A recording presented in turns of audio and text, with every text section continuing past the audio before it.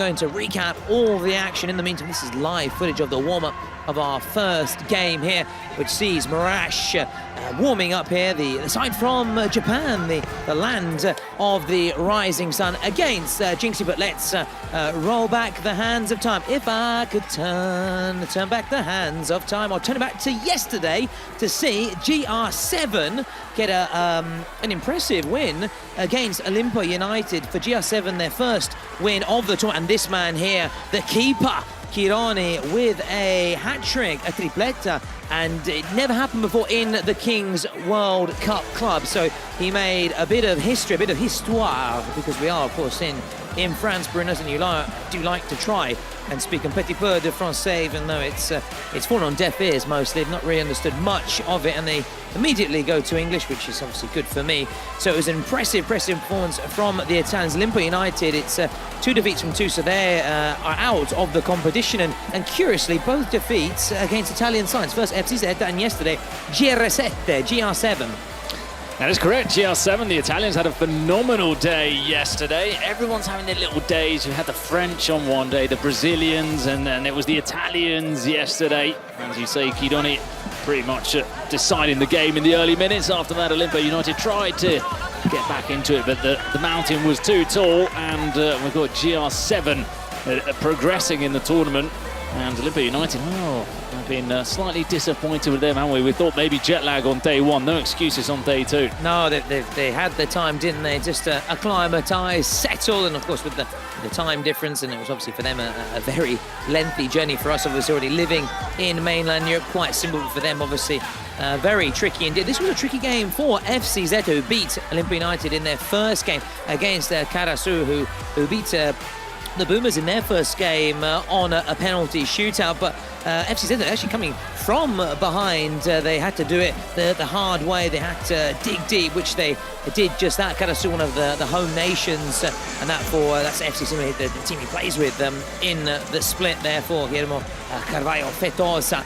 So Karasu really starting so well and buoyed by their home supporters, but Zeta starting to hit back in those final 2 minutes before the interval. From there, gave them a bit of momentum, a foothold, shall we say, in the game, and they managed to turn it around. If you are just joining us or have recently joined us, this is what you're seeing now in your main screen are the highlights from yesterday's action. To the right, that's live footage. Jinxzi warming up ahead of their big game against Murash, which is coming at 1900, so not far away. In the meantime, we're warming up, we're whetting the appetite by looking back at all the action, all the goals from yesterday, with Zeta, as we're saying, mounting a comeback against Karasu, one of the French side. And this was actually the first defeat for a French side in the competition. There in the presidential booth, we see the representatives of FCZ had a very enjoyable experience.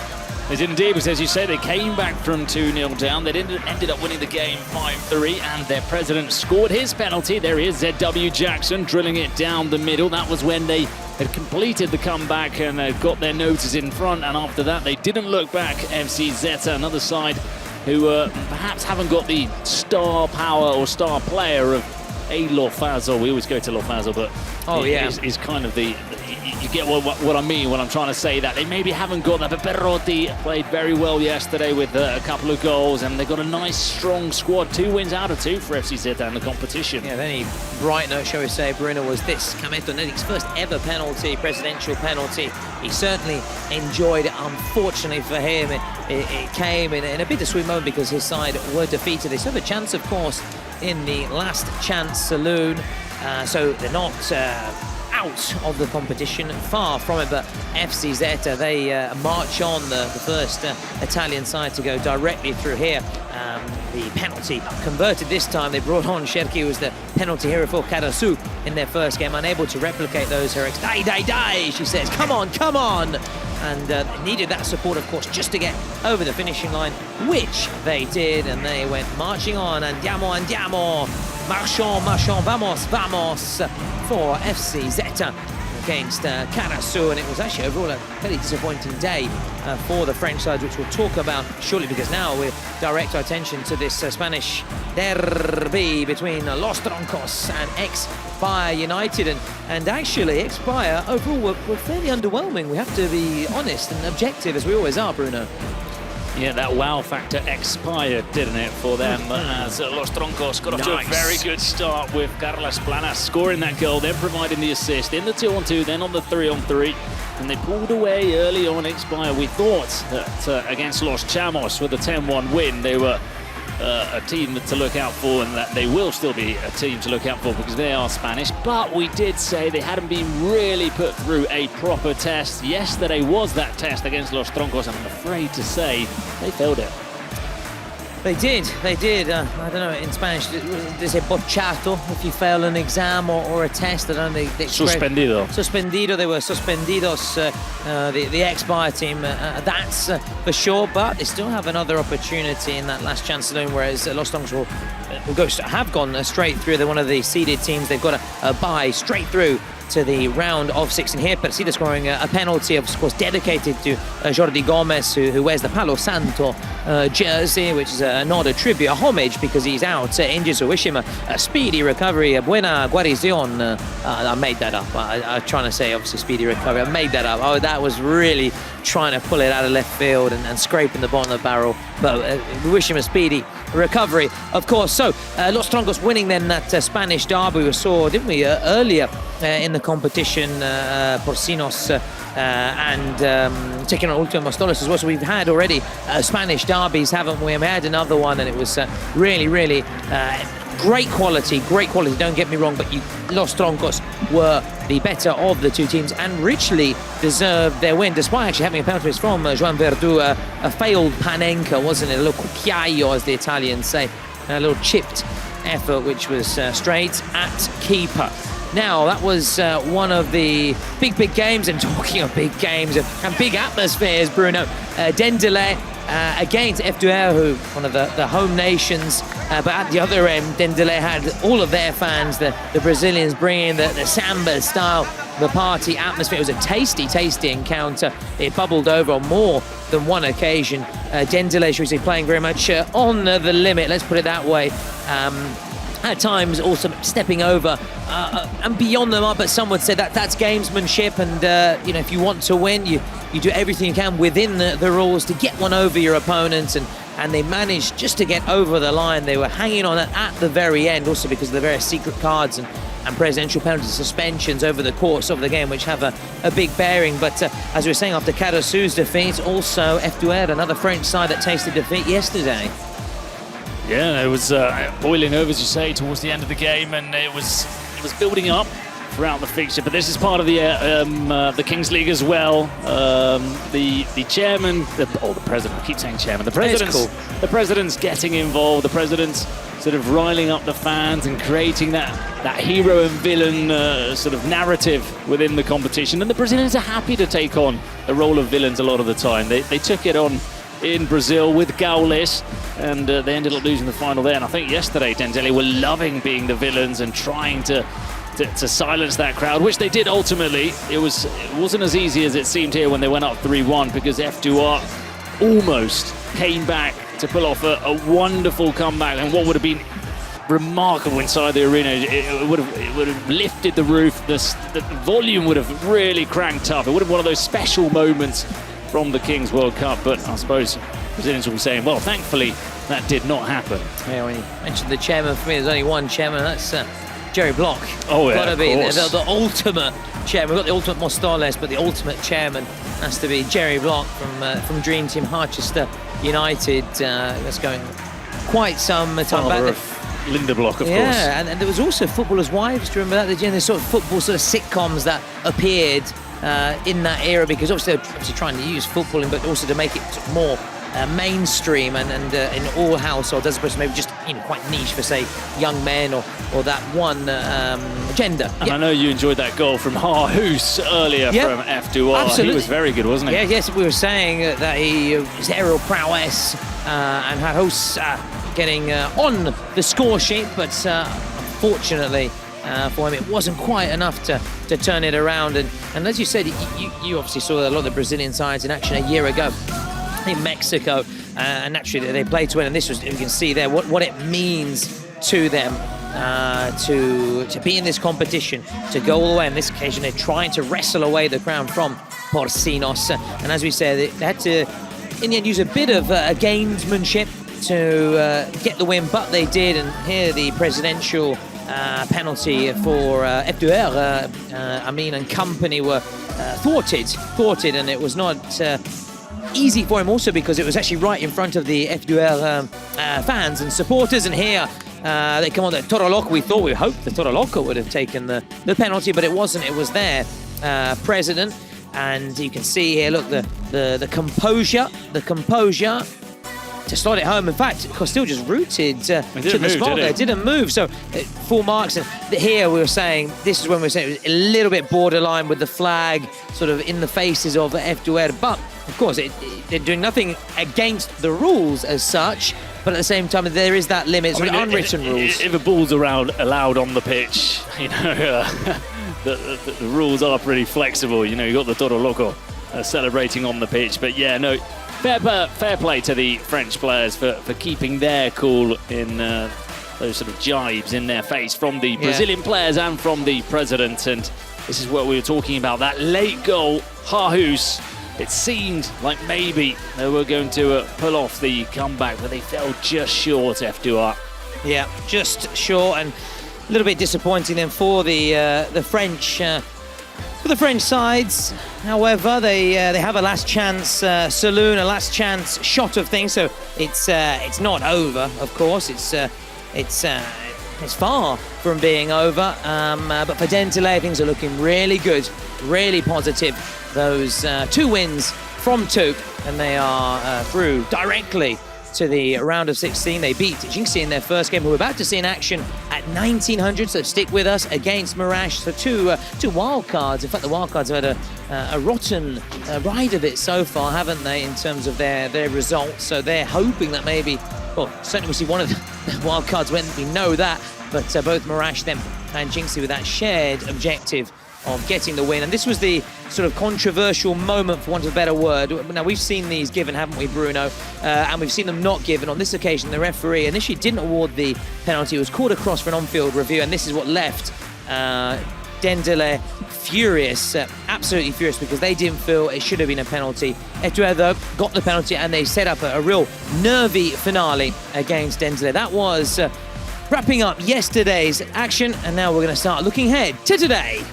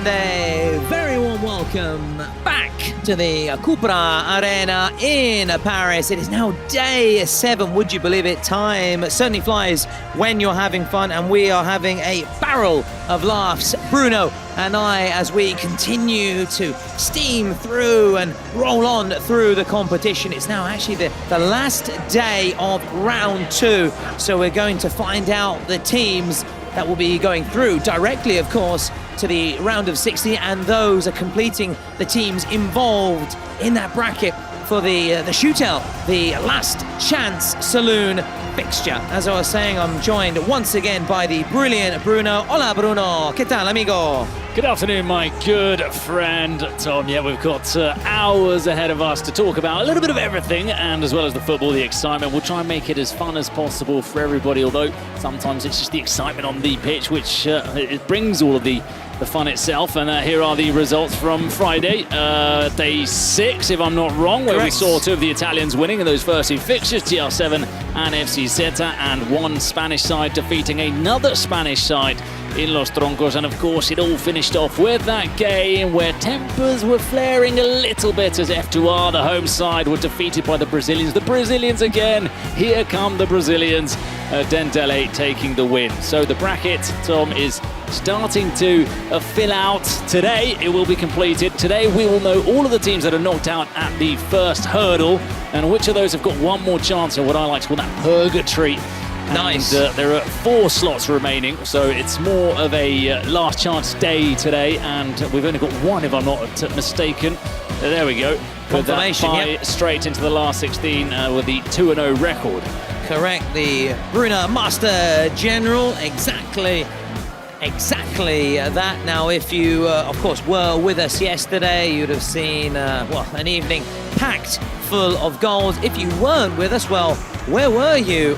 Donde eres? Because you missed a brilliant day of action. But as I always say, do not fear, do not worry. We're going to recap everything because GR7, inspired by their keeper, Gianmarco Chironi, became the first ever keeper to net a hat-trick at the Kings World Cup Clubs, inspired GR7 to go through to the last chance saloon. They lost their first game, but they came roaring back against Olimpo United, lost 2 from 2, and are now out of the competition. It wasn't, of course, just Chironi, also Rossi starring, but Chironi with that brilliant hat-trick, not quite the fastest ever hat-trick in the Kings League. That belongs to Pablo Beguer, but still a very impressive moment for the Italian side. Talking of Italian sides, FC Zeta, Bruno, first attempt team to reach the round of 16. Yeah, the champions coming in strong, FC Zeta. They're the first Italian side. Let's see if there are a couple more joining them, because the Italians are looking very impressive indeed this week. They defeated Canasso. There was that penalty scored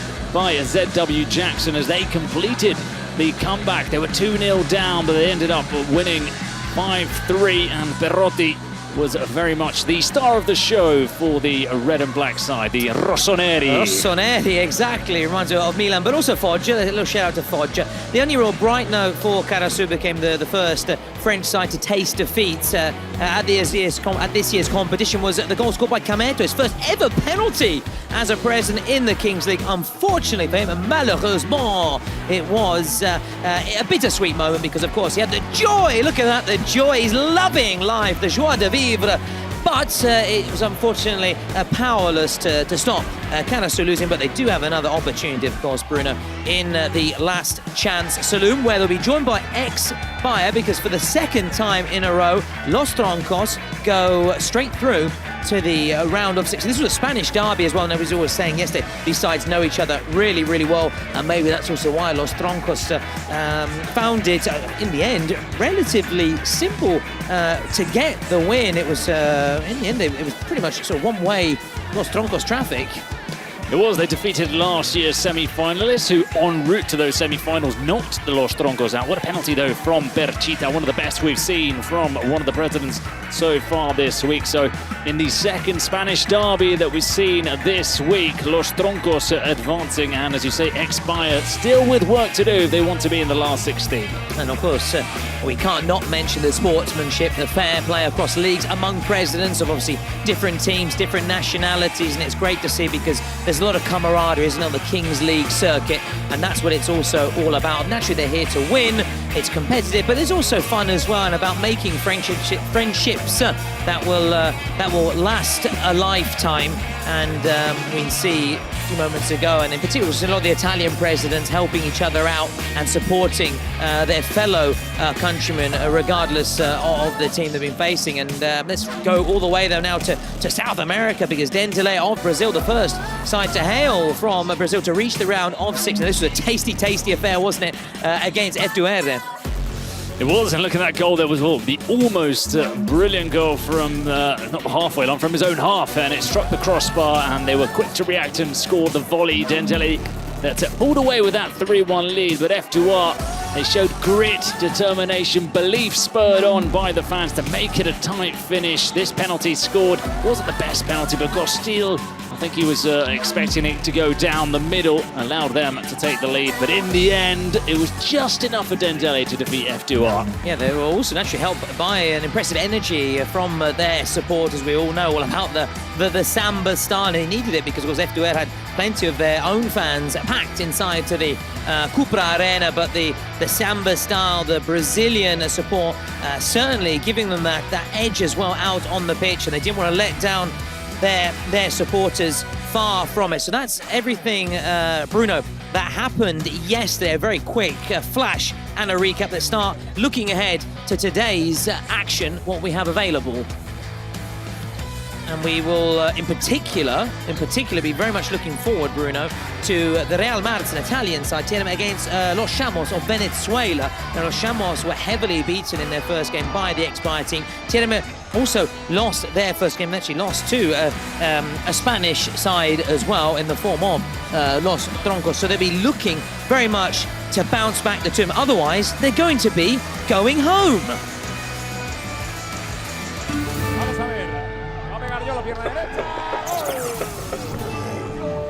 Bonjour monsieur, vous avez une tête pour. Gracias. Bonjour, j'ai une lettre pour vous. Gracias.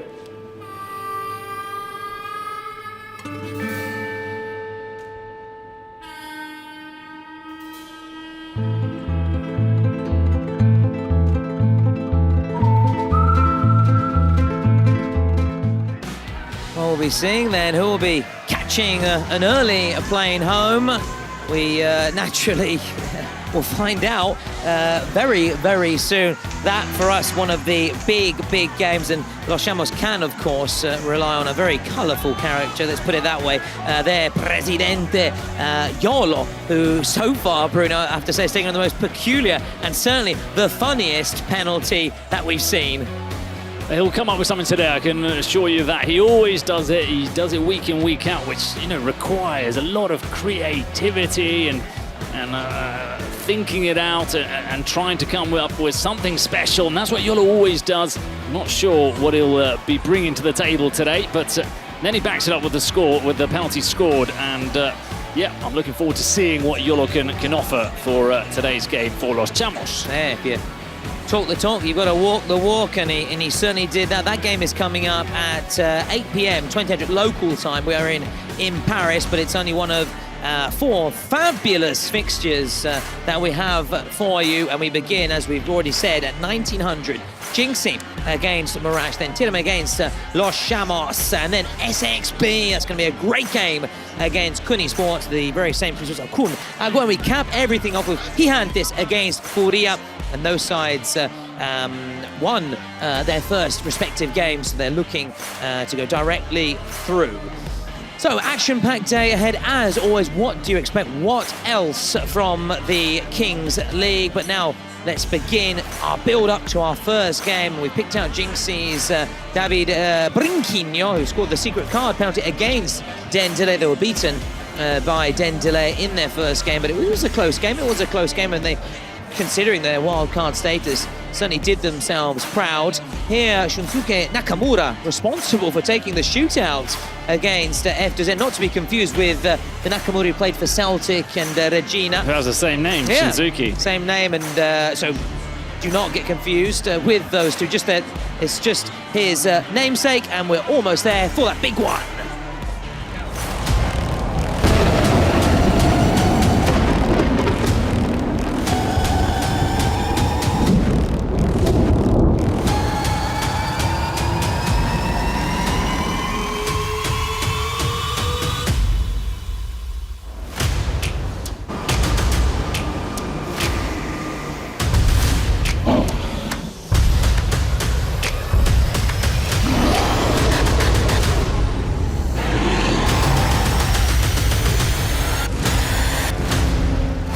here we go then, moments away from the first fixture of day 7 of the Kings World Cup Clubs. We're live from the Cupra Arena in Paris. And here's 2 players we have picked out. Rock Van scored 2 goals in Jinxzi's first match, and Kensuke Enjo scored 1 of the goals for Murash in their opening fixture. And as we said, it really is now make or break, really. The loser will be going home, and it will be a very long flight back. Bless them for the Japanese. For both of them, really. True, because obviously a bit Jinxzi, more in the case of Murash, but still, to be fair, it's a good point. Jinxzi as well. They've also got players who hail from Spain and Belgium. So, but overall, as you said, they're aside from the United States of America, and according to you at home, you believe that Murash will be sending Jinxzi back to the United States of America. But you've still got time, of course, to keep voting in our chat via YouTube, via Twitch as well. And I'm a big fan of Twitch, and I like the interaction between the chat and the questions that you can throw in. It's a real great sense of community. Once upon a time, it used to be phone-ins many years ago. Phone-ins, and they still do a bit on TalkSport. They do, but the way forward is certainly. It used to be on TV. And TV as well, on TV. And now, of course, Twitch is the way forward, and I am certainly being converted, especially thanks to the various streams that are available on and for the Kings League. That was a quick flash there of the Jinxzi squad. And here's a quick flash of the Murash FC squad. 3 wildcards, which of course the rules and regulations. Bruno, which way do you think this one's going to go? It's tight. It's a tight one to call. Well, experiences on Murash's side. This is their second participation in the Kings World Cup. Last time they made it to the last chance game where they lost to the Turkish side Limon. They were a very good side, Limon. It would be nice to have them back this year. As for Jinxzi, well, they were pretty good in the first game, especially towards the end. They ended it very well. Rokban was brilliant. Remember, he scored that free kick, and they've got some individual players that really stood out. So it's a tight one. I don't know who to go for. Yeah, I'm leaning maybe a little bit towards Jinxzi. Okay. It's a tight one. It could, all our predictions, it could just basically turn on a turn of the cards. So literally. So we'll find out very soon. There, shot of Jinxzi. Sorry, I'm practicing penalties. We'll talk about that in a few moments' time. He waved across to us as the lights go out here. And the ball will drop from the iconic cage. Who's going to get there first? Who's got possession? It is Jinxzi on the ball with Brinquinho, the man we picked out, who we believe could be one of their star players. Keeper off his line as well. Comes to Barata. We saw and we've seen the importance of the keepers, and that was important, but for the wrong reasons, just gifting possession to Murash, who can now have a stab and have a go at getting the first goal of the game with Mr. Fukaya. There's options, of course, or rather an option. What options? Shoot or pass. And will he shoot? And he does shoot, and unfortunately for him, it goes into, well, not quite rosette. Yeah, it was a little bit lackadaisical. But the start for Jinxzi is, we said that they don't know each other, but these two, Brinquinho and Barata, play together in the Kings League Brazil for Capim, so there is an understanding there, although... Oh, this could be it! No foul, he's got to get up, he's up on his feet! Still, Oda! Oh, Oda! 1-0 to Murash. Junichi just loving it. And Japan's Murash are ahead here against Jinxzi of the USA. It's right away, Oda with the goal for Murash. He showed a good strength to clash with Brinquinho, but then he got up quicker than Brinquinho. Brinquinho stayed on the ground. So the first goal is for Murash. Let's see if the Americans can score, because they've got that capability with Brinquinho. They can score. They have answered your question, but the arm is up. The arm is up, Bruno. Yeah, I'm not going to jot it down. How many times have I had to scribble out goals on my... You're just too eager. You're just too eager. You're a bit Roy. You're a bit Roy. You're a bit Roy. Beaver. You're a bit Roy there. A bit keen, but it's good though. It's good.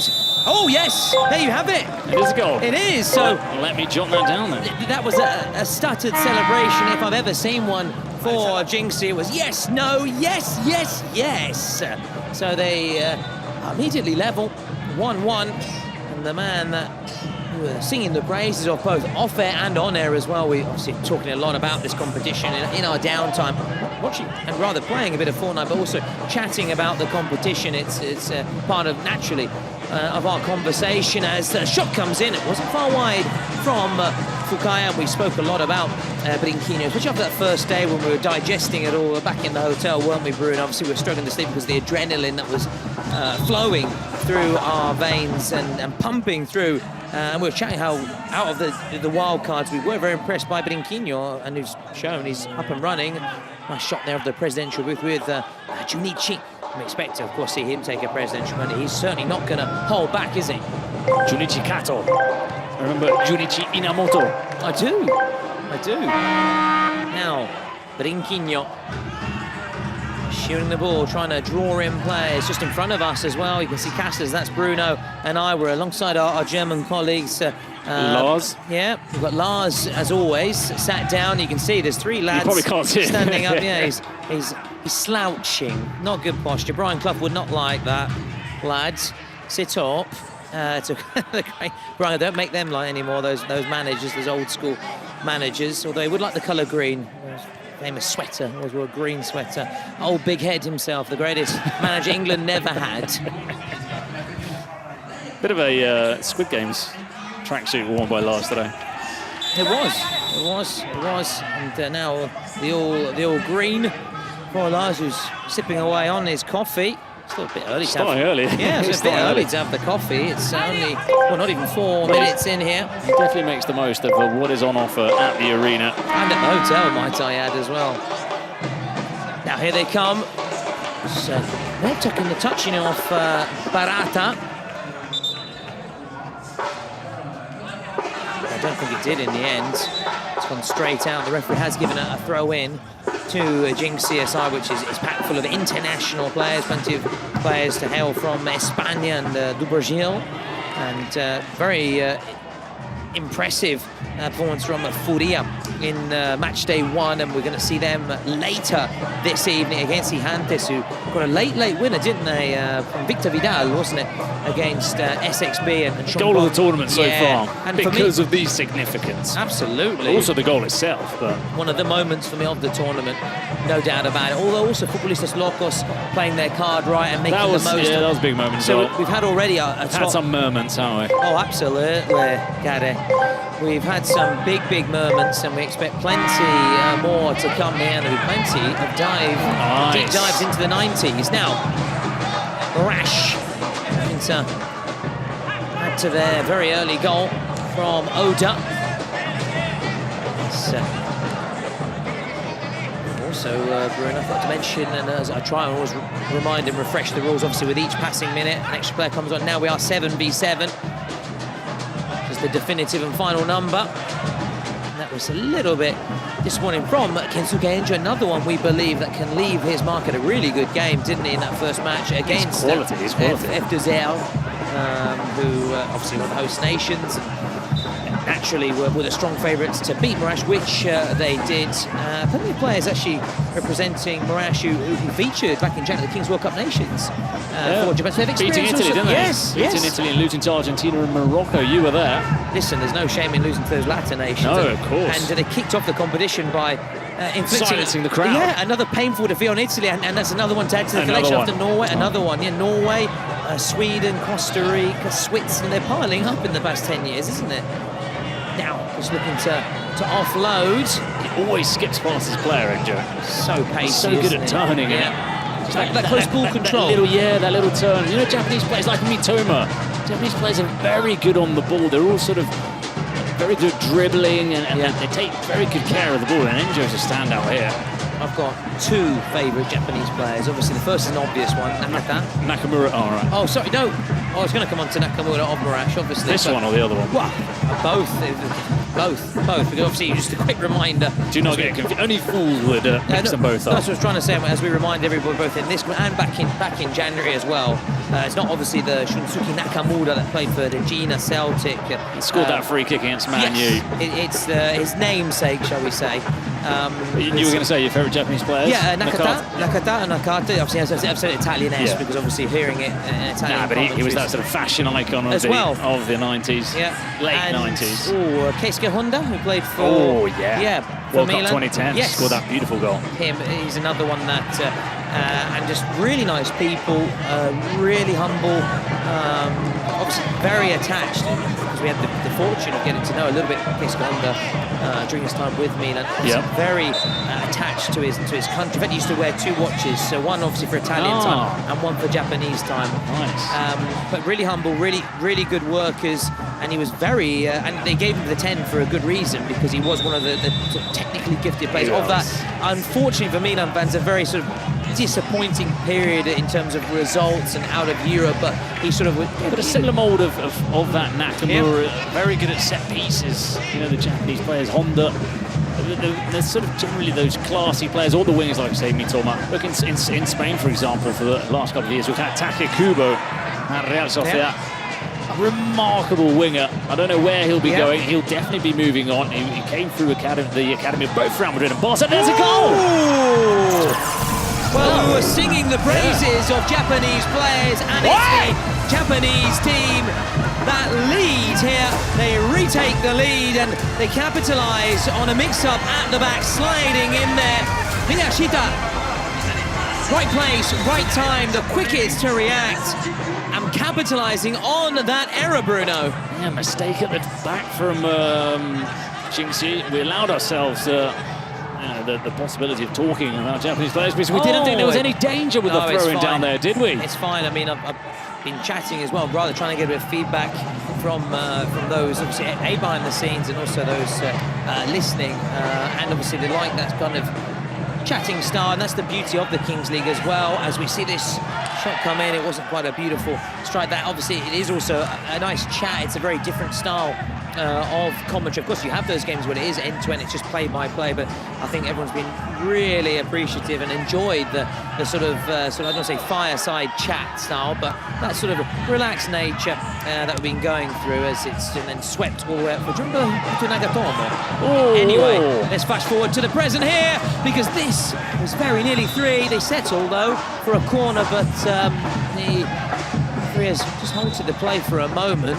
Was there a foul in the build-up? Well, there's a player certainly down. Victor Blasco's down. So, do you remember Nagatomo?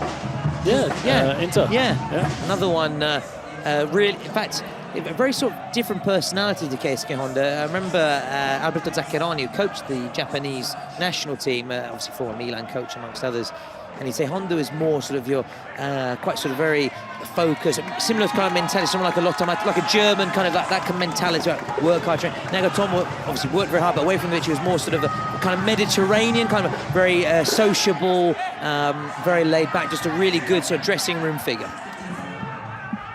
Oh, they get through all the Japanese names in this game. Looks like it. They've brought a lot to the game of football. They've brought a lot of games as well, haven't they, with Nintendo back in the day? Well, talking of Nintendo, they've just released the new Nintendo Switch 2, apparently. Yeah, I caught it on the news. There is a thing called television that you turn on still, and you can watch the news. Watch the news, and I remember people queuing up at night. I mean, the only thing I'd queue up for late at night is for a new football jersey, or to get my ticket for a football game or a season ticket. Apart from that, you're not getting me out of bed at that time of morning. Thanks for the tickets, love. Yeah, absolutely. Thank you, Bruno Duck, for that. Very, very appreciative. As I said, duck there, it's a northern expression. It's like, pato, I don't think you use it though as an affectionate term, pato. No, it's not the same, no, it's just not the same way. But duck is a northern term of endearment. Now, Jinxzi have shown little flashes, haven't they, glimpses, Bruno, but they haven't quite really got they're being into dominated. They're being dominated by Murash. Well, they did. The good news for Jinxzi is in the first game they did take a while to get going, and then at the end they were the stronger of the two on the field of play. So they'll be hoping for that in this game, but for now they're being dominated by Murash. They are indeed. They fall kindly here too, but in Quinho, but it's just cleared away. I wonder, obviously, they like. Obviously, we've especially in our sort of content, the Japanese, the sort of samurais, the warriors. I wonder whether they like that or not. As I think it's quite positive. Godzilla as well. Which Godzilla's another one. Yeah, we saw in our sort of intrinsically connected to Japan, isn't it? Yeah, I would be really curious to, if we have a chance to chat again to the likes of Keisuke Honda, Nagatomo, Nakata, to query whether they like that kind of sort of comparison, because, you know, maybe when an English movie goes abroad, the first thing we ask is, oh, are you going to miss a cup of tea? And maybe, you know, some English people say, well, I don't actually drink tea, so I don't really like that, as Nakamura pokes it forward, and could have been a third goal, but Tamura straight at the keeper. No, like I said, I've never watched bullfighting. Don't think I ever will, to be honest. Well, I think there's a lot of us that wouldn't and haven't.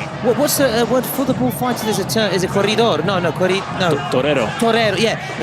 Again, you see that in some sections of the international press. Oh, the torero, and you're like, well, oof. Or the matador as well. The matador. Yeah. They call it more. Yeah, they call that more in England. Spain, torero, and in Italy, they use it a lot for sort of the Spanish and the South American sort of, obviously the Spanish speaking, not the Brazilians, but because obviously naturally they're from South America, but obviously they're very proud of their Portuguese connections. As that just swung in there, and referee awards in favour of Murash. So far so good for them, but there's still a long way to go, and in this period where it's 7v7, it's tends to be a little bit tight. So we saw this early exchange was very open. It's been very open as we go through and get closer to the 18th minute mark. We have the JD roll of the dice. It's going to be Marza and Manuzzo, TRM and Gear 7 presidents respectively. So two Italian presidents to roll the dice, or the die. I've never quite remembered which one is it. I think it's die, isn't it?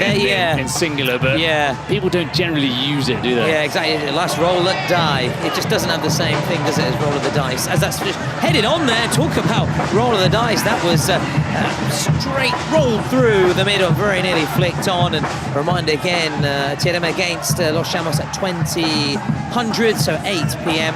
Then we've got Kuni Sports in action against SXB, and we come to a close with a fascinating fixture at 2200. Gigantes against Furia. Hansu was saying a late goal to win it for them against SXB, and Furia were brilliant in their first game with the likes of Leletti and Lipao. They really impressed me, and Furia and Murash have had to wait a very long time. Yeah, that's a good point. Now that you're talking about it, Leletti and Lipao, and you're saying how they impressed you, yeah. I was trying to think about the game, and it just feels so distant. It feels so far away. Yeah. It's when I brought up Cisco because those haircuts were sort of with the very sort of bleach kind of. That was the first time we sang. Yeah, and it's been a constant karaoke-filled fest fun since then. And there's fun for us. Fun in the sun, and there's glorious, I was going to say glorious weather, but that's not quite the case because A, it's not true, it's been raining. Actually, it's quite sort of British kind of weather. But Paris is generally quite sort of London-y weather, isn't it? It reminds me a bit of London because it's sort of, you do have, Bruno, say those sort of bursts of rain, then a bit of sunshine, sunshine coming through, and a lot of clouds. Jinxzi very nearly coming through, and then sometimes a bit of light drizzle, and then coming back to overcast. So it did remind me a little bit of that, and unfortunately I didn't pack an umbrella, but like I said, just a little walk around the block and the buildings enough for me. And when it is glorious weather, we've been sightseeing. We have seen the sights, the various landmarks across the city. Personal favourite of mine so far is, je suis désolé pour la prononciation, is Montmartre. Oh, it's wonderful. Yeah. I do walk to Montmartre and down to the Lafayette galleries. Rue it's de a Lafayette, lovely little walk. Rue de Lafayette. Let's focus to the Rue de la Kings League and the Rue de la Caparena.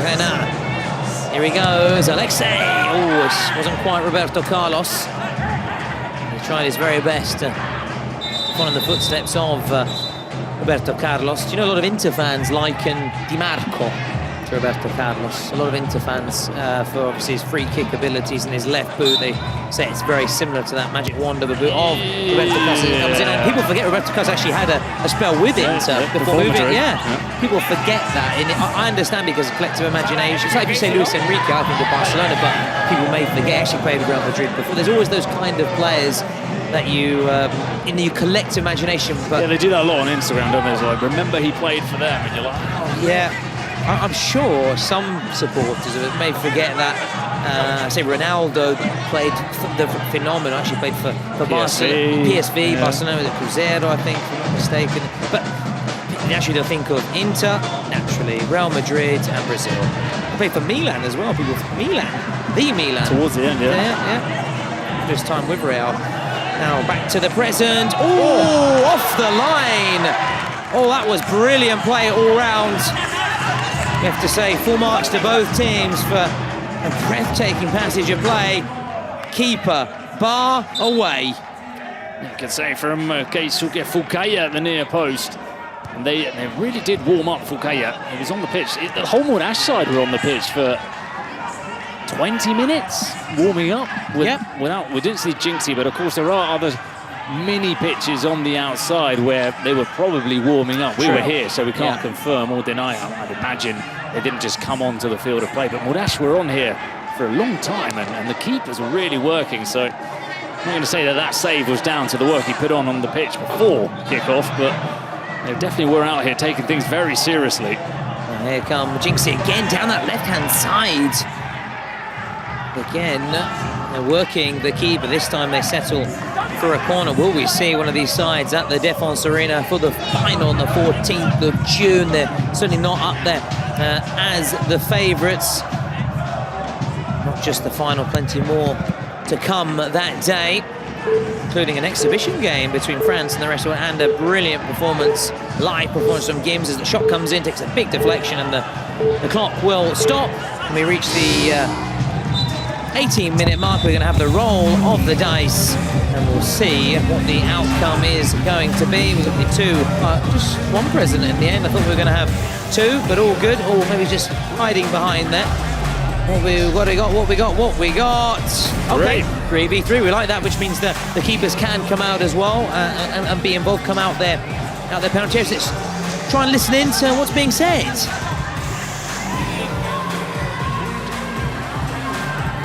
Positivo, hay que cambiarlo. Vamos, las tenéis, atacar por fuera. Vamos. Barata, vamos, Calma. Vivos.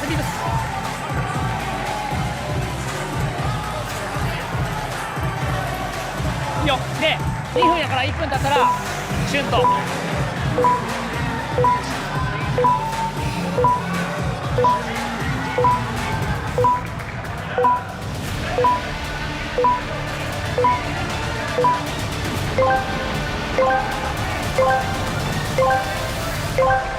Now the countdown is over. We're back under it. Final 2 minutes, and we expect goals here, don't we, Bruno? With the space opening up here, and maybe one could favour Jinxzi with their sort of flair from Spain and from Brazil. They had a 3-on-3 in their first game as well. Must admit, I don't remember the outcome, but so they have been used to the 3-on-3. And Brinquinho definitely is a player that is pretty good in these 3-on-3 situations, or 2-on-2s, and Barata in goal as well. Fukaya straight at the keeper, and Barata. Oh, he thought about it. I think is he going to join in with the attack? Yeah, it looks like he's. I thought maybe they might roll him off. Yeah, very nice. Here he is, Barata, brilliant Barata. We'll find out if it's brilliant or not. A belter, purely belter. Good film. Now Barata. Oh, good ball. Here he is. Oh, my. Well, now I think I've seen everything. Now I think I've seen everything. Brinquinho. Have you seen a man eat his own head? Okay, I've seen nearly everything. Okay. I've seen Brinquinho miss from close range, which I never thought I'd say from that position, a player of his talents. But look how important the goalkeeper is in this side, Barata. You go back to Lino Carson, for example, who would sit back really deep because he's a traditional goalkeeper and he wouldn't get involved. He wouldn't give you an advantage in a 3-on-3, but Barata, he's the one taking the corner, he's the one doing the overlapping run and then playing the pass. He stayed there as well. His pass before was the pass of a good outfield player, the one that he flicked over to Brinquinho. Brinquinho's there again in spot. He's free as well. Can they get the ball to Brinquinho this time? He must score. Brinquinho, can he make amends? Oh, no. He can. He does make amends moments after missing a sit-up. He fires it home. There, number 20. He doesn't miss twice, does he, Bruno? Thought for a moment there when he tried to take it around the keeper. He made the wrong choice, but he just about found enough of a gap to drill the ball into an empty net. So third goal of the competition for Brinquinho. It's now 2-2. Can Fukaya and company fire back here? Here is Fukaya.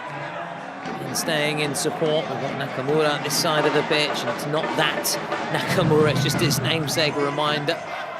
Who would make that error? Fukaya. Still Fukaya! Fired over. But again, they're putting themselves into good shooting positions. They like to get Fukaya on the ball. Yes, now get back and do his primary job, which is keeping out goals, whereas Banata now doing his sort of secondary job, which is playing as a sort of a midfield playmaker, and he's certainly got techers, hasn't he? He's got skills. And Brinquinho could get his another goal! He does! Oh, wow!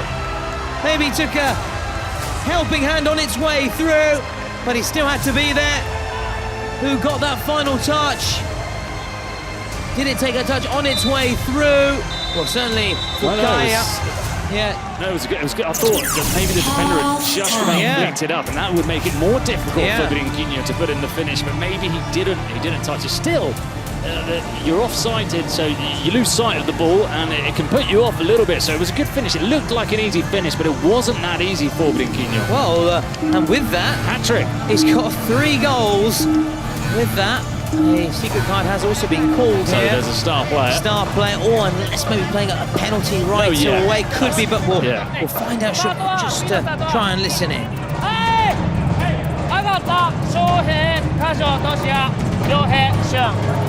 OK これクワトロ1回落ち着かせてやって OK OK 自信持っていこう行きましょう OK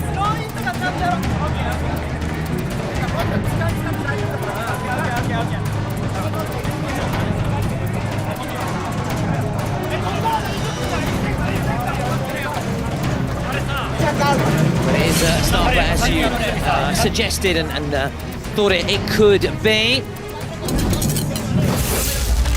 So the star player is used for Jinxzi. So Brinquinho, you'd think, on a hat-trick more so. Got to be.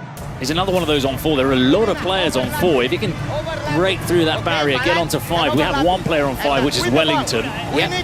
So it'd be another Brazilians are free scoring in this tournament. But if he can manage to get to 5, then he'd be in that company. And if he can get to 6, he'd be the sole name at the top of the top goal scorers list. Can he be in that party of 5?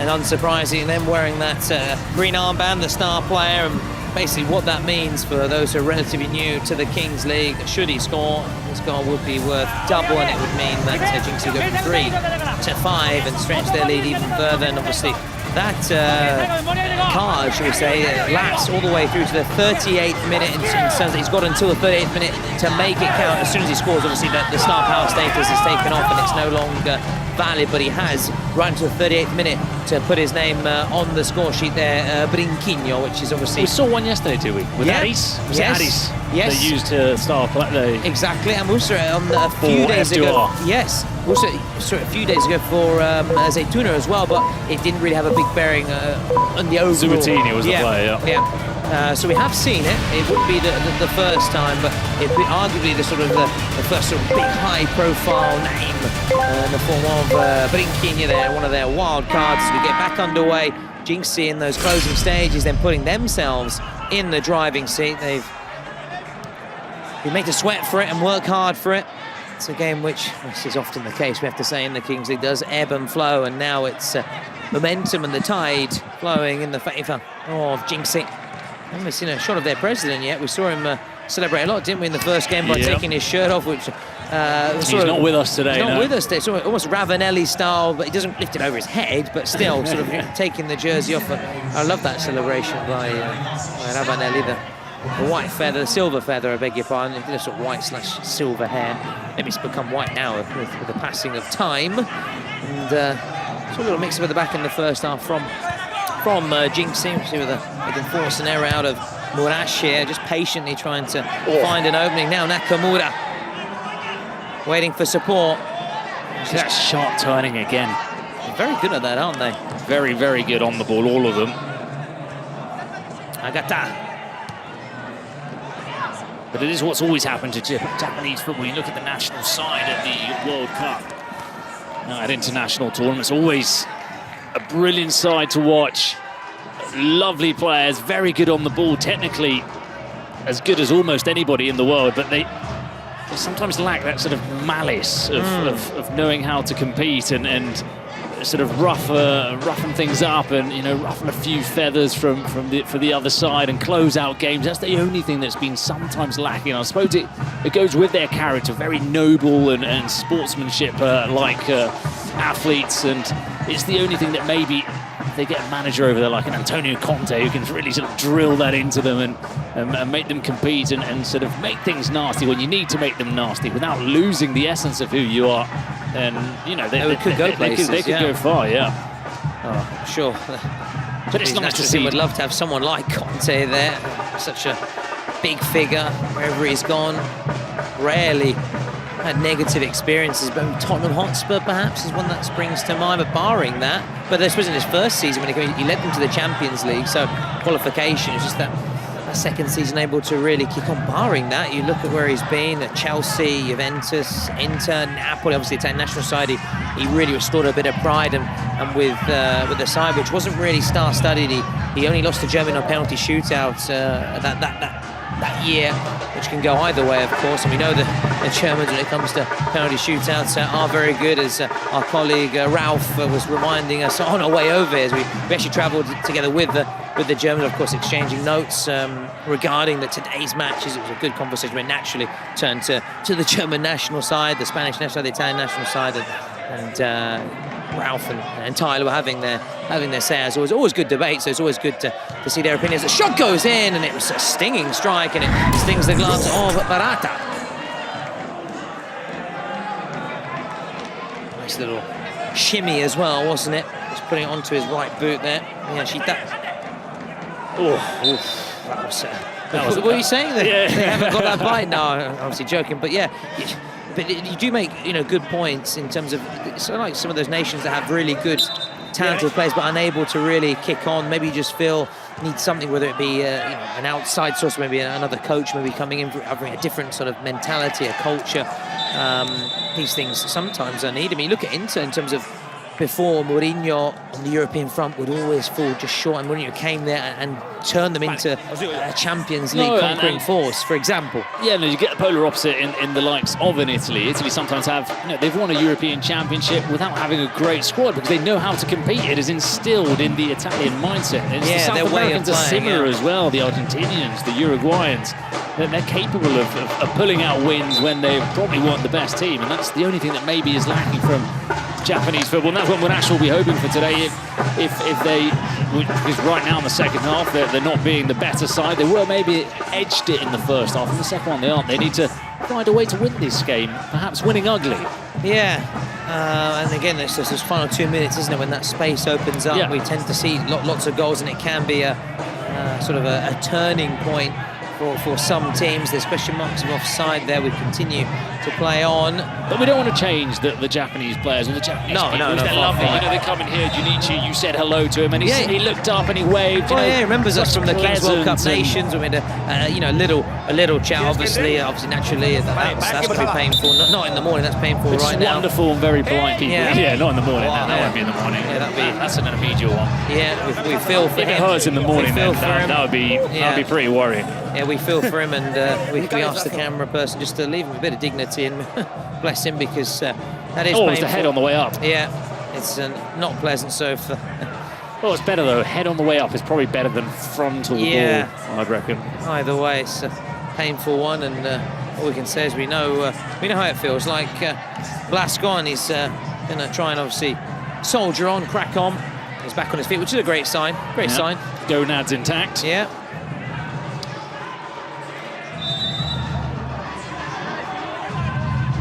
Going to throw in deep in their own half, looking to push up and ease the pressure on the rear guard. Jinxzi push forward, just get out their own half here and start pinning Murash back again. Reminder, we're live from the Cooper Arena in Paris, and we'll be here right the way through to the 13th of June. The 14th of June we'll be moving to the Défense Arena for the final. the Parc d'Exposition part of the city, if you are curious and wondering. A few stops away on the metro from Gare du Nord. Now the shot comes in, and just a relatively long bus ride back as well.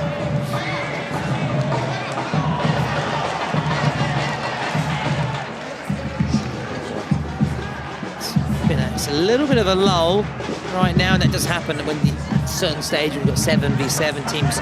Maybe don't want to take too many risks, just sizing each other up and patiently just trying to find an opening, which isn't obviously easy on obviously a relatively small pitch with the space actually being closed down well. So something like a secret card or a presidential penalty will really shake things up right now.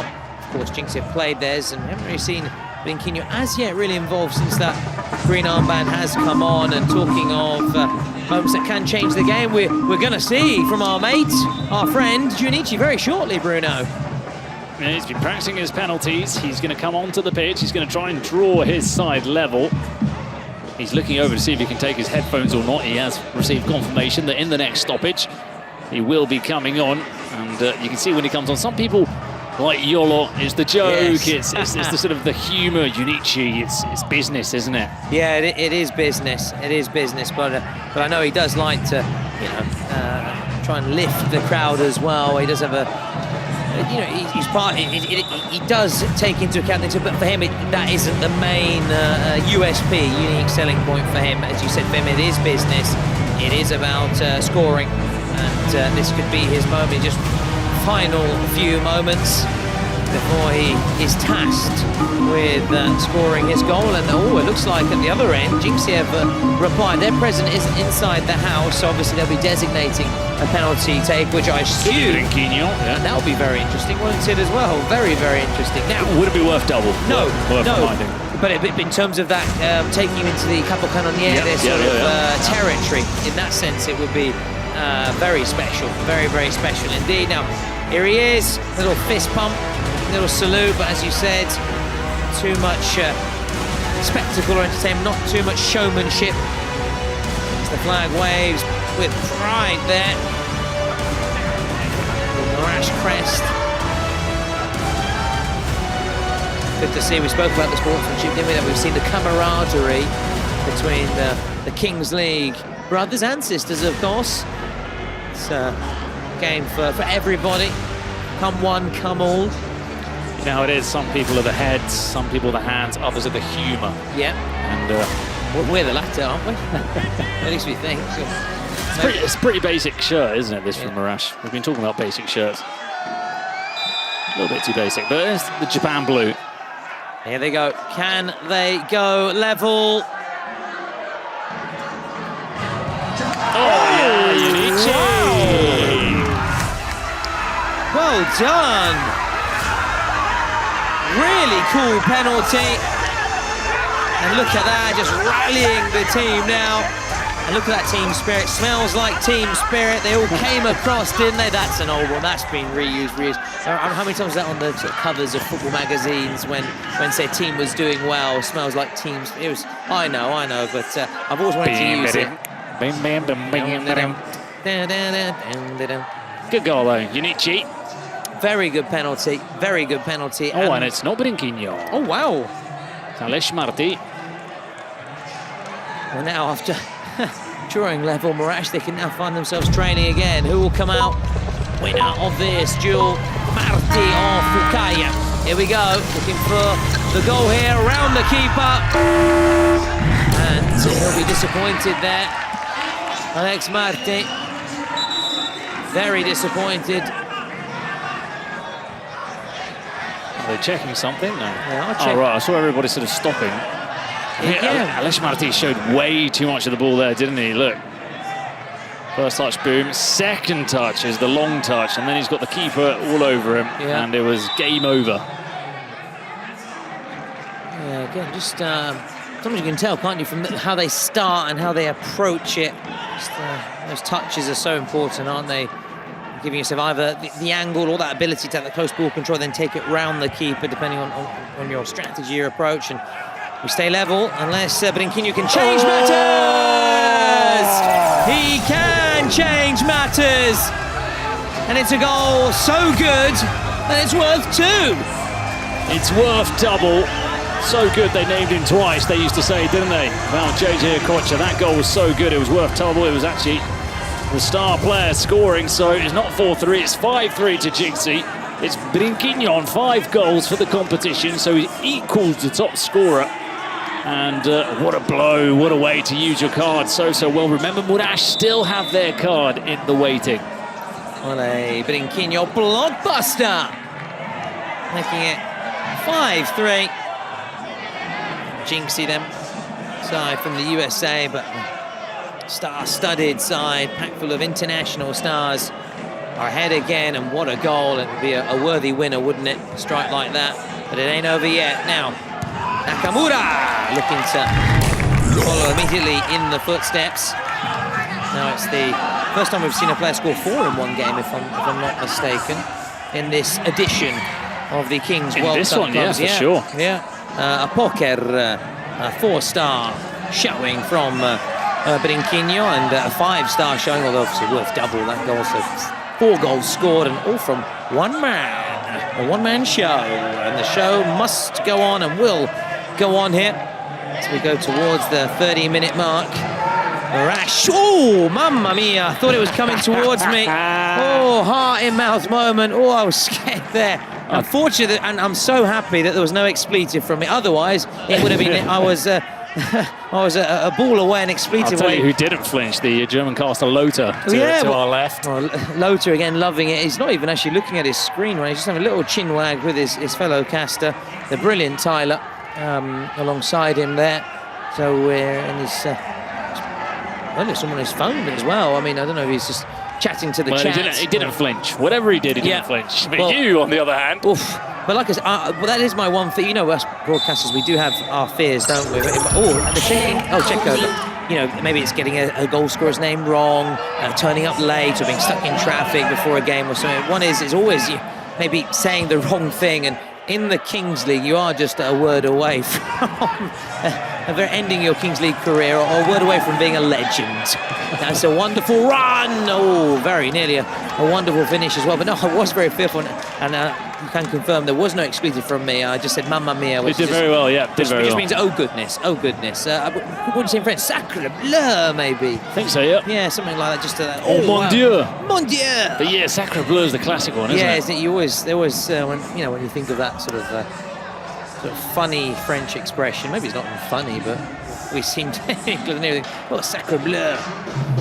Whenever you say, oh, you know, your grandparents when you're little, oh, you're going to school trip to France, yeah, oh, sacre bleu, ha ha ha ha ha, that kind of thing, you know. Maybe if you go to Italy, oh, pizza pasta, you know, they'd say, wouldn't they, if you're going to school trip to Italy or Spain, it'd be like, oh, sangria, well, Dad, I'm 12. Well, that's okay. In continental Europe, there's different rules. There's different rules, that's okay. And garlic bread. Oh, the old ones are the best. It's the ways it tells them. A long throw straight into the heart of the box there.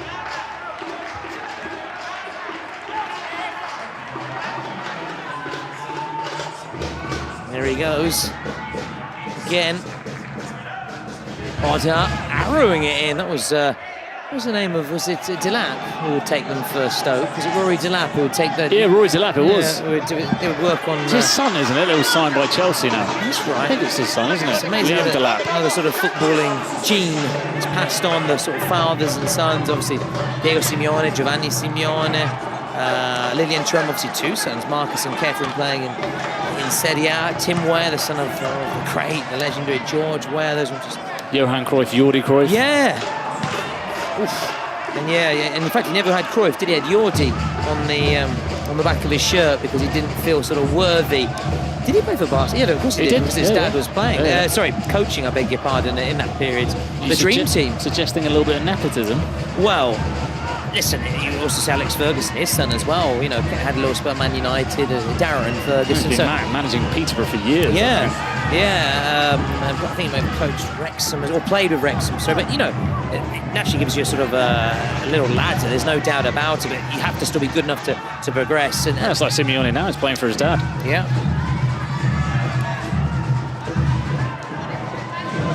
Still got that card, Murash. Just slipped away from him. Oh, it's there, it's there. Can they get the shot away? Nakamura saved. Saved. Are they going to play that secret card? At the moment, again, purely speculating. The longer it goes on, always makes one think it could be a shootout or a penalty, or maybe they wait for the final 4 minutes to have goals worth double. There's always that possibility. But if you've got that, wouldn't you use it right away to give you that, you know, foothold back in the game? I'm not sure. Anyway, Brinquinho, man who's literally deciding this game and the difference maker. Oh, there it is. There's a secret card. Obviously, they'd love to have something like a penalty or a joker card. That's what they really want and would love, but obviously it's secret, it's chance, it's luck, it's the luck of the draw. Well, that was a late challenge.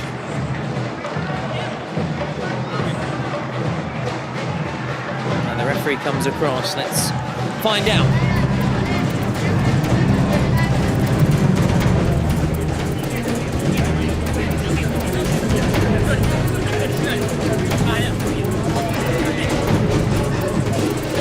Oh yes, it's Joker. Surely penalty.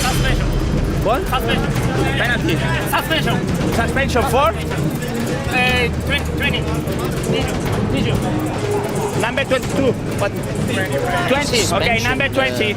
Okay. Yeah, suspending Brinquinho again. That's surprising. Suspension Yesterday, number 20. a couple of days ago, we saw the card being played as suspension. We did. With the Joker. Yeah. Well, the French side. No, it was the French was side. Yeah, it was the French side. It was a Panam All Stars. If you. That's right. Yeah, remember. Panam All Stars. Yeah. And at that time we were saying, what are they doing? And it actually worked out because they got, if you remember, they scored a goal and they took the game to sort of that golden goal situation. But here, they've got Shohei on a yellow. He's out for 2 minutes.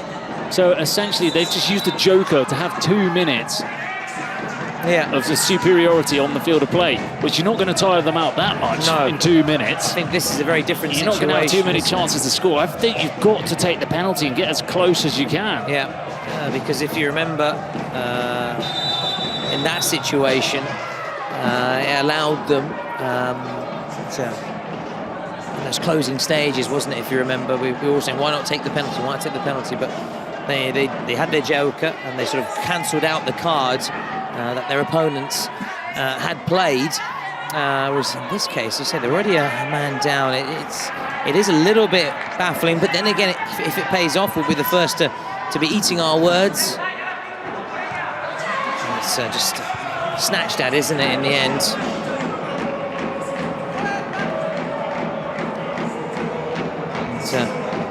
We've got a minute before Shea can come back. They're number 3. It was given that Simbin that yellow card for that late challenge a few moments ago. And then they'll have, well, under 3 minutes, 2 minutes and a half, more or less, just 2 minutes, you said, to make the most of their numerical advantage. Nakamura's there in support. He's free. He wants the ball. He's ignored. It does come to Nakamura. Space very tight, passing it around. They're being very patient here before trying to get the shot away. This is a good chance. Oh, if they managed to score at 66, that would have been perfect. That would be exactly what the doctor ordered. Go 5-4 down to the last 2 minutes of 7v6 would have been perfect, but I still think it was the wrong call, that Joker card. No, I think the situation was very different, wasn't it? Very, very different in that game as well. Panam All Stars always gave you that sense that they could score. Murash haven't really offered too much, have they, in this second period at least? Unless they can turn the situation around now. Can they get that goal to make it 5-4? Ooh, that was close. Was it tipped over? I think it was, wasn't it, by Barata? Well, they'll keep up the pressure. They've got a minute and a half to make this numerical advantage count. You can't, fault them trying to go for it, something different. There is that side of things, but you expect them to take the penalty and at least reduce the arrears, but they didn't do that. So it's played all the way back here. Ball rides that really well. That's got to be a free kick. It is a free kick, and we said they're very good when it comes to dead ball situation. Reminder what's to come. TLM against Los Chamos, then SXB against Kuni Sports, and Gigantes cap things off later this evening against Furia, one of my favourites to go all the way and win the competition. All right, Sherlock.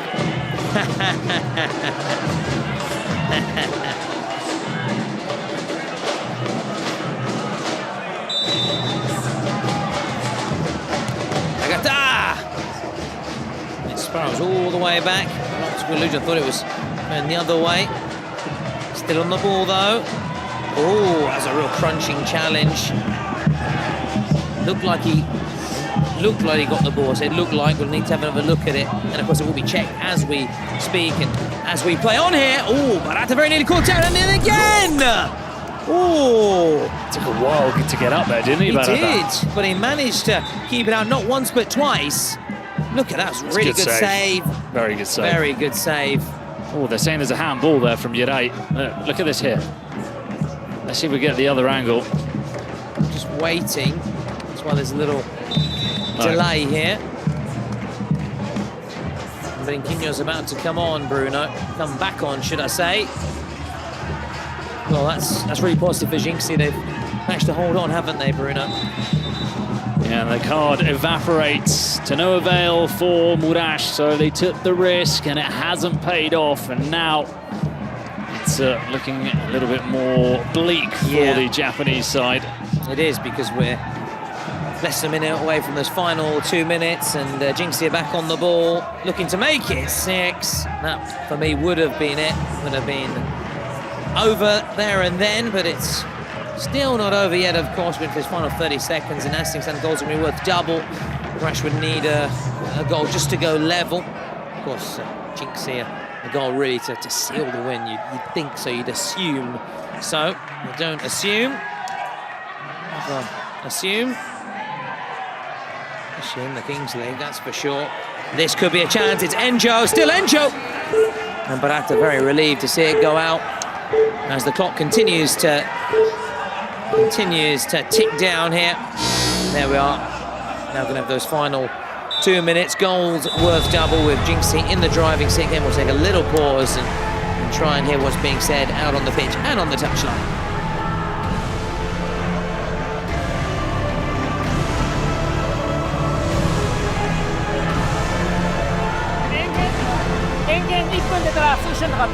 Okay. Sure.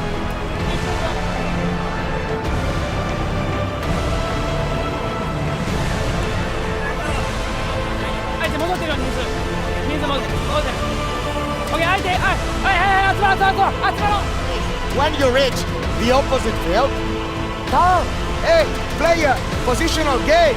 2 more minutes, positional game. Don't finish, positional game. Rest with the ball.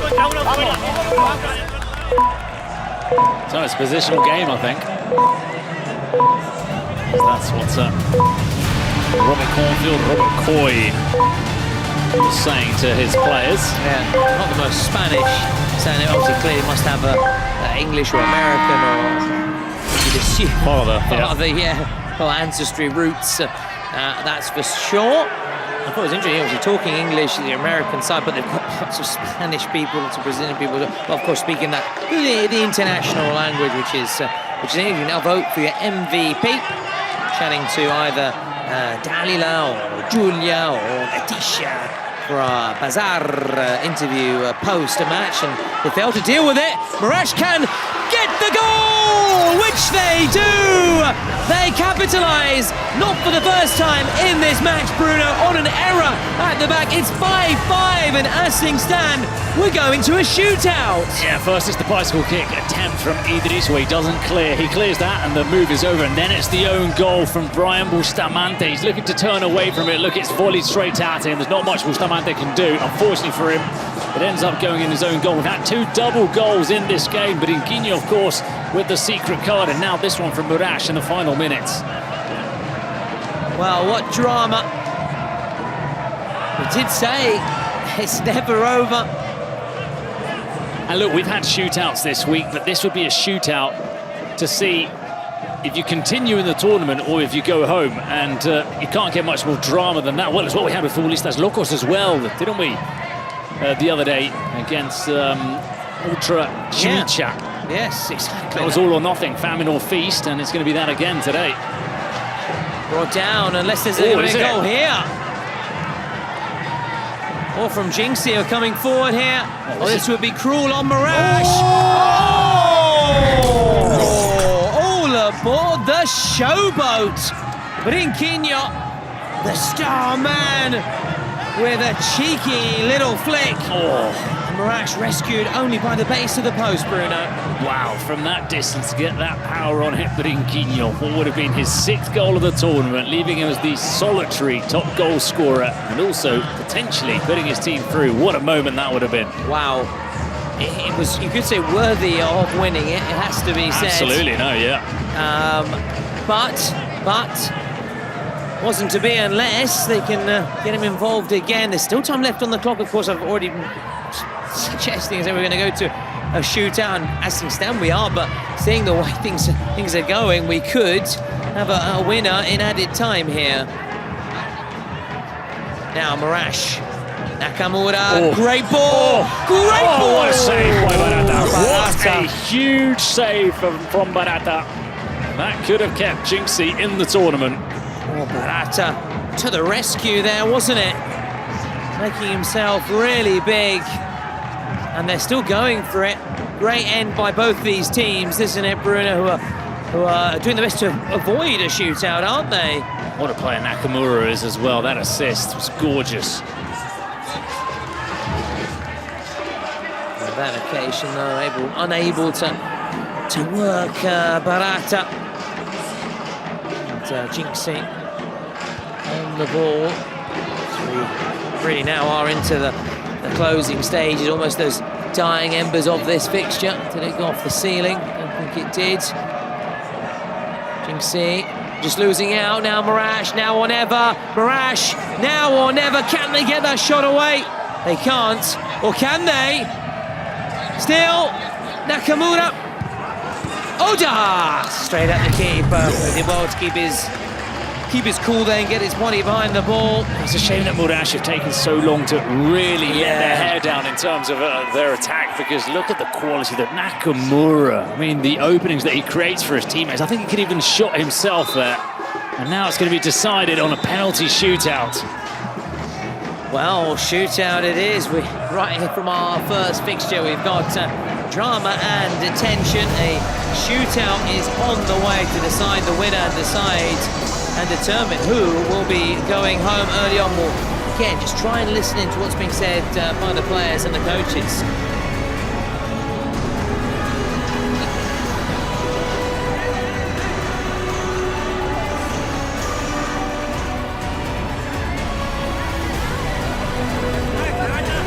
Come here.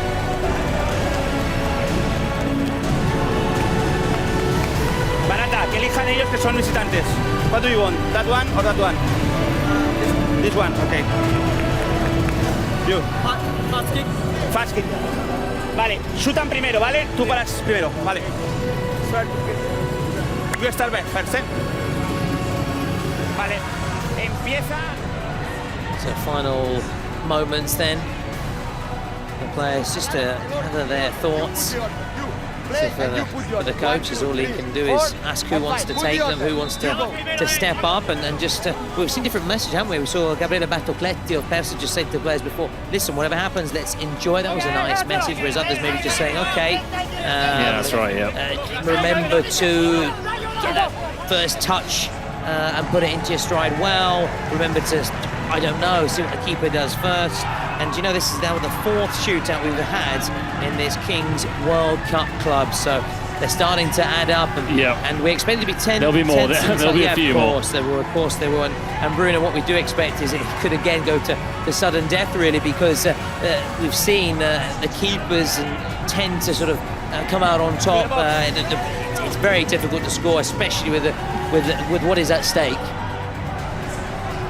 Well, I kind of feel that the Japanese players have got that really close touch, that really close control that should benefit them in a shootout, but A lot of the time we try and read into stuff before a shootout saying, oh, they're going to win because of this, and it never pans out the way you'd imagine. So let's just sit back, enjoy the drama and see which team gets knocked out and who will go through to the last chance. Yeah, and they're attacking our end of the arena. Here he goes.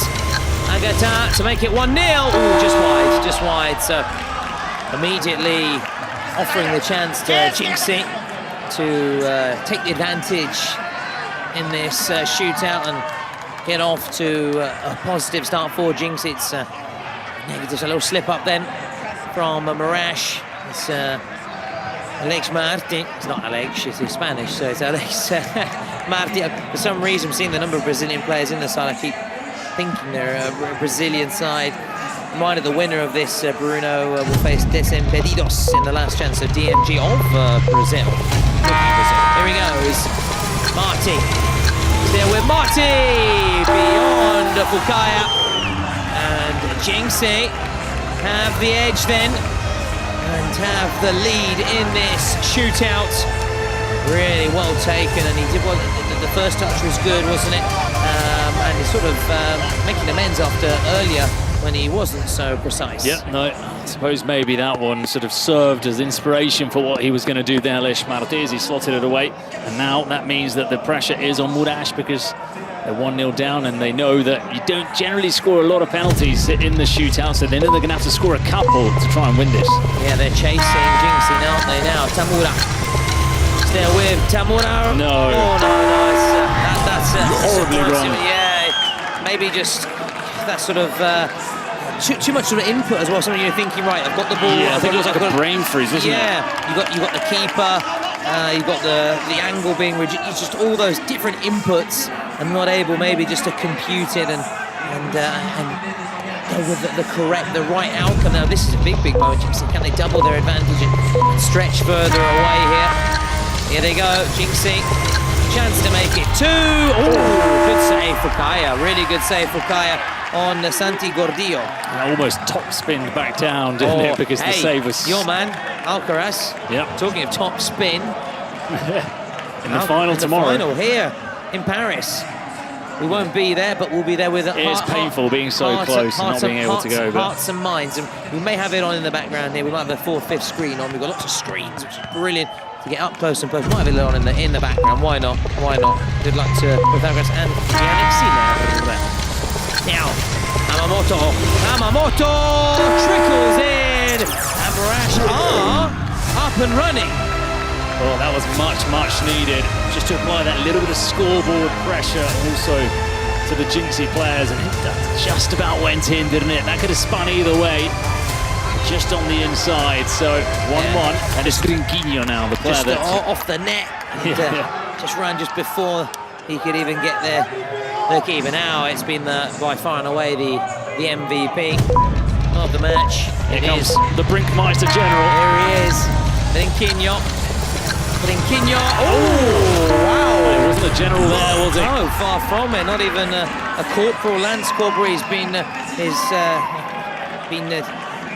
stripped of his officer status, that's for sure. Has to start again as a private, I think, after that one. Well, you know your ranks, don't you? I know it runs in the family. Yes. He's back to basic training. Now here he goes. It's again, John. Oh, I've got faith in this man. Gotta have a faith, the faith. I thought he would have done something a bit more. That was quite a basic approach from a player with that much quality. Yeah, now again the pendulum swings back in favour of Jinxzi, but they've got to score though.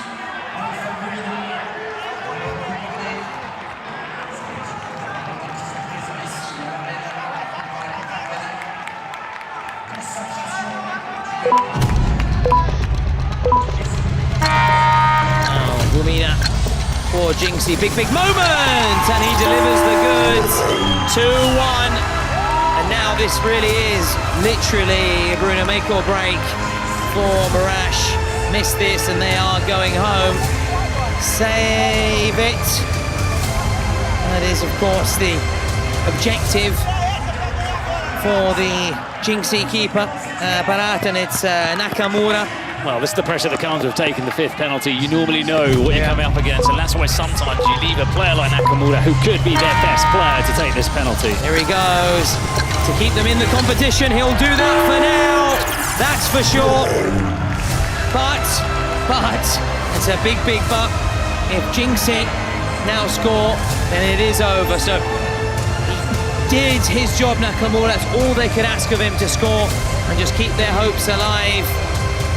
And now all eyes on Fukaya for Murash and for Jinxzi. It's going to be a big moment for this man here, their number 9, Ronaldo Torres. From El Salvador. Wow. Can he be the Salvador for them? Torres, yes! Sends Jinxzi marching on. They win the shootout. It's heartache for Murash, who are going home. They've been knocked out of the competition. But Jinxzi, the stars and stripes of Jinxzi, soaring through to the last chance saloon. Torres, the hero. Torres taking all the plaudits and the limelight here. And nerve-jangling, nail-biting shootout. It's disappointment for them. The Murash player, Yoshida, still claiming it's not him, that's Nakamura. Claiming, though, the MVP prize. And we're chatting with one of our hosts shortly, so there's something to take away for Murash, as you're saying. Maybe a few regrets, because towards the end they really came to life and had Jinxzi on the ropes. Had they been able to replicate that and show that early, that would have been much better. Took a while to be. Yeah, it took a while to show, I think, what they're capable of, and disappointing for Murash to have fallen again early in the tournament. Last year they got a little bit later, they got a little bit further, did make it to that last chance. This time it's 2 defeats, so they continue to try and break their way through into the King's universe, be it in the Nations World Cup or in the club competitions. Yeah, we now have pitch sides, the man of the match. This will be interesting one, won't it? Oh yeah. Speak English. And we'll hear from him right now. Hi guys, everyone. So we are here with our MVP. He doesn't speak English. He seems a little bit shy. So, how are you? Come stai? Japanese? Okay. Yes. I don't know how to say how are you in Japanese, but so just sign your shirt and I will let you go. Okay? Okay. Right. Bye. Yes, please. Thank you so much. No, here. You have exactly, yes. Esatto. Good job, like this. Esatto. Done, you're free. You can go back to your, go. Okay. Yes, you done? Ciao. Poor guy, it was so embarrassed, but guys, you can find the jersey of our MVP on Bazaar, get the app and see you there in a live stream. It was kind of fun. See you later. So it was a difficult interview, of course, with the Japanese player, the MVP, who wasn't able to tell us how he felt after that shootout heartache, but we can see that the bracket is filling out. We're still waiting, of course, to see more teams qualifying. We've lost a couple of them, but we will continue with 3 more fixtures today.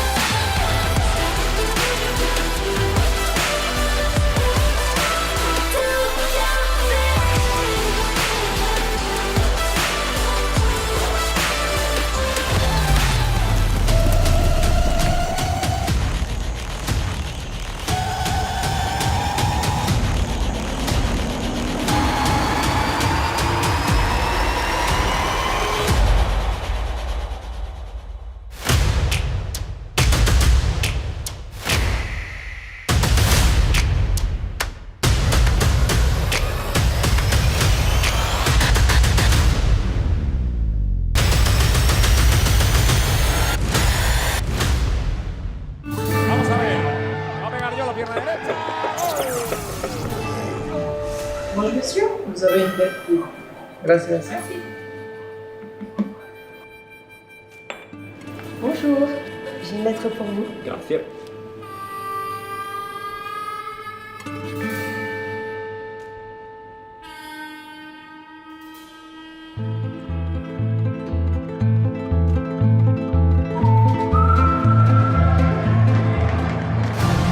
So who will fly home? That is indeed the question. Murash will be flying home. They've got a very long flight back to Japan. Now we're going to see who will be joining them as another team knocked out from the Kings World Cup Clubs 2025. A TRM from Italy, or Los Chamos from Venezuela. Two sides who, of course, lost their first fixtures. TRM against Los Troncos, it was a tight one, 3-2. The same cannot be said for Los Chamos. The biggest defeat in the history of the Kings World Cup, 10-1 against Expire team. How do the Americas champions respond? And some pride at stake also for the Kings League Americas. How can it be that their champions are beaten 10-1 in the opening match? Well, a lot of wrongs will be attempted to be put right today for Yolo's side. Let's see what penalty he brings us as well, Tom. I know it's always good fun to see what he comes up with. But your Italian side, TRM, the Italian champions, I expect you'll be anticipating them to win this game against Los Chamos. Yeah, I'm hoping that I've got a soft spot for them, and we'll see whether they can follow in the footsteps of FC Zeta yesterday, who were victorious, and of course Girasete, who were also victorious naturally, and of course we've seen the Boomers also a couple of days ago, really impressive, but they have to get up and running. They have to overcome that first loss in their first game, and it's a similar, obviously, in a shared objective for Los Chamos, who were, as you're quite rightly saying, heavily beaten in their first game. So we'll see who can bounce back, who's got that bounce back ability. Hey. That became a term. That was Ian Dowie initially, was it? It was, and trying to get it, I think, into sort of the Oxford Dictionary, wasn't it? Trying to sort of get it into that sort of English language, and as in actually an accepted term. Oh, Donna Mejia, that's the first goal Los Chamos have scored. That isn't scored by their president, by this man, Yolo. So that's one step forward already for them today. Up and running then. Something certainly to build on for them. So they take the lead here very early on, which is always important, just to ease those nerves as well, isn't it? TNM are now looking to hit back. They very nearly do. Alessandro Colombo, where, of course, all eyes naturally will be on Francesco Caputo, former Sassuolo, Empoli, also a handful of caps for Italy as well for Francesco, aka Ciccio Caputo. So Donna Mejia on the hunt for a second goal. He's got Baruch. He just overplayed. Baruch can go back to Donna on the edge of the box. He went for the shot instead. Donna is screaming at him. And he feels like it was a corner as well, which hasn't been given. Oh, this player could play. Remember him? Castillo? Oh, yes. He was one of the sort of few bright notes, wasn't he, really? He was. For Los Chamos.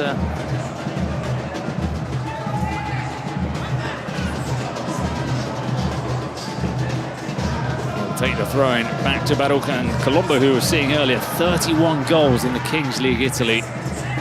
Top scorer by a mile in that competition. Hasn't scored yet here.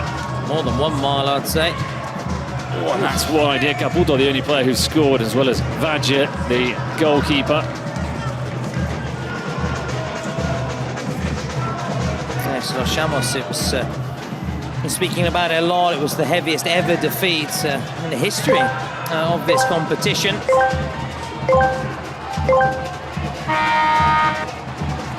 As you said, finally a goal that isn't from Yolo, and that was a good effort again. It was well struck, and it's Colombo continues to be heavily involved for TNM. We're in their sort of change strip today.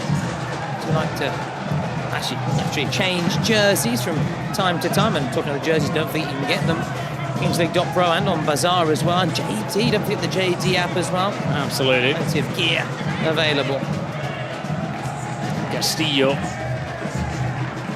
They were looking to find him at the far post. That header, Alberto Muscas, was an awkward one. He had to head it over his own crossbar to give away the corner. Could have been a very embarrassing own goal. The drums are back. Oh, it's another goal for Los Chamos. Dona Mejia with his second of the game. Yeah, and Dona Mejia is back as well with a second. Just what Los Chamos needed after that nightmare start to the competition. That was the perfect start to this game for Los Chamos of Venezuela. Venezuela took a step closer towards qualifying for the World Cup last night with their win against Bolivia. That would be historic to have the Vino Tinto. I know you like the nickname. Oh, I'm a big fan. The red wine. Just of the nickname in the of World course, Cup. not actually Vino Tinto.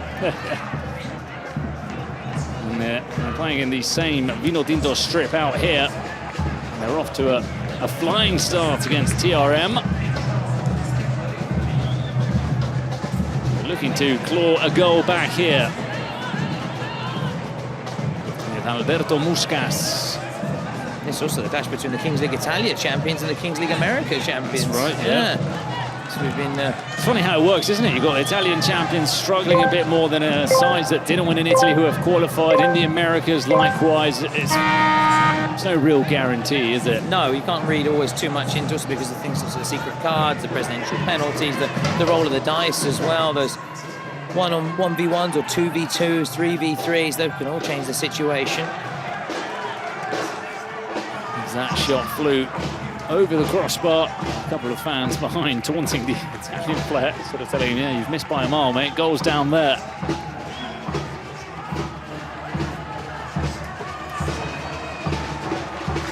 Baruch plays the ball out short. Looking to flick it on. Couldn't find a teammate. So it's Muscas for TRM. Oh.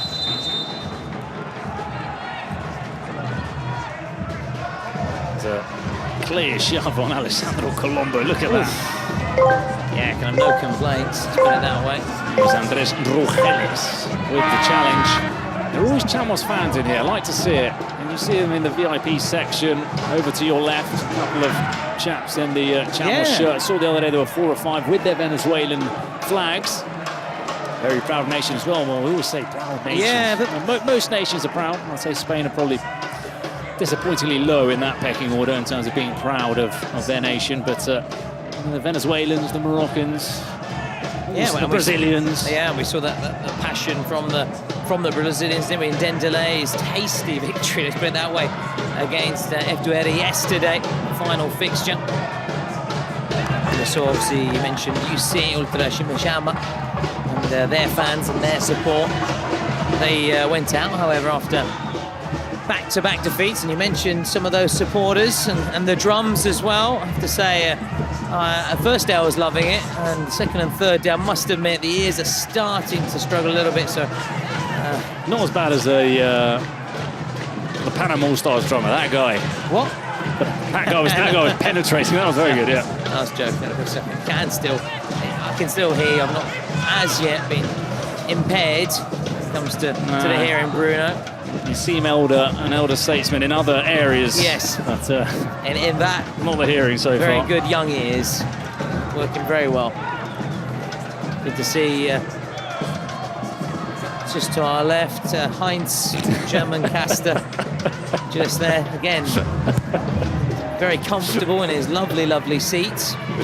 Very lounging back, whereas we are, poor old Bruno, those old school stools.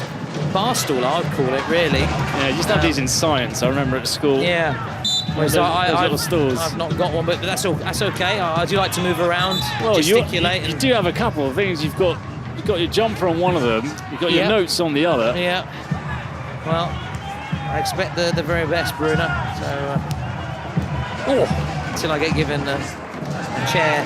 Well, look, let's be honest. I mean, Carsten, the German caster, he's had the chair all week long, so... That's true. That is true. Well, don't forget about La Défense Arena on the 14th for the final. Let's see what kind of a seating arrangement we get there. Well, that will be... that should be a good one, I'm sure. We'll be in the stands. Exactly. I wonder if we'll be next to Heinz as well, or... Well, could be. Could very well be. Next to Andreas and company, Tyler. And talking of the 14th of June. Oh, there it is. There it is. Get your tickets still as an exhibition game. France against the rest of them. Yeah, Gim's also performing ahead of the match. The French/Congolese artist. And Do you know he's got stellar 40, he's got 13 siblings. Wow. Looked it up the other day, yeah. Wow, that's tough at Christmas time, isn't it? And when it comes to birthdays as well. You're thinking, Mum, come on, I want to be an only child and have all the attention showered upon me. Was not to be. So TRM still looking for their first goal in this game. No real chances either for them. Is it Muscas?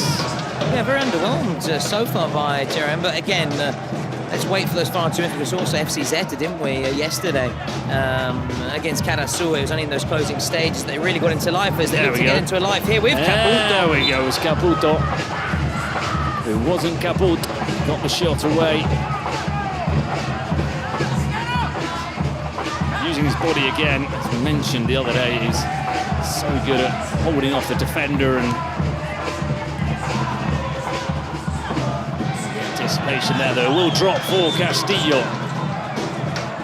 A little bit. The only thing about Castillo is a little bit predictable in that he's so left-footed. Now there are some of those players, aren't they? Remember Juan Veron, when there was to say his left one was just for sort of leaning on, standing on. It was very sort of one-footed. You do have those players from time to time that, as we said, just heavily reliant. Yeah, some of them go for Rabonas instead of using the other foot. Eddie Clamilla was one of those. Yeah. Anyway, I loved some of those jerseys that Veron had back in the day. There's Lazio, Argentina jerseys, and again, that brings you back to the jerseys you can actually buy and purchase that you're seeing here today. The TNM jersey, Los Chamos. I'm a big fan, as we said, the FC Zeta one, and of course, if you want to take home any of the Kings League merchandise, you can do exactly that, Bruno, in particular on a bazaar, such as balls, signed jerseys, and much more is waiting for you on Bazaar. And I keep reminding you, don't I, Bruno, to download the app, follow your favourite content creators live after the matches, and you know they'll show you unique Kings League items you get directly through the app. It's an opportunity you don't want to miss. So a reminder, get downloading, get on Bazaar, grab the signed items of your favourite MVPs as well. Get on there, Castillo. Thought he was going to pull the trigger. He went for the back heel. TRM managed to clear just about, getting some yards down that right flank. It will be a throw-in. Well, somebody's down. Castillo is down. Down, but not out. Far from it. In fact, Los Chamos are in. They're not out. They're up. Well, it's nice to feel there. There it is. Didn't hear that. Coming out from the stands here, just to our right. Chamos flags waving. A good position, leading 2-0 here. So we go towards the midway stage of the first half, like 2 20-minute halves, 40-minute games. As we saw in the other fixture, you can of course go to a shootout. There is never a draw in the Kings League. There must be a winner one way or another. Never a draw, never a dull moment. Absolutely. There's always something, regardless in any game, there's always those pulsating moments, whether at the very start or the very end. And always great drama from the Kings League. He's back on his feet, Castillo. Castillo back up on his feet after that magic spray. Slight roll of the ankle for him. Luis Castillo, one of the 3 wildcards. Donna Mejia's one of the others who scored a brace in this game. Brace. Bracing themselves now, Los Chamos, for a TRM attack, and that very nearly looped into the back of the net. Just shows, and we keep saying it and coming back to it, just get a shot away. Come off anybody now, Caputo just in front of us here. Whipped in. There was a header from Carlos, number 21, Carlos Filippi. Los Chamos, very Venezuelan name as well. Chamo is a way of saying like a lad or... Oh, okay, yeah. You know, cool. He's a young Chamo. in Venezuela, not used in Spain, for example. So it's like the lads. The lads, away the lads. Oh, was that a foul? No, says the referee. So. Yeah, I feel for Tim. I personally felt it could have been a foul. Chamos on the ball. It's Pipa, number 23, to Castillo. Towards Cisneros. Now it's Dani Lopez.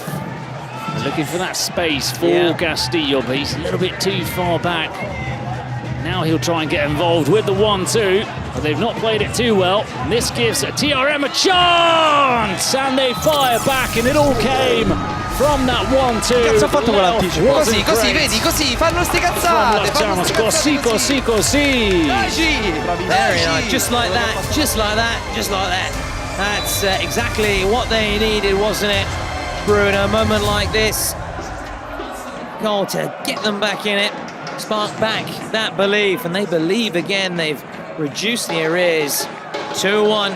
They're very much back in business. Now back in business, that's the way. I like it, was the chant from the TRM dugout, or from the presidential booth, rather.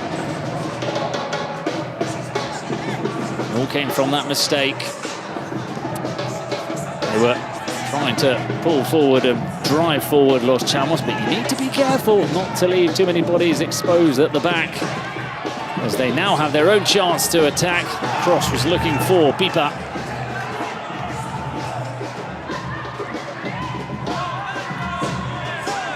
Now, I guess that's the issue with Castillo playing so far back, isn't it? He was looking to get forward, but that means that there was no defender in sight.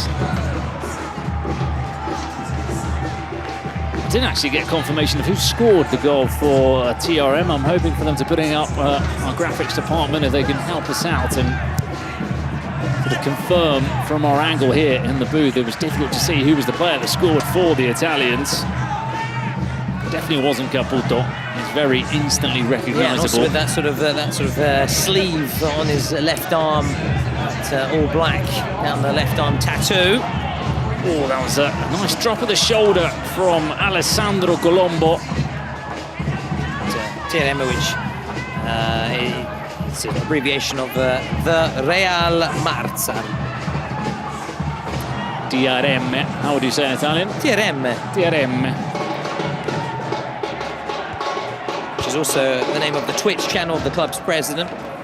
The name has a sort of a double meaning, Bruno. When said aloud in a dialect from Bari, Marza's hometown in Puglia, it sounds, without sounding, it's like a local swear word. So we're okay to say it, I think, here internationally. And the logo features Marza's face wearing his signature Makimaki, traditional Japanese headband, enforcing his nickname as the Ninja of Bari. Oh, nice. Not to be confused with Barry Town, of course. Bari. No.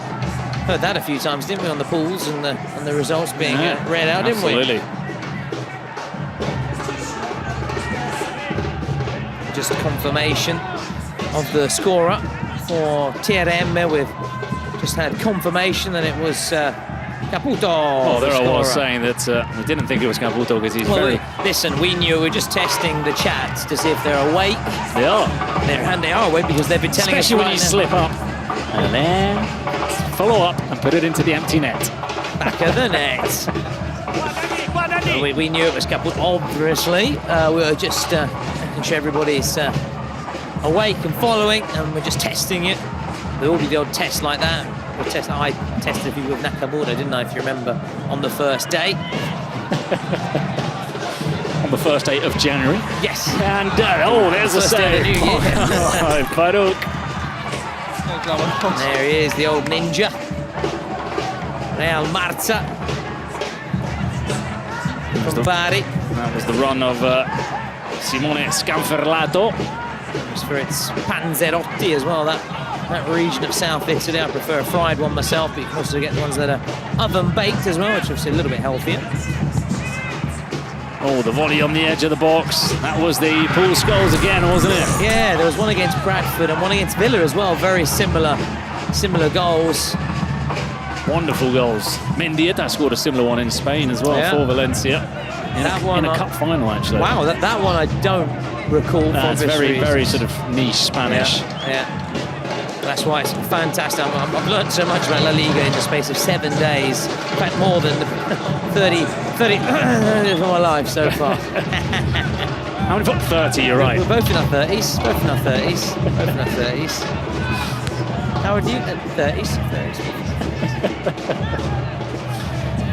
So that final minute, or those final 2 minutes, we're going to have the roll of the dice. And it's going to be Alessandro Jinxzi, did you know, to roll the dice. The GR7 player who had a good performance yesterday for GR7. Oh, that was a chance. That was a chance. That was a chance for Dona Mejia to score a hat-trick. Another player could have got a hat-trick in this tournament. There've been quite a few already. We had one, didn't we? Well, we had a 4-goal salvo, more than a hat-trick, but yeah, we're going as a hat-trick plus, shall we say, for Brinquinho in the previous encounter with the USA, the team from the USA going through.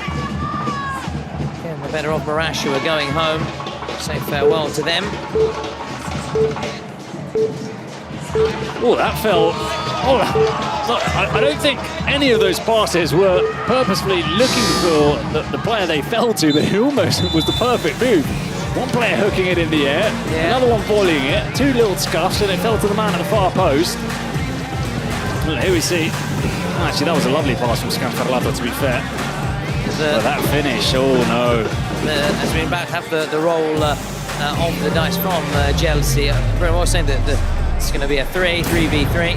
The good thing about, see, in my position now where we're sitting as well, we're directly ahead of the Italian casters, and just like the players were heading their hands and bemoaning the fact that they were able just to finish off that move, so the casters were likewise head in their hands or head in the head in the case of Sabino. You can always see Sabino, can't you? We were very, very animated. Their reaction as well, which was worth the entrance fee alone. Of course, get your tickets also for this part of the tournament as well. Make sure you get to the Cupra Arena. Not on the train though, not today. Not today. There's a few problems with the Paris Metro. It was a difficult trip to get here, and we were actually reprimanded for being a wee bit tardy, but a little bit late, weren't we? Well, I guess the regime don't like us, man. Yeah. And the chance save by Baruch. It was Colombo. Colombo yet to score. Has he scored in the tournament? No, he hasn't scored. We said 31 goals in the Kings League, Italy. None so far in the World Cup. Or still none so far in the World Cup. Inspector Colombo, they're very nearly finding the answers and the solution. My friends love you. That man has scored Vajit, and he's played a wonderful pass. Now Colombo will have the empty net. No, I don't believe it. Or has it gone in? The arm goes up. The arm goes up. Or have they? Oh, they might have called the offside actually for the through ball. Yeah, it's just maybe not meant to be for Colombo. Oh, it was definitely cleared. It was Castillo doing the defending. Now they are checking, obviously, both as you said, the potential offside and whether it crossed the line. Vamos a comprobar un posible fuera de juego, ¿vale? Yeah, sí, de momento es offside. Yeah, looking at the offside. Okay, perfecto.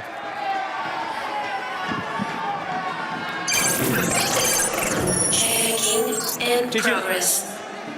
Right, so the check is in progress. Well, they're showing us, fuera de juego, ¿vale, chicos? the referee is saying that it's the offside. They're showing us the clip of the goal line clearance, which is also there or thereabouts. 6 of one, half a dozen of the other. Difficult to tell whether it did cross the line or not. And we wait.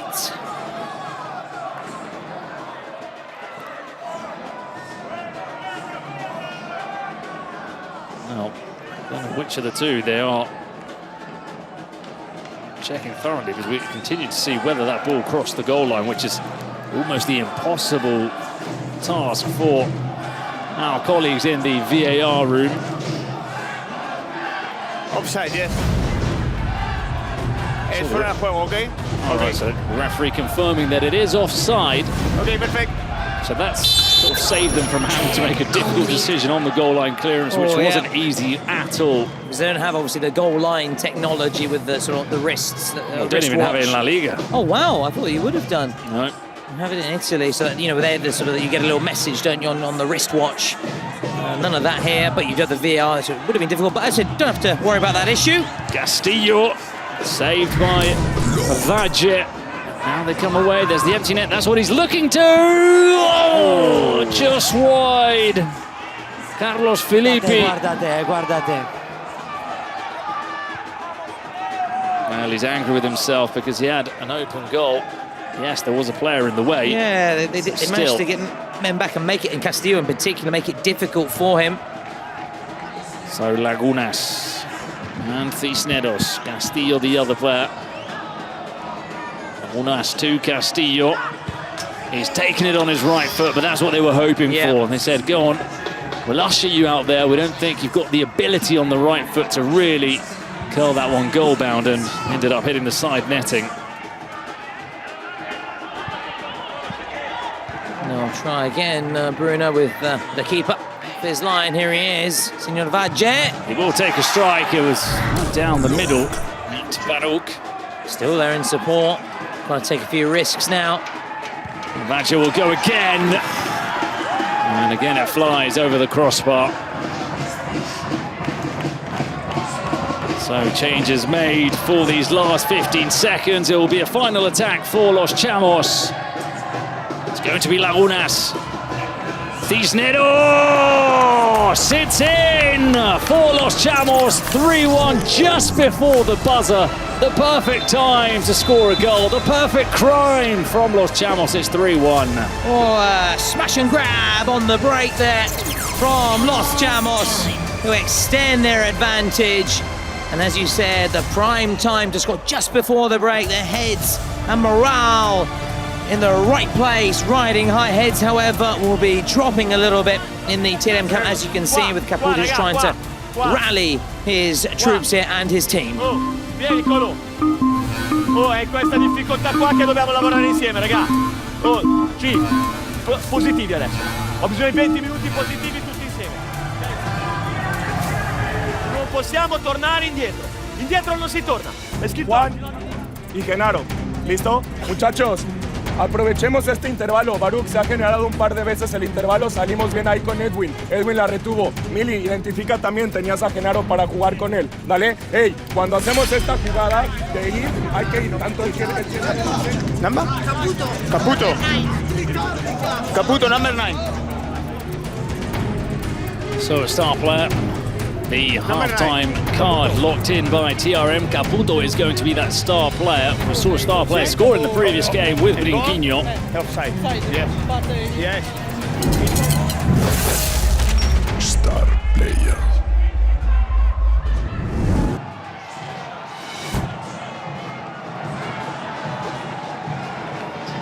There he is, putting the green armband on.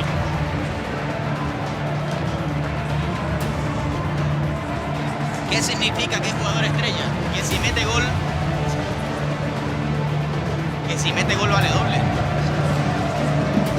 Tenemos la barra activa. Pidieron penalti presidente, pero sí. Ya, voy. Oh, that's an interesting one.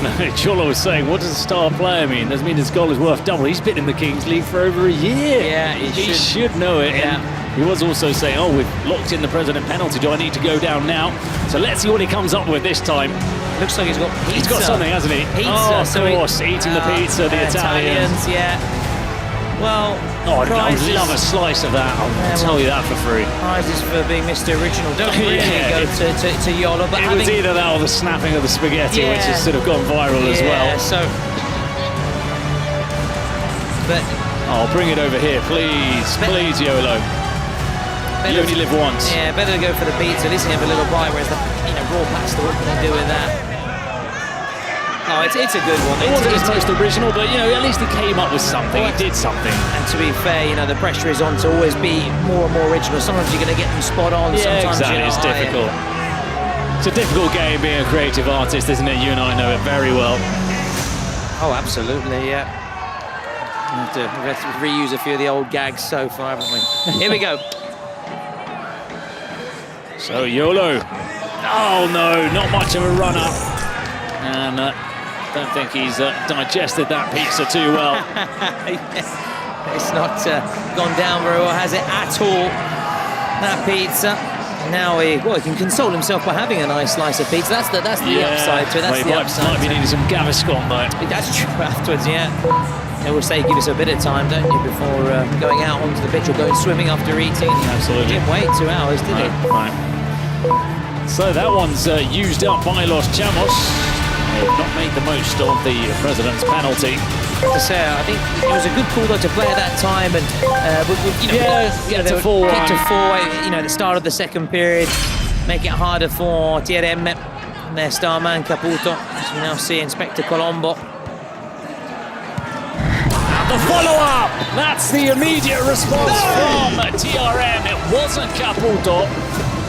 Instead, it was Simone Scanferlato who scores for TR. Look, there was only one really small gap in which he could put that ball through, and he found it, blasting it beyond the Chamos goalkeeper. So quick response from TRM. Yeah, is that a sign that things are going in the right direction for TRM? Obviously, the penalty save, and now just moments after getting a very early goal at the start of this second period. Bit of space here for Los Chamos. That was a difficult attempt. He was looking to curl it into the top corner, Christian Lagunas. I remember I was told actually when we were chatting about Yola that previous games also I'm eating chicken wings when it came to riling. He did that against Spio. Who was it against Spio? That's right. Yeah, he came out with the bucket and the chicken. No, he did a few. I remember one with a cannon as well in the Americas in the regular phase. He was another one where he was handcuffed. No, he's done lots. He's done lots of stuff, has Yolo. Yeah. Good guy. Normally joined by Di Donato, who hasn't come here to Italy. It's just Yolo representing Los Chamos. Yeah, he'll be hanging his head though in shame for that penalty miss. Talking of penalties, well, the Italians, TLM are hitting back right away with their presidential penalty. So the drama just keeps on coming. It's been a really exciting start to the second period.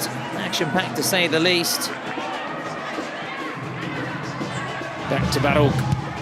Baruch will go long, and as you say, it was almost a lovely pass for Castillo. Vaggio was quick off his line. Cross to the far post is taken down nicely by Donna Mejia. Here comes the two-time goal scorer in the game, Castillo. He continued his run. Castillo slowed it down. He accelerates into pace. It's a lovely 1-2. It will fall for Vaggio. He looks for Colombo. It's knocked out of play, and now we'll get that presidential penalty. Also offers a chance to give everybody a reminder that the winner of this match will face Galácticos del Caribe. Will Rodriguez, the top scorer. With 5 goals, 2 MVPs in just 2 games. And the loser, of course, will be going home. It'll be either adios or arrivederci. And they've obviously gone for the shootout.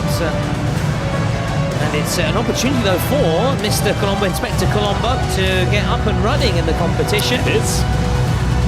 One last question, can you score?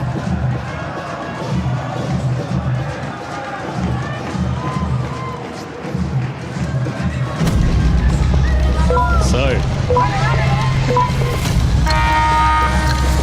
Colombo for his first goal. Colombo goes round. No mistake from Colombo. He gets... Well, he breaks his duck here in Paris, and it makes it 3-3. So it's wide open in this second half. He solves the case. Inspector Colombo, as you said, gets up and running. Is off the mark then on the score sheet, and they've completed the comeback, and they're now going to complete the turnaround. They've still got their star player, Caputo, with the green armband. Until the 38th minute. So make the most of it, and here he is. The layoff, and there's the shot. That sat up wonderfully for number 13, Tomas Salvaterra. It's one of those that you just see it coming, your eyes start widening, you're thinking, whoa. And I want a bit of that. For a player, you know, it's a great moment. But also for a commentator, when you're able to sit and obviously recognise the ID the player early, and you know you can have a nice. Oh yeah, a nice Gerard. Yes. Oh, it just lit off the line. I thought there wasn't enough on that, but it got beyond Baruch. It wasn't quite a Gerard moment, but still got plenty of time for us to do that. Also was that Gerard volley against Olympiacos. Against Olympiacos, wasn't it? Take a boo, That son! was it. Oh, everything about it, because they needed to win that, or they were potentially, I think, going out of the competition. It just shows there's sliding doors moments, a very sort of unfancied Liverpool side inspired by Gerard, would then march all the way through to that epic final in 2005, where, again, 3-0 half-time, and you know the story, we know the rest, don't we? The rest, as they say, is histoire, is history. Yeah, again, just we're talking about, weren't we? Iconic commentaries and great lines, and sort of the doyen of great broadcasters. Obviously, heavily influenced you and I, Bruno. Obviously, were you growing up in England? Obviously, me being English as well, from those household names from the 90s and 2000s. Absolutely, a lot of wonderful moments over the years. A lot of wonderful moments in this tournament. That was very obvious, wasn't it? Very obvious. Oh, listen, hook and bridge from one side to the other. Hey, you've got from the bridge to the second verse, and you've got to do that. There's no shame in playing it simple. Absolutely. No. Keep it simple. Brian Clough would always do that. Yeah, when in doubt, kick it out. Very simple things he'd tell his players. His team talk was pretty much put the ball. I'm from Nottingham, which is why I'm a big fan of Brian Clough, and I continue to praise the great Brian Clough. Just put the ball in the middle and say, that's the ball. Let's get it. Keep away for opponents and enjoy it. Play with a smile on your faces. Play with a smile on your faces. And there's lots of words that I can't say that he would use. He was very colourful with his language, let's put it that way. And the players knew it, and his actions as well. A reminder, coming up, SXB against Kuni Sports. We can say there's going to be a little surprise as well ahead of that game. That's all we can say. His lips can say no more. There's a little surprise, an extra reason to stick with us. And then at 10 p.m, 2200, Gigantes against Furia. Is the surprise that we're unmasking the Stig? Oh, that would be nice. Have you ever found out who it was? No. Well, to a certain extent, we will be finding out who the Stig is here today, and what one of the commentators in this corner looks like, and I'm not talking about Moritz. Okay, wow, here we go, that's exciting. Did we find out who the Stig was? It was Michael Schumacher once, wasn't it? No, I think it was Damon Hill? Was it? No, it was Julian Bailey for a while. Okay. Maybe his son went to my school, and I think it was one of those rumours that went around. Name dropping. I know. Yesterday was Tom. Yeah, that was off mic, but yeah, Tom Felton. Tom Felton, yeah, from the Harry Potter films. Harry Potter, yeah. Was that? Your school was just. That's how we rolled in the leafy. Rural areas of southern areas of England, yeah. The south of England. You went in industrial north and Midlands with mines, the mining towns, and made this country great. Did you have an English team? Was it more just? You said Arsenal because of Ian Wright? Yeah, it was Arsenal. And obviously, and actually Bilbao because of your parents. Understandable. Oh, that's my only love. Yeah. But in England, there was a bit of Arsenal. A bit of Wimbledon nowadays. Yeah. MK Dons or so you have to clarify, to justify, excuse me. I said Wimbledon, I said the only Wimbledon. Ooh, let's not go there. That's only going to open up old wounds. Crazy gang. Oh, that pass, that little touch from the Chamos player put him off. He was offside. But it was the Luka Modric outside of the foot, the Ricardo Quaresma cross. Yeah, we're talking about great lines, and one involves Wimbledon, the late great John Motts, and the crazy gang have beaten the Culture Club in the '88 Cup final when Wimbledon beat Liverpool in one of those great shocks of Real giant killings, obviously that term sometimes gets used a little bit, too easy, like the word legend, but that really was one of the great upsets, and some would say the greatest sort of FA Cup final upset. But then again, someone to maybe Wigan's was an impressive one. It's a big one, yeah. Yeah. In more recent years, absolutely. There has been... not on the same stature, but this year, having Crystal Palace win the FA Cup was pretty big as well. Their first sort of major piece of silverware. They came close. We were saying, weren't we, in 1990 with Ian Wright in that side. Crystal Palace, we were with massive Ian Wright fans. And hey, Ian, if you are listening and you want to come and do some Kings League comms, your energy would be brilliant. Your insight would be brilliant, obviously, with that touch, with your goal-scoring prowess. And you're my hero, so we would love to have you. And I'm a big Arsenal fan from that era, pre-Wenger as well, from the Graham and the Real. Well, I won't say Real because I know Wrighty wasn't a big fan of Bruce Real, but didn't really see eye to eye. But definitely George Graham's Arsenal with Ian Wright. And those goals, those inspirational performances. Well, it's given us time to talk about a little bit of everything. And now Los Chamos have that volley. And that was a huge chance. It dropped to Juan Cisneros, who's scored in this game. Didn't really lack a striker with any conviction, did Cisneros. And the chat will let us know your favourite teams. If you have, say, you had a sort of second team, a team that you had a soft spot for. Look forward to hearing, or rather, I can't say really hearing, more seeing what you're writing, what's coming up. So TRM, we approach the 30-minute mark. It's still 3-3. We had a sort of a Kings World Cup next year with an English side, then Ian Wright would be awesome for that, because he always does so much for the national teams, whether it be at youth level, senior level, men's game, women's game. He's a real ambassador for English. Again, I'm really, you can see we're desperately trying to meet Ian Wright. That's our real aim, isn't it? Here. Although we'll have a chance to meet PK in a few days' time, maybe, for the final. Defensa Arena, and some household names who we expect to be at the ground for the final. Here comes Mejia, here come Los Chamos. It's a chance to get back in front. Castillo just about rolls the ball. He was looking to backheel it. He's still on it. With 3 players surrounding him. He's desperate for the referee to blow his whistle. Nothing came. And it will be a goal kick in the end. The subject of meeting famous faces, Karl-Heinz, our German caster who came with to the ground today. We travelled with, I mentioned Ballack, wasn't he? He rubbed shoulders with Michael Ballack at one of the Euros recently, and he was saying that that was a real honour and a real privilege for him to meet Michael Ballack from Leverkusen. I'm sure he had a spell Bayern Munich as well, didn't he? I'm sure he did. I know it's Chelsea. I need to check that with... He was Bayern Munich. Yeah.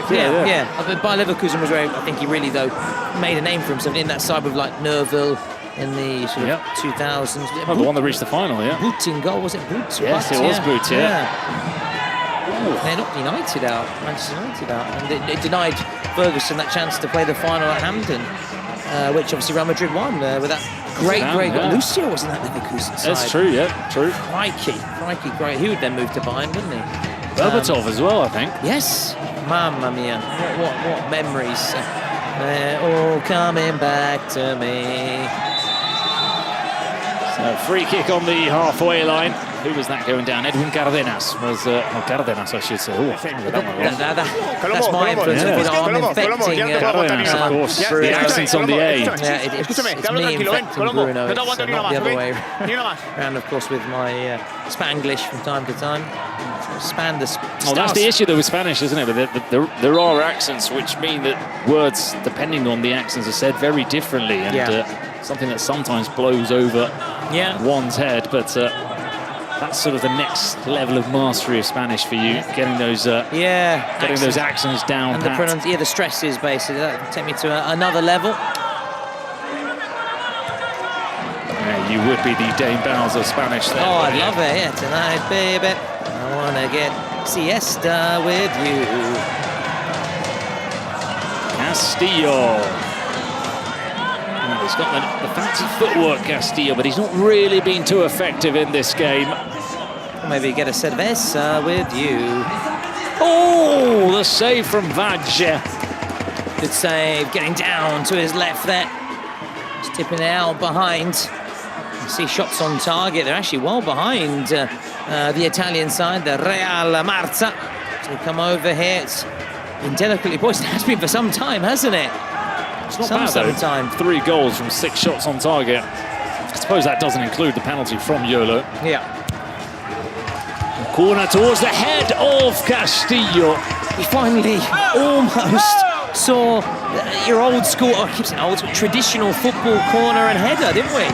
We've seen a couple, haven't we, this week? Not too many. Not too many.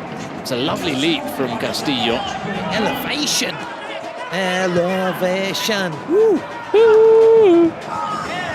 Oh, out comes Baruch. Goalkeepers throwing their bodies on the line. And Baruch down one end, Vajja down the other. Oof. He went for it, you know. I think he was really going for a goal. He was going for that one. An easy angle, but we've seen them scored from almost impossible positions this week. Pinotto was one that springs to mind earlier in the competition. Again, talking of the reminder, the loser of this is going out. Again, it's desperately tight in all of these games in which the loser goes home for understandable reasons. The previous game went to a shootout. This one's heading in that direction too. Well, Chamos still have the card, look, yeah. Still got their card to play. The later a card comes, the more significant you think it is. Caputo Colombo with the cross. Couldn't find Caputo, who was the intended recipient of that ball being whipped in from the left-hand side.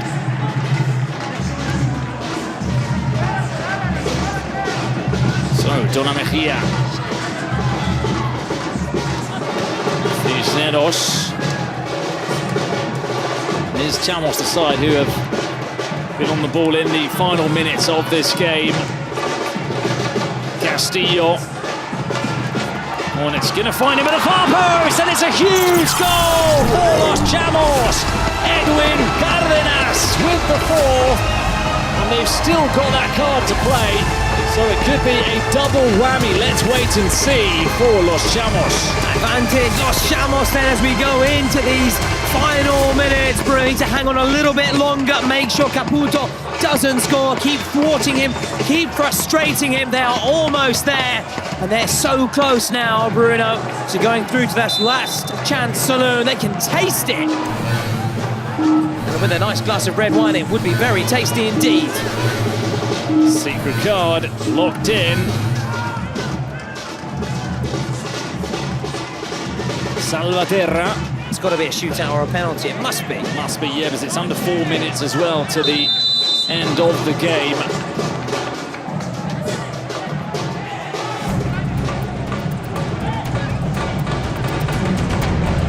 No, profe, vamos a jugar así, todas iguales. Son todas iguales. It is a penalty. Oh, it's a huge card for Los Chamos. Penalty. Okay.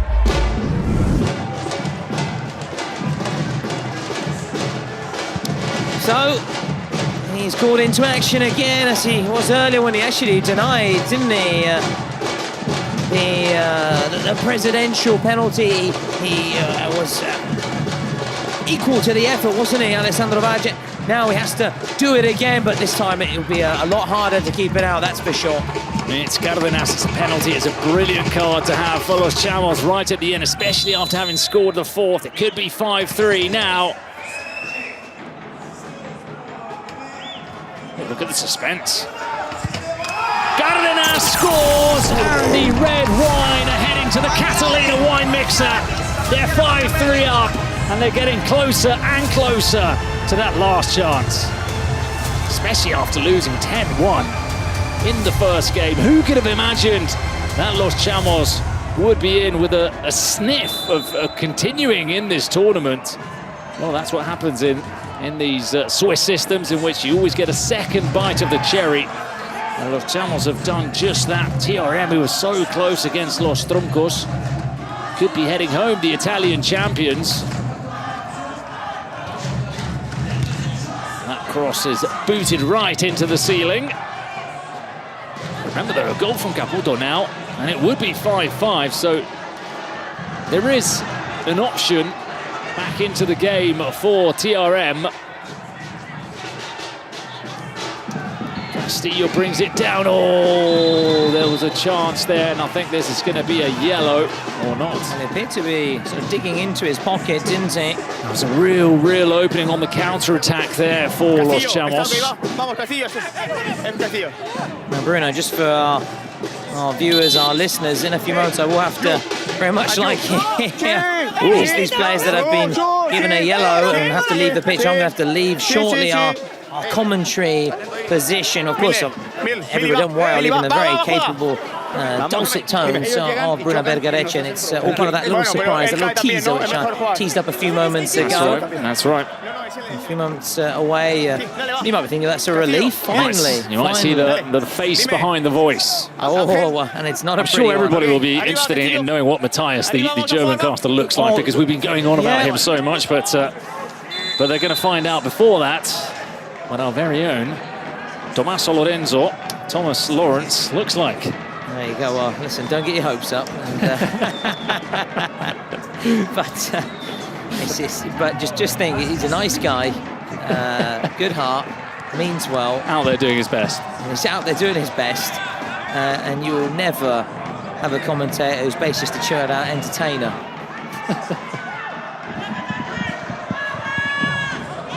Oh, lovely ball from Castillo. He didn't want to take it on his left foot, and he lost the chance there. Edwin Cárdenas.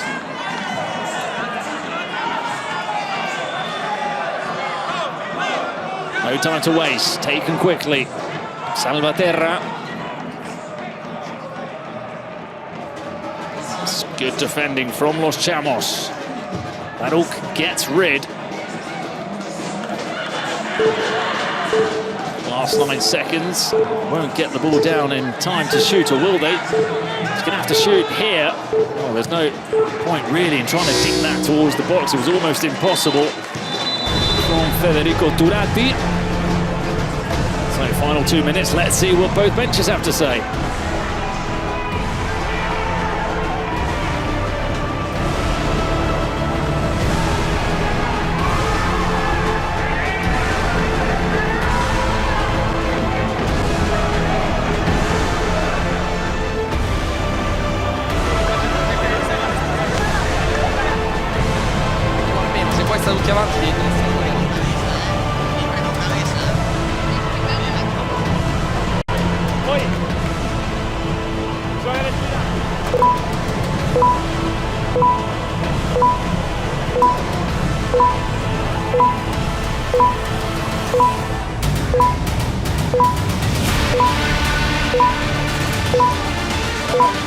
So one last talk to his players from Marco Bertoni, hoping it's not one last talk, because no reaction from his side here, and they'll be heading on the next flight. We saw in the promo video before kickoff those tickets to Bari. Yeah. They could be on their way to the south of Italy. I wonder if they've got a direct flight. Are they going to Rome first? Anyway, worry about the logistics later. Oh, that looked like a pretty firm challenge, but to be fair, Castillo picked himself up straight away. Badger.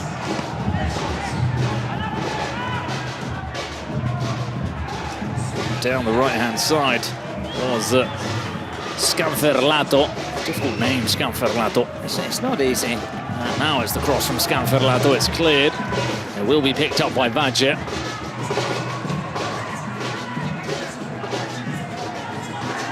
Colombo with the cross. Caputo! Caputo! There's a goal for TRM! Oh, the referee's blown his whistle. Oh, wow. He's blown his whistle. Joy short-lived. Don't celebrate just yet. Wow, I was about to say if Chamos win, it will be repeated the last Kings League Americas final. With Chamos beat Galacticos in a shootout. Be a Caribbean derby, that would. But let's wait, because if this stands, TRM are back level again, and we're going to a shootout.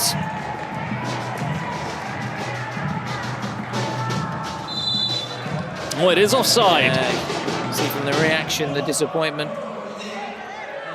So no goal for Caputo. Still on the 2 for the tournament. Flicked on by Castillo.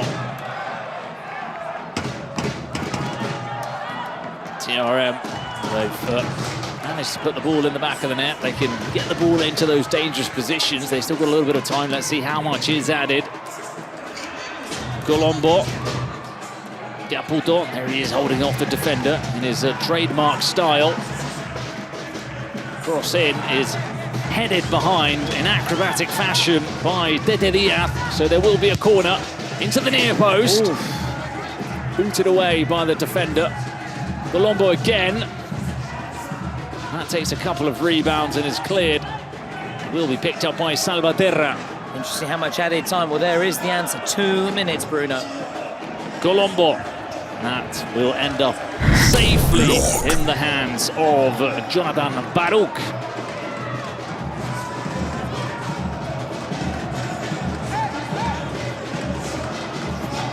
Just gotta hang on here. Los Chamos will be sending the Italian champions. That's a real feather in their cap. Should they bring out a real scout for them? Major scout for the Americas champions who wanted to restore some pride after the humiliation, can't really put it in any other fashion, of day one against Expire team. Remember, no one has been on the receiving end of a bigger spanking than Los Chamos in that game. This is some reaction, though. It's clearly done them some good in that sense. Proved them crashing back down to earth. Really put them on guard, shall we say, going into this one. Making sure they get it just right. They're doing well here to keep possession. Donna Mejia, I think that came off the Italian player. That's right, Felipe was trying to get the throw in quickly, but the linesman was just a couple of yards away. Into the channel. And frustratingly for TRM, it will be another throw-in for Los Chamos. Biba doing well to hold on to the ball. Exactly where they want to be, though. In the dying embers, and no real rush. Actually, no real sense of urgency. Just try and keep the ball here in the corner. Just keep it away from TRM, who can break, though. Well, they've done very well because they've only left TRM with 15 seconds, which means they'll pick up this ball and that will be the last attack of the game. They've not really allowed them to attack in added time. Thrown into the mixer, volleyed away. It's getting desperate for TRM, the Italian champions. Oh, knocked out of the Kings World Cup. Well, they crash out after losing to Los Troncos and Los Chamos. Relief for Yolo as his side, after visiting hell on day one, will be in purgatory, will be in that last chance of trying to make it to the gates of heaven, which are the last 16.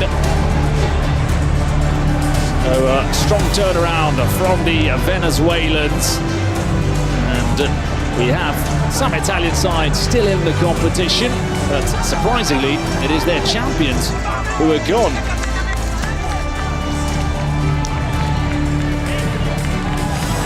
Camera following Ruge, who was crowned as the MVP in the end of this game. It was tight, like all of the clashes to avoid elimination are going to be and have been so far. Donna Mejia is the MVP. He scored the 2 goals early on, which really set Los Chamos on the way, settling any nerves after that difficult first game. He's making his way over to our pitchside reporter for that MVP Bazaar interview. And I think we're going to hear from him very shortly. First, we can see that bracket, that confirmation of that game between Galácticos del Caribe and Los Chamos, a Caribbean derby. TRM knocked out, and now let's go to that interview. Congrats, Mejia, you are the MVP of this night. How does it feel? Did you expect this winning or not? Yes, obviously. I'm very proud of this team, and this is Chamos. So are you happy, right? Yeah, very happy. Can you please sign our jersey? Here, please. Here. Guys, remember, you can only find these jerseys on Bazaar, so hurry up or you'll miss it. But I'm sure you'll find your jersey there you love the most. But you have to be fast, guys, otherwise they're gone. So hurry up and guys, we see there. Get the app and get ready. Thank you so much.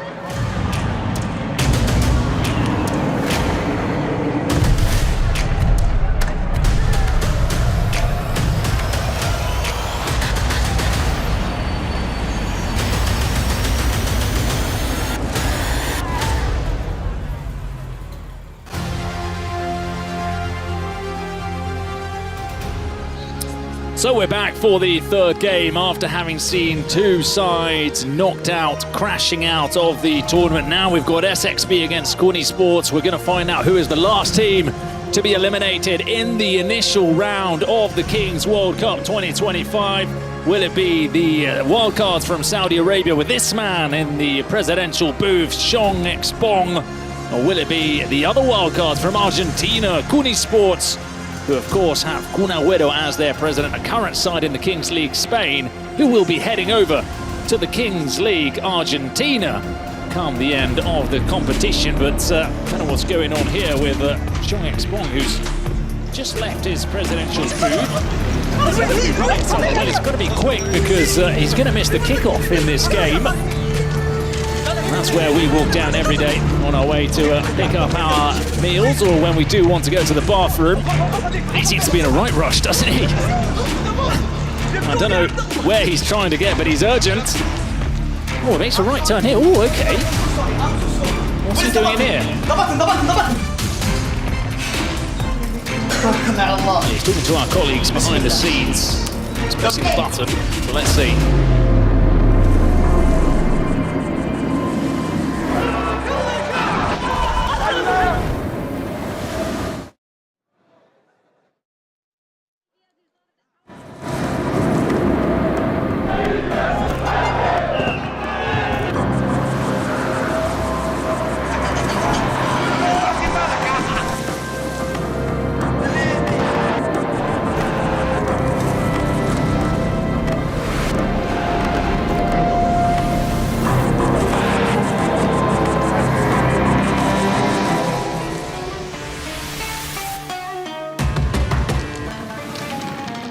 Let the game begin. Welcome to the Kings League Mini.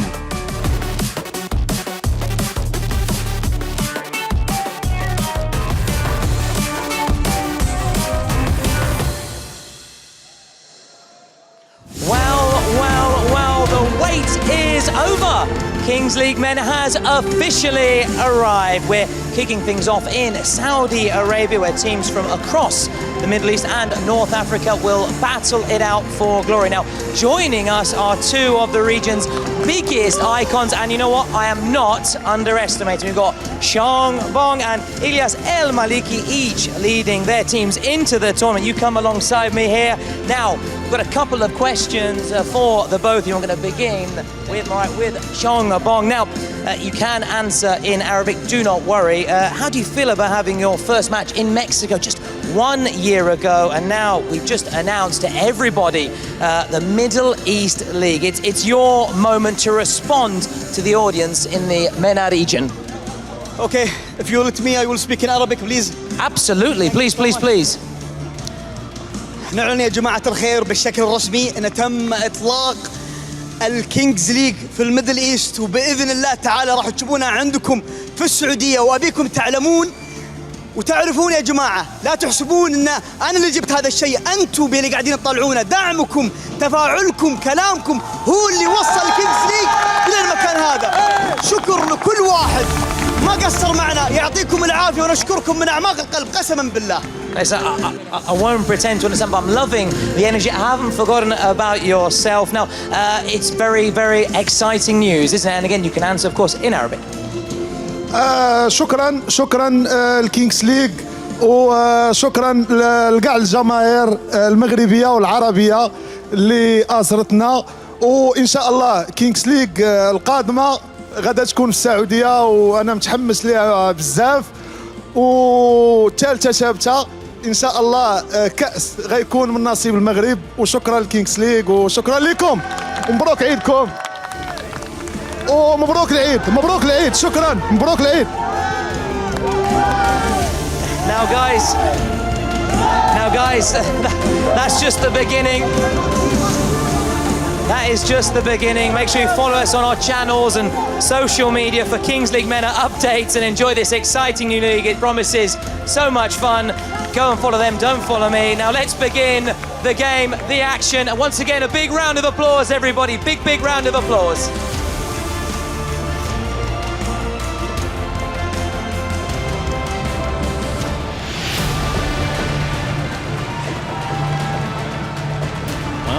Wonderful job by Tom. Now we've unmasked the commentator. Everybody can see his face.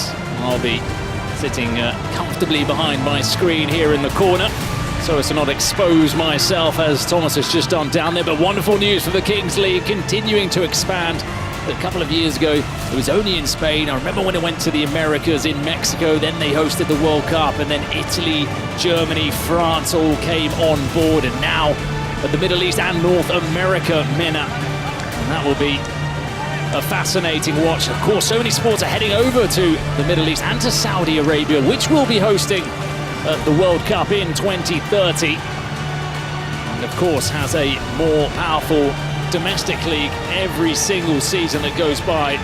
Top players heading over to Saudi Arabia. So it's going to be the same with the Kings League. And will we continue to have a Saudi presence in this tournament with Shong Expong and SXB? Well, they'll need to overcome Kuni Sports, the experienced side, managed by Juan Miranda, who we saw there drawing the secret card.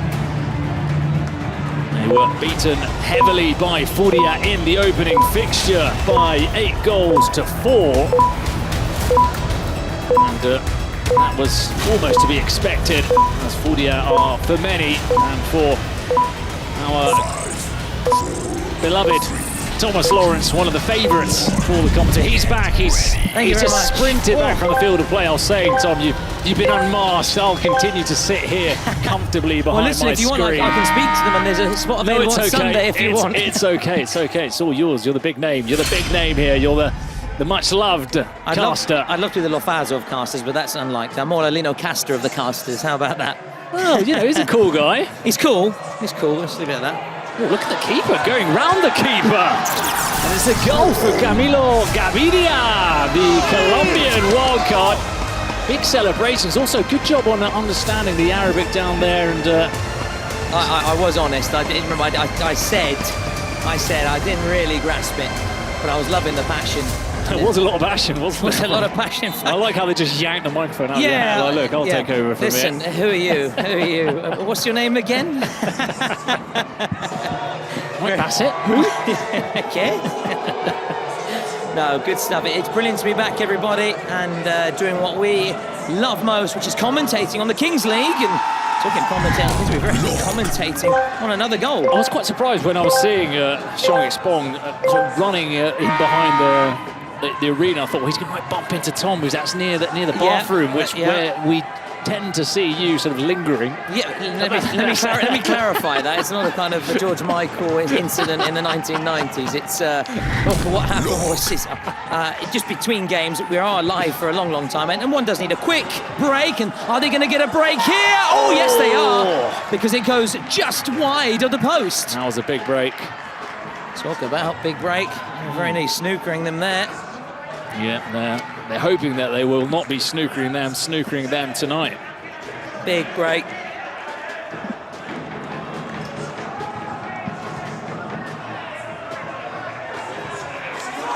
Another goal. Another one. Hey, the announcement of this Kings League matchup has given them a real boost. That's it. They've doubled their advantage. The side, as we're saying, has just announced this big decision, this big move, and they could get another one. Because it could be another. Oh, they're fortunate that there was the buzzer and an extra player could come on to break that attack from Wildcard. Remember Wildcard on day one? I was telling you, brilliant player with Barceros in the Kings League Americas, the James Rodriguez side. The futsal player who's played internationally for Colombia. And today, well, he scored his goal. His first goal of the competition, in fact, Angelot.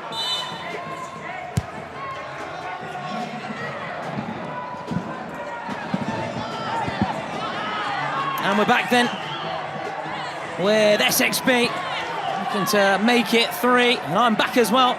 I'm back with a bang now. I've caught my breath. Thank you for... Busy couple of minutes for you as well. Thank you, Bruno. Sort of getting rid of the mic and yeah, in fact, getting rid of the EPs, everything. The French technical stuff came around. He said, "Où est le mic?" And I had to say, "Oh, I've given it to the girl, his colleague," but he didn't realise that, and I had to try and say, "La mademoiselle." Hopefully he's understood what I was trying to say. Lost in translation. Now, Kuni Sports looking to find a way back here. Hoping the start they would have wanted, but again, there's a player you enjoy watching, the number 10, Espinosa. Yeah, big fan. Big fan. I think he was really good against Porcinos. That was a real narrow game. What a game that was to kick things off. We have already had some big games, lest we forget, and they're going to get bigger and bigger, which is exactly what we want. Here's Guillem.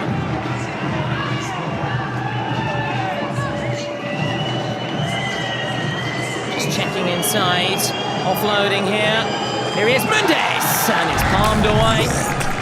And it's man there, Camilo Mena, one of several stars that have been assembled by Shongbong in his determination to make this his year. And it'll be interesting, the Kings League Mena. I was saying, whilst you were running up here, how obviously a lot of sports are sort of veering towards the Middle East and Saudi Arabia with that World Cup in 2013. How many big name players are signing for Saudi clubs? And coaches. Looks like Victor Osimhen could be the next one over there, Simone Inzaghi. What about the Kings League? How many players are they going to attract and get over there playing? That will be interesting. Oh, that's a good point as well. Really good point. That Saudi League really is. It's just getting bigger and bigger. Simone Inzaghi in his first interview as Al Hilal boss, talking about the millions of fans that they have and the history of the club, the tradition, and of course he's not going to wait too long before making his debut, shall we say, in the dugout with the Club World Cup around the corner. It's brilliant. We've got the Champions League just finished, the domestic season finished, now you've got the Kings League, then you've got the Club World Cup, and then before you know it, back into pre-season, back in, and we're back underway. So we are now, the escalado has finished, not to be confused with enchilada, and it's now 7v7. Shongbong's SXB leading here 2-0. They were beaten with a late goal by Victor Vidal Gigantes in their first game. They don't want to make the same mistakes, don't want to have Kuni Sports within touching distance. They want to stretch this lead even further.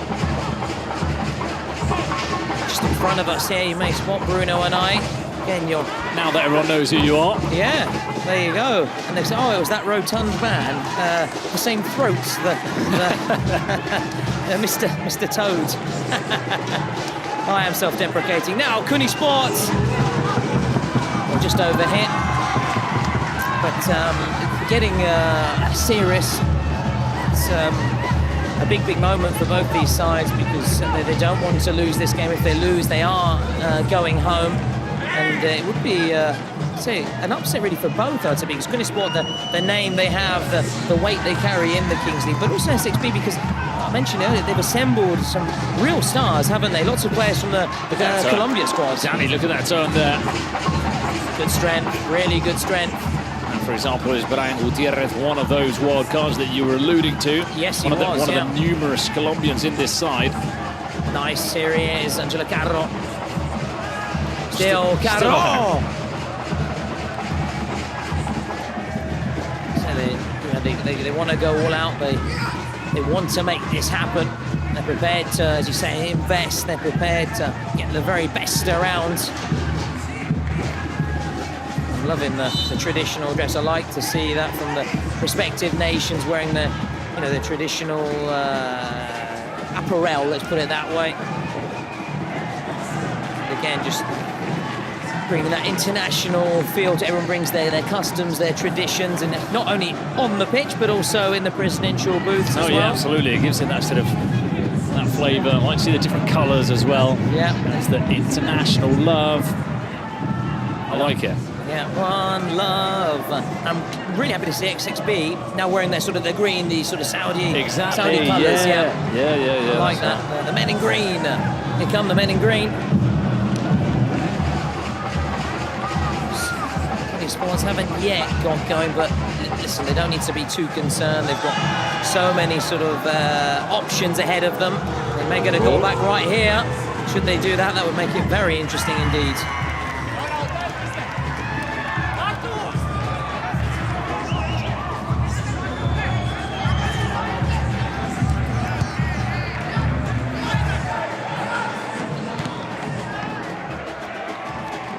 Now it's headed upfield, opportunity to make it three. It's got to be three. Wow. It is. Wow. It's a third goal, and they stretch their lead even further, and they're loving it in the presidential booth. And it's that man there, their number 16, Kevin Cardona. What a brilliant goal from Kevin Cardona. The strength there to hold off the challenge from Ian Gonzalez, and then we found the gap in between the legs of Jorge Ibanez. Megnuts from Kevin Cardona. What a start for SXB, 3-0. Finally, those players who have been brought in, who've been drafted in from Colombia, who maybe weren't as good on day one, are starting to show why they caught the attention of Xiong Expong. And the winner of this will face Carasu, the French side, in the last chance shootout, last chance saloon. It's picked out there. Also, of course, Ronaldo strutting his CR7 and obviously in the Saudi League in recent years. There's plenty of big names. One of my favourite players currently playing there for Lazio, and Sergej Milinkovic-Savic, obviously born and bred or born at least in Spain because his parents were... His dad played football, didn't he? Yeah, dad football, correct, and his mother, I think, basketball, so a real sort of sporting family. Banya's younger brother plays in goal for Torino. I think he was born in Catalonia, in Lleida or around there somewhere. It's why they have the double-barreled surname, the Milinkovic-Savic, because in Spain you have that, don't you, that link with one's parents, both parents, well, linked to parents, obviously. Sherlock Holmes is in the house, isn't he? Yeah, to both mother and father. Kevin, te saco asistencia, te recuperas. Te espero. Yeah, expect if it continues like this, the clock will be stopped. Oh, looks like he's winded after clashing with the Kuni Sports defender. He's back up on his feet. The referee was checking with him, asking if he was okay or if he needed some assistance. He said he just needed a couple of seconds to sort of get back some air in his lungs. A recap of SXB's results last year. They beat Persas 3-2, and then they lost to the Expire team in a shootout. And in the last chance, they lost to Olympia United, who are actually on the plane home. Chance for a dead ball situation then. Luisa. Oh, it's not Luisa. It's that man there again. Kevin Cardona is having a blinder. I will say sometimes when I hear you say SXB, yes, I think you're talking about the second string side for a county in the south of England. Does sound very much like that, to be fair. And again, the shot. So still 8 minutes away from the roll of the dice. It'll be Yolo, the president of Los Chamos' girlfriend, by the way, Karen, who we've spotted a few times at various events, an influencer 3 million followers. No. 3 million. 3 million. Which is the size of, well, more than Milan. More than Milan, not. Why is she not the president? Good question. Well, I think the fans would like her to be the president, all 3 million of them, and no doubt after this tournament, she's going to have a lot more followers. Plenty more. The numbers they get, it's mind-boggling. I can't comprehend. Because for me, if you think maybe up to 80,000, because I think of like San Siro, 100,000, the old Camp Nou. Yeah, 3 million is like a micro-state, like a small country. Yeah. How many is Wales? We'll have to ask Tyler. He's just to our left. He's got a Welsh father, German mother, and he's alongside Michael in the German caster's booth. I thought it was Stefan. Is it not Dietmar? And they're looking very cool and calm there. Chongbong and company. Oh, do you remember actually in the first game, Yasser Al-Khatani with the yes. And he was very good. Needless to say, he had the last laugh with his penalty. Wonderful penalty. Yeah. I really do like that though, the Saudi mentality. You know, it's the same with the Saudi Premier League. I know there are some things that some teams that maybe people don't like that they're sort of buying all these players and whatnot, but that mentality, that drive to win, to compete, to improve, you see it with Shaykh Sprong, the fact that he comes with a former player. Yeah. He's thinking, right, I want to get those presidential penalties. Yeah. He's not thinking about coming out of the pizza box, you know, sort of... No disrespect to you. No disrespect, it's fine, because I love it. But it's just the mentality that makes me laugh, and it's cool to see that he really wants to win.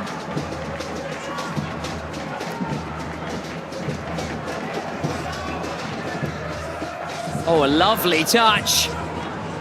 Oh, that's awkward. Oh, they struggle to deal with it. I'm surprised by Kuni Sports. I must admit that they haven't as yet really gone to stride, but it's been such a good start by Chongbong's men. The Saudi stars. That would be the second time that Saudi Arabia beat Argentina in a World Cup, wouldn't it? Oh, yes. Well, we spoke about some Italy sort of epic fails. But I suppose in that case, yes, it was obviously a disappointment, but they still hit back and went on to win the competition. But you're right, for Saudi, that was a real high for them, wasn't it? Is there a big it? one for Italy? Remember so for example, for Spain, remember losing against Cyprus, it was sort of talked yeah, there's a couple for Italy. Or the Northern Ireland, for example, David Healy hat-trick. Listen, there is a couple. There's one against Northern Ireland that meant that Italy didn't qualify for the first ever time for the '58 World Cup. Okay. In 1966, they lost to North Korea. Yes, that was that's another right, big. It was also epic because they said, someone's just shouting in front of our booth there. We're just trying to apologize if anything's coming through on the microphone. It's just distracting us here and everybody else. A little side swipe, yes. So there's those ones, because also they did a scouting trip before, and the Italian coaching staff called them ridoni, in the sense of they make you laugh and how poor they are. And in fact, it was they who had the last laugh, a bit of karma in that sense for that Italian team.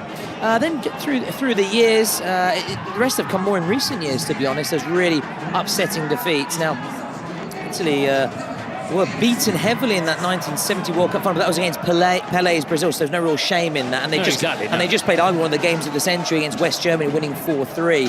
So that was very, very different. They crashed out in '74 after losing, I believe, to Poland, but that was an aging team as well, and they were at least getting to the tournament.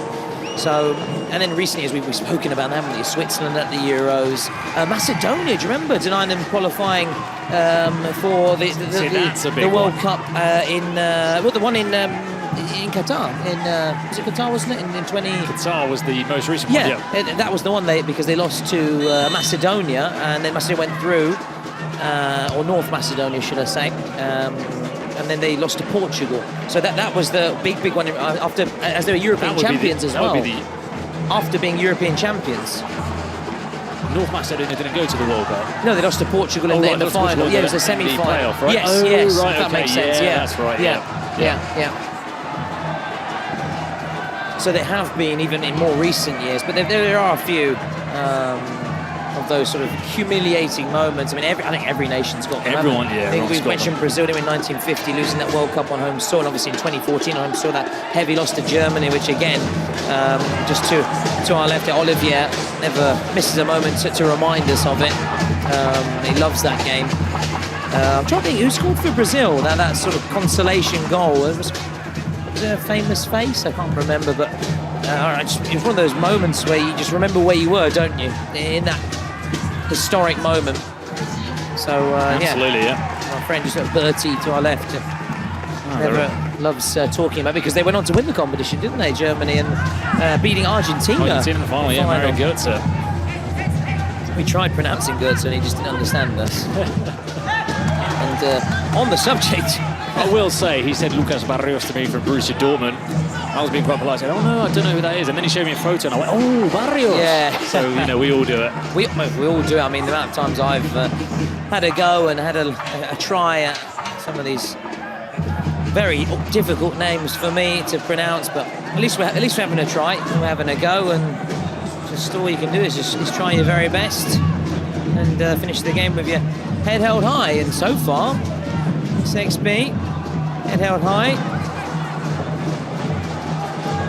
So Kuni Sports really have to change something. I'm tempted to, depending what it is, play the secret card. Otherwise, Bruno, they're going to have to wait for the JD roll of the dice, which is one of our official partners. That could be a real big moment, and potentially a turning point, as we've seen over the course of the competition, with then reduced space allows more scoring opportunities for the teams to. Talking of opportunities, well, I thought there was going to be an opportunity, and it looks like Kuni Sports have won it back. It's real determination here. There's the shot! And they fired it away, and they've got the goal. And boy, did they need that. Isaac Isi Mendes. Look at the laces on that.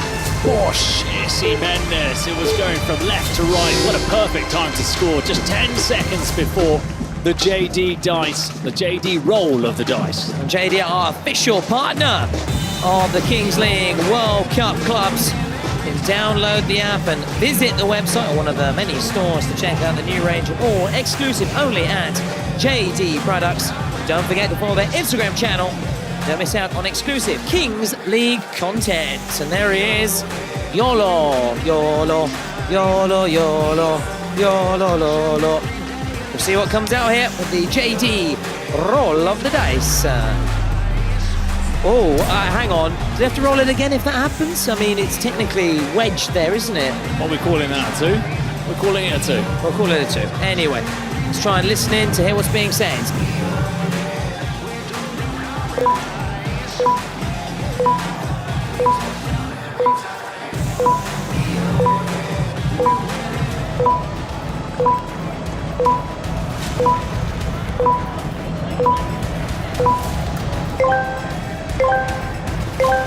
We're about to get back underway then. Just 2 minutes plus added time. Can SXB restore that 3-goal cushion, or Kuni Sports continue to mount their comeback, continue to find a way back into the match here? They've taken off their keeper in these situations. Sometimes best to have 2 outfield players. Here we go. Is this going to be it? What a save. What a save. It's Camilo the cat with his cat-like reflexes. Camilo Gaviria, look at that, coming across, throwing his body on the line again. Oh, and it's actually the left hand that saves it. I thought it was a body save. He's going to have to do it caught again into here. action again. You're right here. This could be another goal. It is, and it's one of my faves, Javi Espinosa. And they are continuing their comeback. SXB are beginning to get a little bit worried right now. Their lead has been cut drastically. Oh, Espinosa has scored a couple in this game. got them back to 3-2.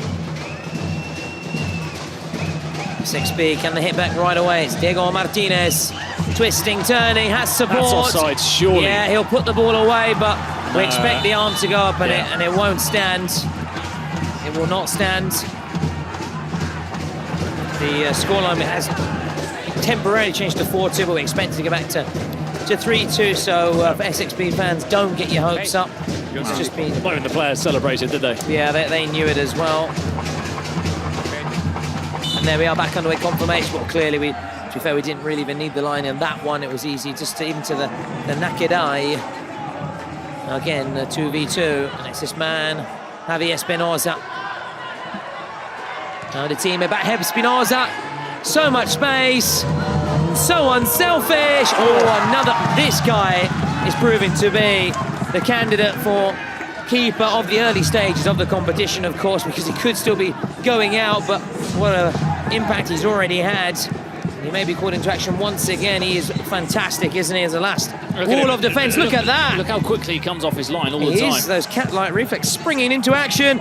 This could be a goal. Oh, what a save. What a save. The right hand so good. Now Espinoza. Oh, I'm surprised. I'm surprised from there. Do you know what it is? I think that they're seeing that Gaviria is saving everything, which is forcing them into having to look for more of an angle, more of a top corner finish, and that's what can happen. Is that they're being forced into those shots because of how Gaviria is shot stopping. Look at that save. That save is unbelievable. Look at this. Look at this. Now he's off because they've got two outfield players. SXB to make it 4. They've got options. It's there. Angelo Carro makes it 4. Opening up that daylight again between themselves and Kuni Sports as we approach the dying embers of these final 2 minutes. They're still playing here. Kuni Sports want to go out with a bang. Espinoza, that's difficult, that's awkward. Look at Gaviria. Wow. He's all over them. Once he senses there's an opportunity to run out, he pounces, he sprints, and he takes the time away from the attacker. And that's prevented Kuni Sports from having one last shot. All over him like a rash. And what a pulsating end to the match. So many standout saves from Camilo Mena and his side. And you have to say also thanks to him, are leading 4-2 at the break. Look at the president sprinting down to give him a high five to Camilo. Showing Expong, he was sprinting down, running down the steps and coming across. And, well, much deserved high five for Camilo Mena Gaviria, the goalkeeper. Now let's see what we hear from Abdullah Al-Sheri and Juan Miranda.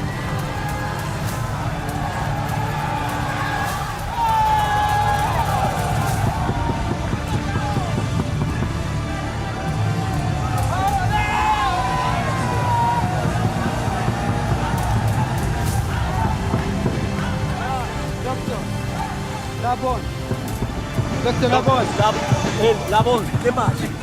Guti, Angelo, Diego. Yo voy atrás. Gracias. Tú del central. Para que descanse 2 minutos. Dale 2 minutos, dos. Okay. Diego, you. Okay. 3. Okay. 3. Brace. Yes. Okay.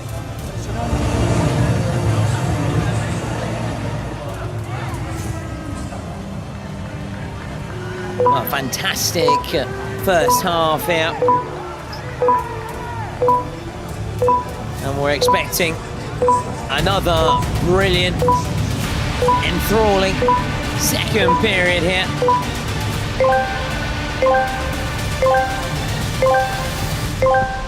We're back underway. The ball dropping from the iconic cage by now. It's a mainstay, isn't it, Bruno? When it comes to Kings League action. And it works really well as well because initially there were some issues sometimes with the cage getting jarred, but like everything in life, you know, things evolve, tournaments get better and better, and then the Kings League is improved in all aspects. Yeah. I was going to say a bit like the VAR, but in some countries they'll say that's actually going backwards, and they're still having problems to this very day. especially I know in England it's very divisive. It doesn't have the same sort of consensus that it has in maybe other nations. But anyway, let's focus back here. Oh, this could be a chance here. Oh, again. This is unbelievable. He is superhuman. He is superhuman. Camilo Mena and full marks to Xiangbong for getting him here and getting him in the side. They're building from the back to go back. Like Brian Clough would say, you start from the back, you get a top keeper. That's how you build your team, and they rarely got a keeper wrong at Forest. Peter Shilton, Mark Crossley. Well, only the 54th reference to Brian Clough today. But, don't worry, lads, he's here all week. Here all week, and I'll never tire of tipping my hat. You don't have a hat to Brian Clough. But joking aside, what a save. I mean, is this the best one so far? I don't know. That final one in the first half was really good as well, but...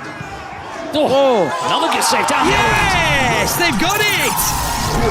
Oh, the quickest to react. We spoke about the reflexes of Camilo Mena. Check out those ones there, inside the box, at the other end of the pitch. And they now make it 5. And it's a goal from an unlikely source. Camilo Saiz. That was a wonderful save initially from Jorge Ibanez. But between the sandwich between two Kuni Sports players, Camilo Saiz the quickest to get his boot on. I like that celebration as well from Xiong X-Bomb. Yeah, and the sort cool of the one where sort of twists his finger and swirling. It's a bit of a Serge Gnabry, but it's not quite the Serge Gnabry. Yes. You know, sort of like the eating the noodles. Yes. I like the initial one. I like the dance. This is worrying, though, Bruno. Look who it is. It's Camilo Mena. This is very worrying for SXB. Let's hope he's okay. I thought Monterde had been the goalkeeper of the tournament up until now, but after this game... Yeah, no, Camilo Mena just ahead, just ahead. Just after taking the lead, or rather extending their lead, should say, to 5-2. With a bit of concern now, SXB, and they're hoping it's just a knock. Just going to receive a little bit of treatment. Maybe that's the old magic sponge they used to bring out, and the magic spray. Huge sponge as well, wasn't it? Remember Deep Heat? That was good. Slice of orange at half-time. Yeah. Yeah. It was all very basic back then. Very, very basic. Then chips afterwards as well in the canteen. That was your meal. Post-match meal, chips. Orange squash. Squash. Bring back the squash. Pick up a penguin and on your way home. The jokes were brilliant. Read the joke on the back, that's right. They were good. They were good. One of my favourite ones was what are penguins' favourite dessert? Iced fish. I love that one. So you meant to say ice cream, kind of thing, iced fish. Remember that? That one made me sort of chuckle as a kid. You remember, we are 10, 11, and those jokes. I remember there was one that was, what happens if you throw a green stone in the Red Sea? It gets wet. And I thought that was quite good as well, That's very good. That one stuck with me. Yeah. Sort of very poor versions of Jimmy Carr, aren't they?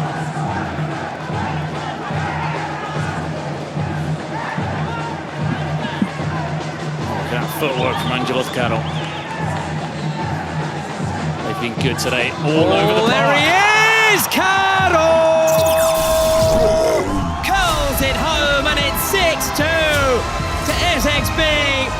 And as things stand, Kuni Sports are going home. SXB are staying in the competition. Well, you know, Angelo Caro translates it's expensive in Spanish, and he's not been an expensive signing, scoring the goals that he has scored today for SXB. All of those Colombians have really come to the fore. The goalkeeper, the playmaker, the finisher in Angelo Caro. And it's looking very, very difficult for Kuni Sports. Of course, there are still 2 presidential penalties, 2 secret cards to be played, but this is some performance from SXB. Yeah, everybody else just having a little glance around. Everybody, all the casters and the fans up. Well, the fans are obviously standing, most of them, but the casters are over their seats, barring you and I, of course.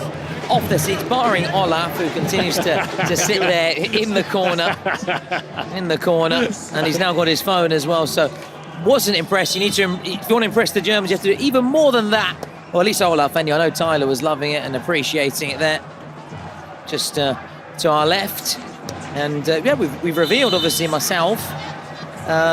We hope, but listen, Bruno Bergerich is a household name in Spain and international La Liga too, so you probably have already seen him and heard him many, many times. Household name in his house. Guti.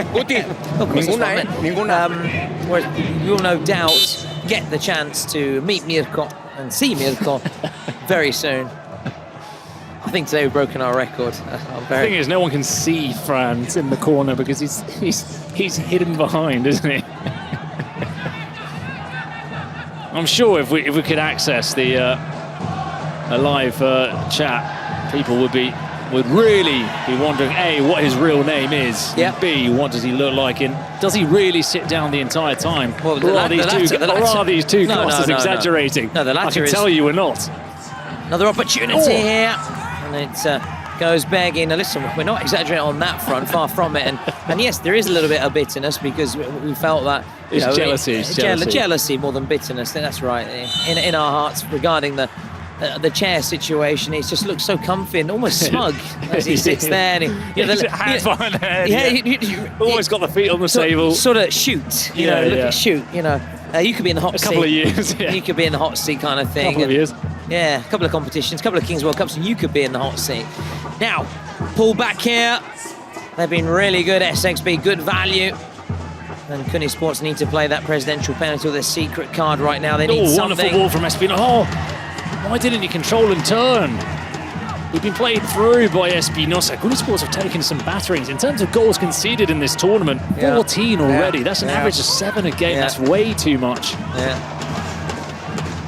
Look at the possession as well, and they've just been far more clinical, haven't they? Essex, that goal from Carro, and the saves as well. But listen, I was actually just saying, I was just thinking, I've been a little bit harsh on because they have Camilo has made some. No, the saves. Yeah.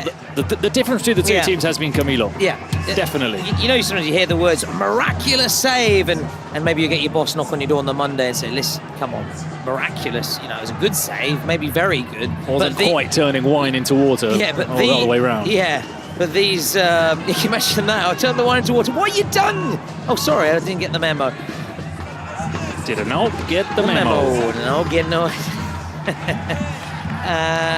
But they have been that bordering miraculous saves towards the end of those sort of final 2 minutes in particular. When and the first one in the second half as well. No, but yeah, the end, because that's when goals are conceded in 2-on-2s, aren't they? And the ones that he pulled off, there was XG in the Kings League. They were probably very, very close to 1. Yeah. Look at me sounding all modern. Do you use those stats, the expected goals, or you?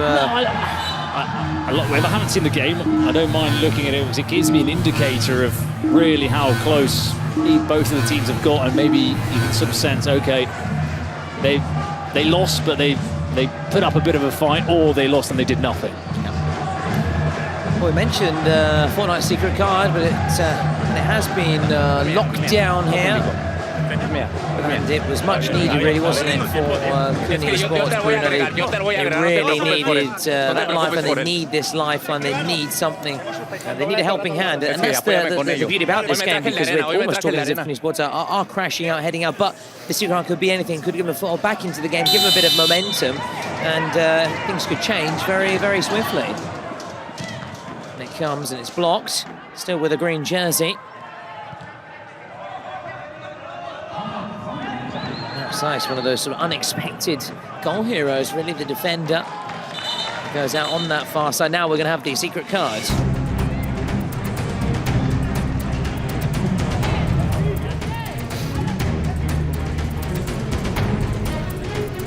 Hey, Kevin. Suspension. Now, do you take out Cardona? Who do you take out here, Bruno? Well, we're going to find out, but what about you, the coach? 47, I would take out Angelotti. Wow, it's Denilson, who I have to say the Kings World Cup Nations was brilliant. That Brazilian-sounding name. It's not done much today, though. That's Well, it shows, as you say, that maybe he's got that respect from years gone by. Yeah. But on the basis of today, you can't take the goalkeeper off, obviously. If not, that would have been the choice. But my plan B would have been Angelot, maybe. Yeah, no confirmation that that's against the rules. Something that cannot be done.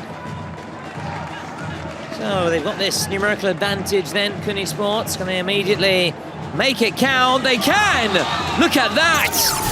Talk about instant impact. Dani Minibartu Ruiz. Oh, that's one way to play your card. Immediately scoring the goal. You've still got 3.5 minutes of an extra man. You can see that Xiong Xpong is getting a little bit nervous because he senses that it could be a little period of vulnerability for his side, which they haven't shown in this game. But it could leave us open to an interesting ending in this clash. Well. The beauty of the Kings League, the fact that you always do have a lifeline, a way, a hook back into the match, regardless of the flow of the game and the way it's going. At the stage it was SXB storming away with it. They've taken a player out, and it's quick thinking, and they've immediately made the most, as you said, of that card. And we saw, say, Futbolistas Locos a couple of days ago against UC, similar situation. Can they get another one, a quick-fire double, potentially? Not on that occasion. They took out Eraki of UC, and it was a brilliant comeback. And they went on to win it in a shootout in the end, Futbolistas Locos. Ten cuidado, no te vayas a comprometer ahí. I think the gentleman casters just heard what we mentioned. Futbolistas Locos, the team from Hamburg, FLC. And it's Hansi, I think, just the only one not really acknowledging it on his phone. But Tyler running out of options. Yeah, tomorrow we'll start again. Start to scrape Das Barrel. Yeah, can we? If we go to female names, we could. Angela, Claudia, Christian. There are a few still. Yeah, Christian Ziegler. Florian. Oh yeah, we still got a few. we got him. We're all weak. Right the way to the 14, and then we'll start again.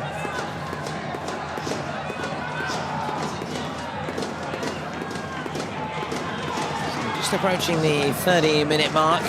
Stick with us because one more game to come, and what a game it's going to be. Gigantes against Furia. For me, the latter, as I said, my early favourites. Gigantes are always good value, good entertainment. They've got a brilliant keeper as well in the form of Victor Vidal.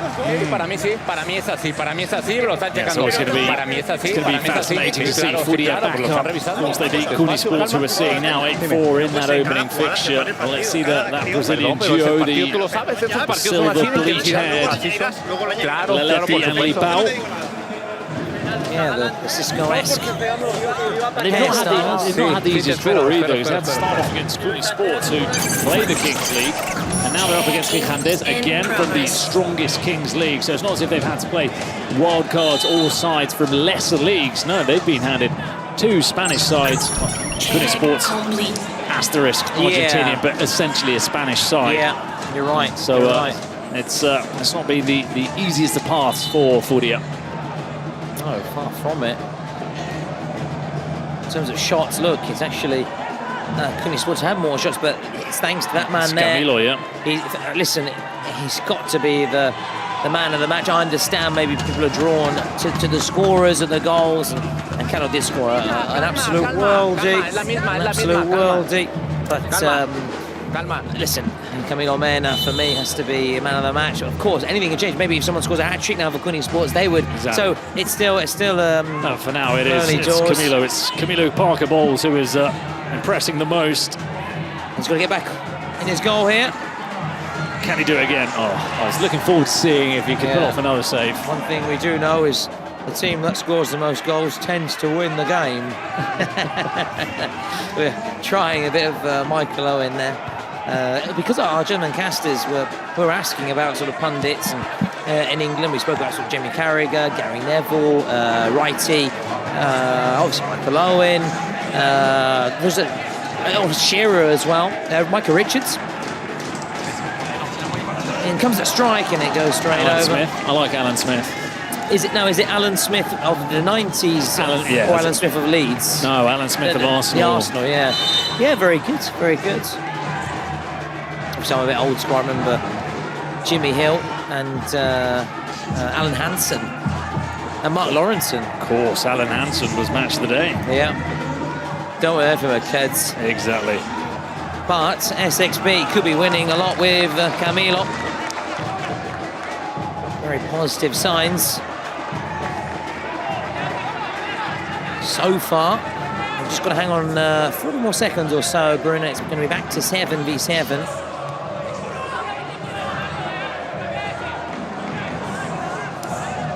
So it started off as a very promising card, didn't it? But it did. It's very difficult to really grab too many goals. Having said that, they very nearly did get another one, but yeah, it's always difficult. It's difficult to score a lot of goals. You can maybe get 1, 2, and the other day we had 3, which is, I mean, it's almost a once-in-a-lifetime occurrence. It was a very rare moment. It's why it's up there as one of the moments of the tournament so far, isn't it? Alongside that goal by Victor Vidal. I mean, he saved it there, Camilo, but really, it should have been a goal. He's off his line again, and look at that. It's the Schmeichel, isn't it, again? He's hurt himself in the process. And also, Bruno, because you've got to remember, for the team that is down to 6, I'm not saying it's easy just to sit back and sit deep, but 4 minutes you can sort of hang on and think, okay, it's only 4 minutes. And do you know what happens a lot of the time? When you've got 1 player less on the pitch, you're a lot more switched on, whereas sometimes when it is 11 against 11 in normal football, 7 against 7 in a reduced format, sometimes you can say, right, I won't track back, I won't do this, but with 6, you know you cannot afford to not track back, to not help out on defence. So it means that everyone's a lot more switched on, making sure, not leaving gaps, looking at their markers. Yeah.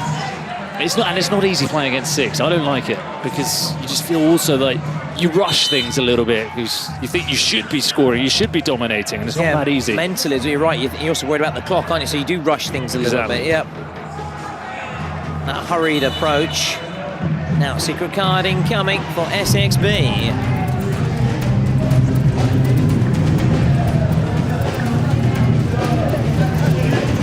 Thank you. Goal times 2. Double goal. Yeah. That's a really good card for SXB. Really good card.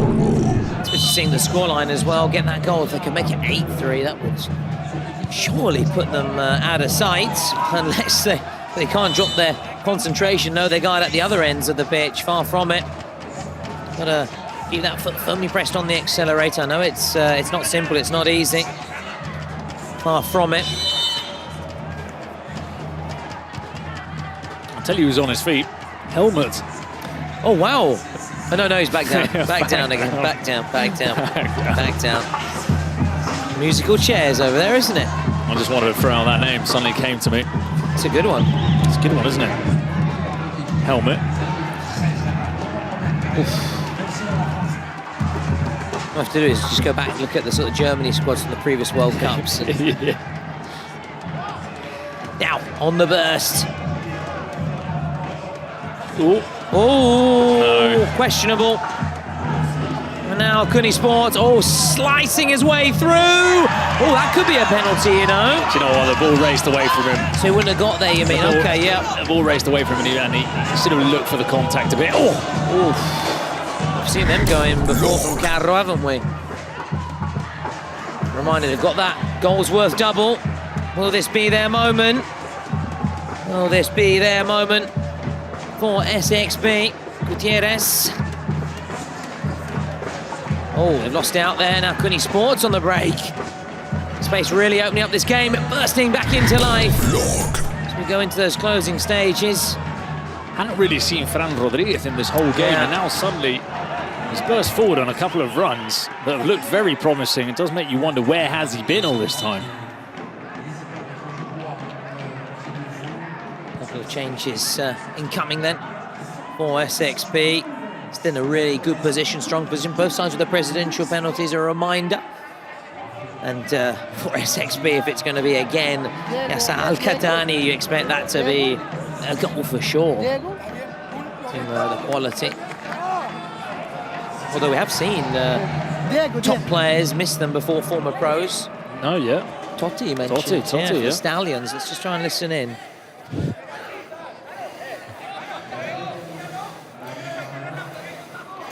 Okay. Okay. Check on, please. Just want everyone to know that breathing was not me. All time it was the referee. I was muted. So can confirm. It wasn't me. It wasn't me. Shaggy used to be a player. Well, he is a player in the Kings League Americas. It's not the. No, of course not. Okay. Of course not. It wasn't him.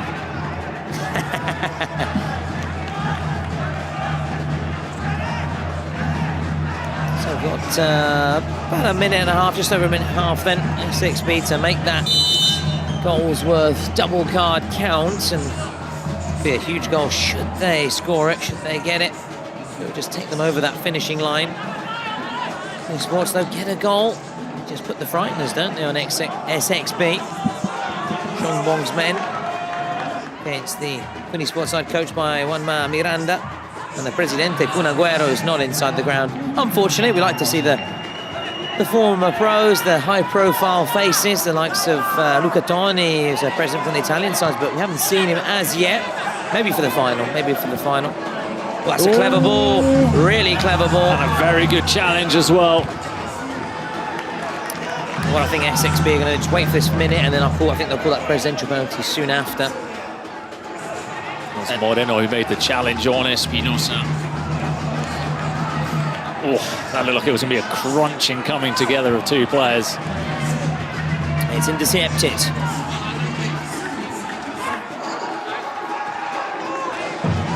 Cardona. And with Camilo Mena. Mena, that's good. Mena, the Kings League Mena, Camilo Mena, yeah. It's very apt, and if you did miss it, just launched the Kings League Mena. Beginning in Saudi Arabia. So you're battling out for glory. Middle East and North Africa. We heard from Shongbong and the president of UC as well, alongside us, who took away... No, Maliki. Who took the mic from you. Yeah. Again, not a problem. It's not a big deal. No hard feelings. He can keep it. Not a problem. And, big fan of his presidential penalties, I must admit. Well, at least the first part. When he not the shooting. No, the shooting is unorthodox, and that's putting it kindly.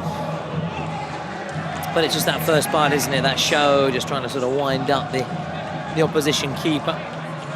The dancing as well. Again, you still can't catch a glimpse there of Heinz Harold because he's sitting down. It's on his computer now.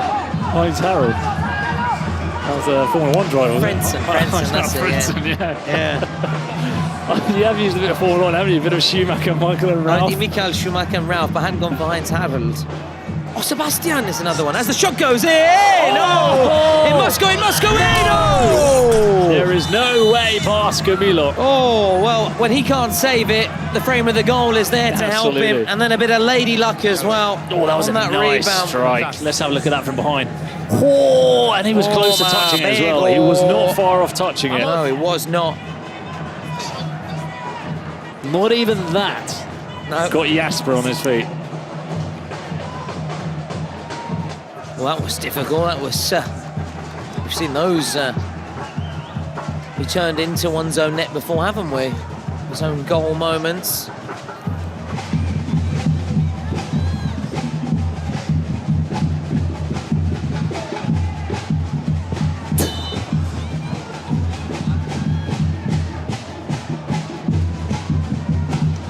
And is that also a sign? You know, you look to signs, don't you, when you're playing? Oh, could be our day, not our day.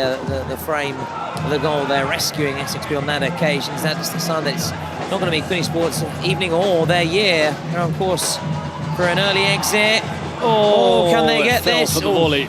I think Showing Spawn was screaming over to the dugout for them to lock in the presidential penalty. They've got to be quick, haven't they? Unless if they've both agreed not to take it, but I felt like he was telling them to I can't see anyone moving there, or any movement. No, it looks like he's saying no to them. Okay.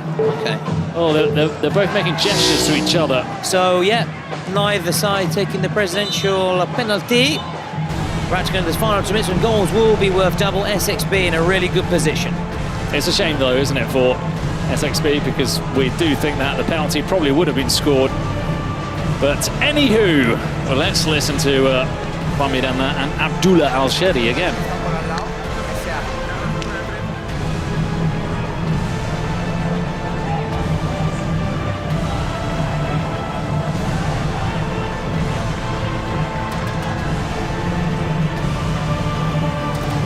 As the ball is lifted up once again. Iconic cage, we go back to it. 2 minutes, a little message there from the President Chongbong. We heard from early after the official launch of Kings League Manor. Yes, the wait is over, finally. And the wait is almost over here before we get back underway. The final couple of minutes, I can see our friends there, over there, in the Spanish commentary booth as well.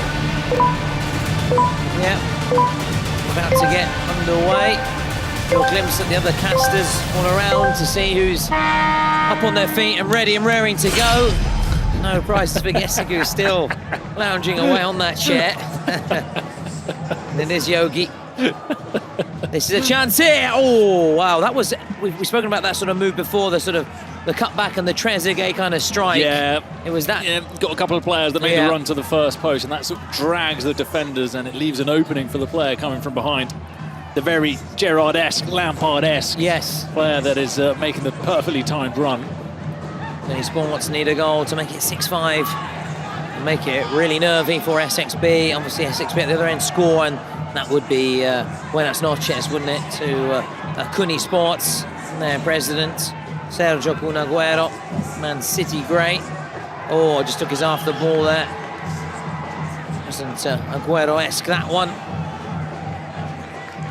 Racing towards that final minute, plus added time. We'll have a bit of added time, of course, the injury to Camilo Mena, which fortunately was nothing too serious. But fortunately for SXB, I think Kuni Sports would have liked for him to have been taken off and increase their chances, certainly, of scoring. Had not been for Camilo Mena, I think it would be at least 6-6 this game, and maybe 7-6 for Kuni Sports. He has been brilliant, but great work from Chongbong, and when it came to amassing and selecting and putting together this side. Naturally would have had his help and support from various collaborators, but they've all done a brilliant job, haven't they, in assembling a fantastic squad that could go all the way. Colombia as well, which isn't the, you know, a lot of people go to Mexico because that's got the largest pool of players, or Brazilians.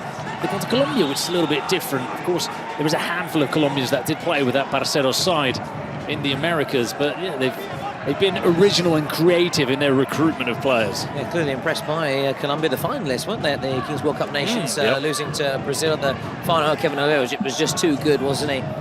Putting Colombia to the sword that day in Turin at the Allianz, home of Juventus, and the final this year at the Defensa Arena. That's a crunching challenge, just lunging in there, and it's a yellow. And with that, is that the end of their hopes? Adria Escribano, mentioned earlier, was difficult to say. Escribano's difficult for many, trying to listen in. That was a frustrated challenge from Escri, and fair play to him. He wanted to say sorry. The referee was saying, yes, like, hey, enough, thinking that maybe he was going to go and talk. Smack. Escri. Yeah. Making sure I wouldn't say a rude word. No. 15. No, look, fair play to Escri. He knew that he was in the wrong, and he shook his hand and said, look, sorry, I've gone through the back. I was frustrated. It is after the watershed, so one could, but at the same time, we know this is obviously going to be streamed also, or rather we can watch back days on, so naturally we will not lower our standards. I will never swear on a live stream. We will not lower our standards. We'll keep things clean and proper right until then. Good clean fun, that's what we want, good clean fun. So we're into the first 3 minutes of added time, and with that, surely Kuni Sports are now just playing for a bit of pride, looking to make the scoreline interesting, unless this goes in, and it doesn't go in. It's just wide. Spanish casters almost shouting there, just trying to encourage one of their teams. Looks like Jam up, and alongside Ivano, and Alex Porras as well, big supporter of the Spanish side, being obviously hailing from that country. Big shout out to Alex and everybody behind the scenes as well. And Spaniards are looking a little bit worried. And it's a shame to say goodbye to Espinosa so early on in the tournament, but that's the way it goes. Yeah, that's the way the cookie crumbles.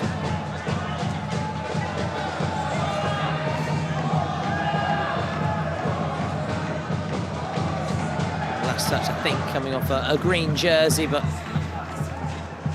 oh no, looks like he has given the corner. Well, again, the assistant in a much better place than me.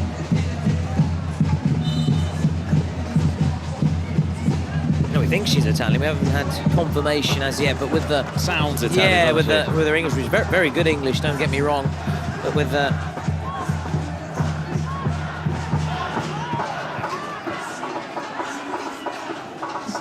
fans just piping up to our right, but I think they're the Furia fans getting ready for the next game. I can see a lot of yellow and quite a few Brazil shirts. Next game's gonna be a cracker, so make sure you don't go away.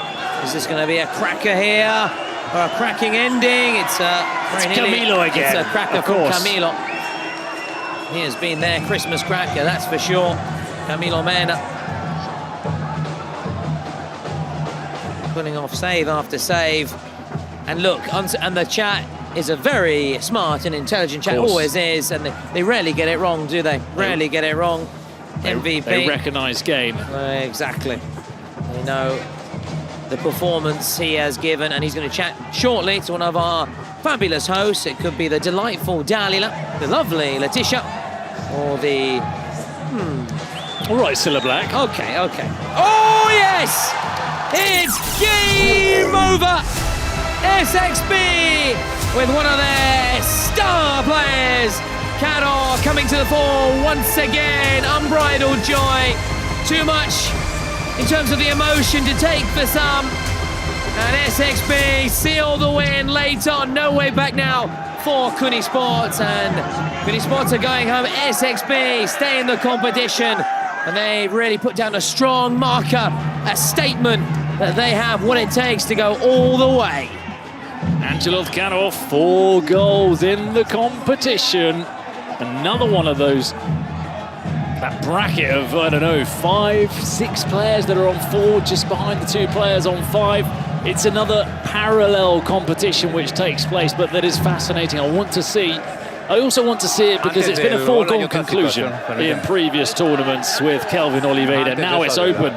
The golden ball and the golden boot, who could take it away? They're checking it, of course, once again.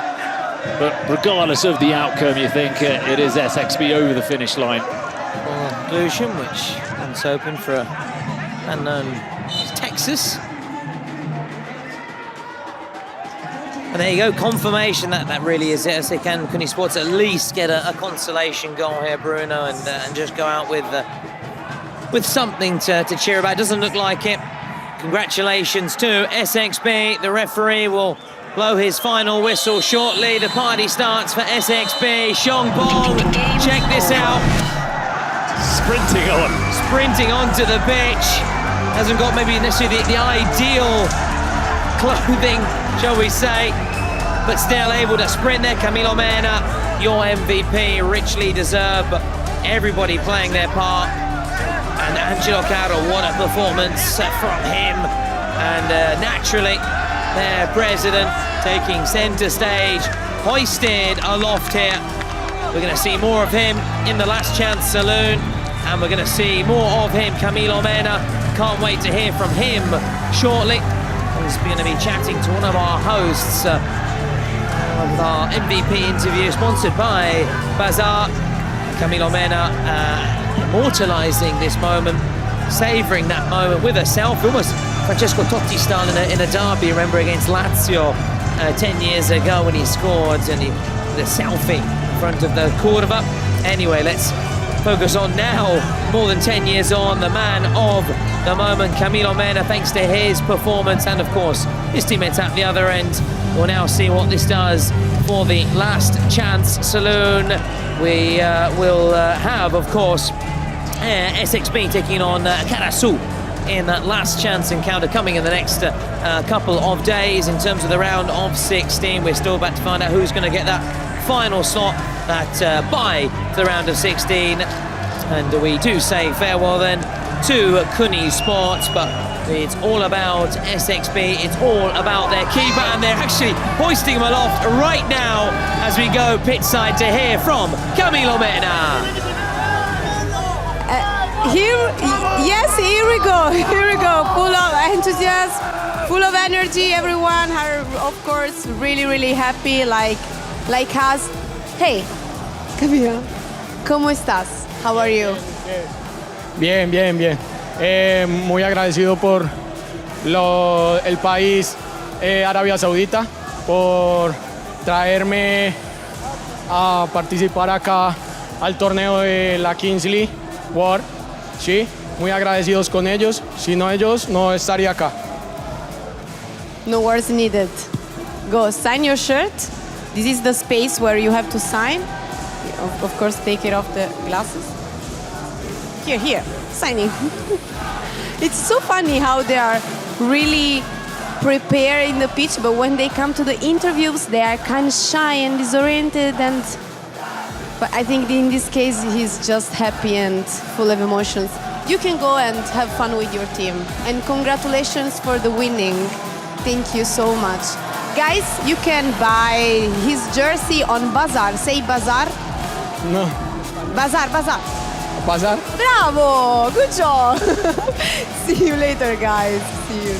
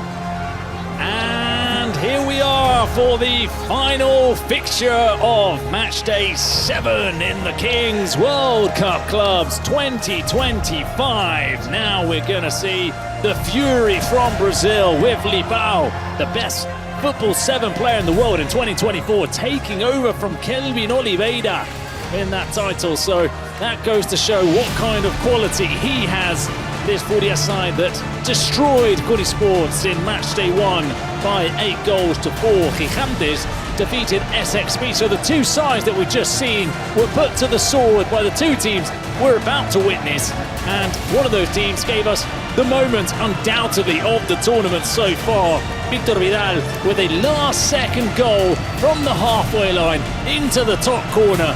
Let's see what Gigantes can put up today, Tom, against your favourites and probably most people's favourites to the title, Furia. Yeah, no, it's not really sticking one's neck out to say Furia after that fantastic performance, as you said, in their opening encounter. And obviously we mentioned there's no Obed Martinez, no Kelvin Oliveira at this edition of the Kings World Cup, but we've seen Lipao, we've seen Leletti lay down early markers and show they could potentially follow the footsteps of those who have the kind of impact those players have had in recent years and in previous competitions. Gigantes will see whether they can make things a bit easier for themselves or whether they can make life hard for themselves, as they did when they needed that. that goal in added time when goals were worth double, which took them ahead of SXB, who were leading, and that goal from the keeper, and they had really nothing to lose. They just had to go all-out attack, which they did, and the keeper, an unexpected hero on that occasion, one of the moments of the tournament. Are we going to have another epic moment like that across this game? We'll find out shortly. The countdown is on, Bruno.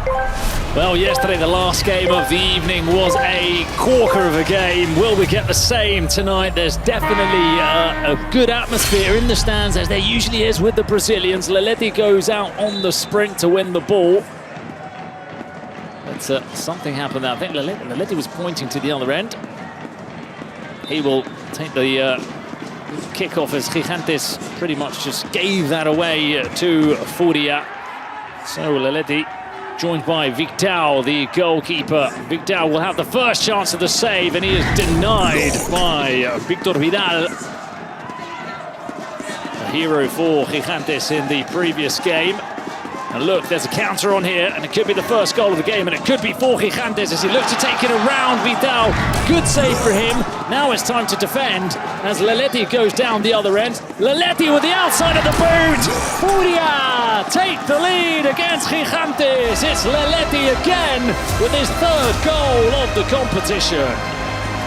Just letting you listen to the roar, and also taking the reaction from those fans. They're wearing their yellow strip today. They're all in black. They're very Brazilian today, not isn't back in black. No, they're very much, but they're back in Brazilian, shall we say, today in Brazilian colours, those traditional colours, and what a start. And can they now kick on and be the fury that they are? Furia, listen to the noise. Listen to the noise. We know they bring their, so as we saw with Dendele yesterday in the stands, those Brazilian fans.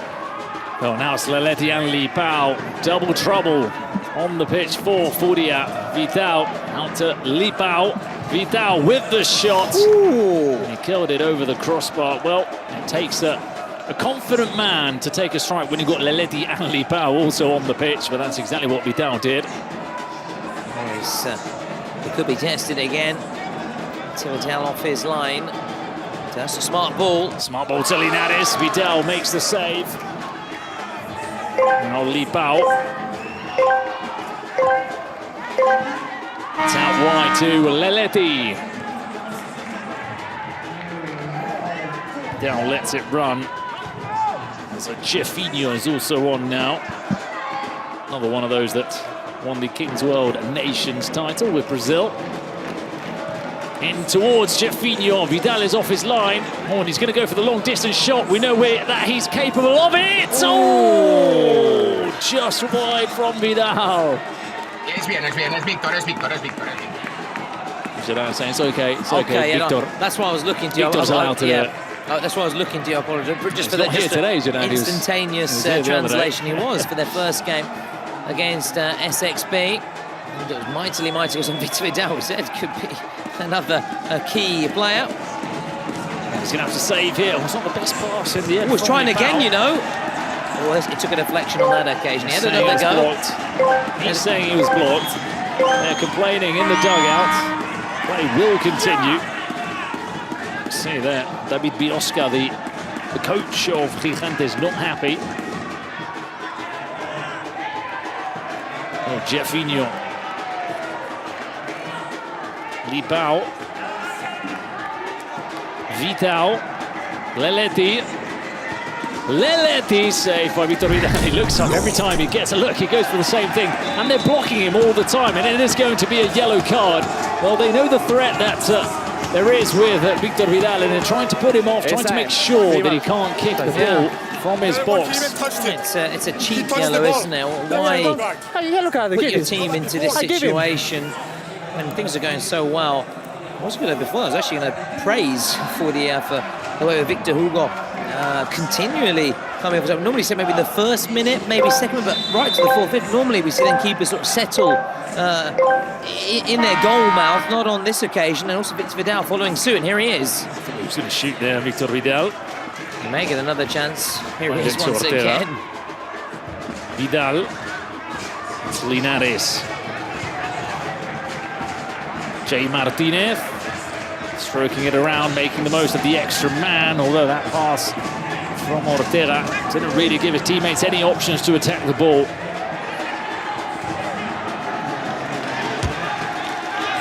That will be a goal kick. Still a minute and a half. Fully about to return to the action. The drums are still here. Yeah, there are those drummers and those fans who are about 10 meters to our right. All the action always tends to happen on this stand, doesn't it? Not on the other one. So if maybe if we have a feedback session, we can sort of try and say, well, listen, there's one minor thing. Get us a nice comfy chair and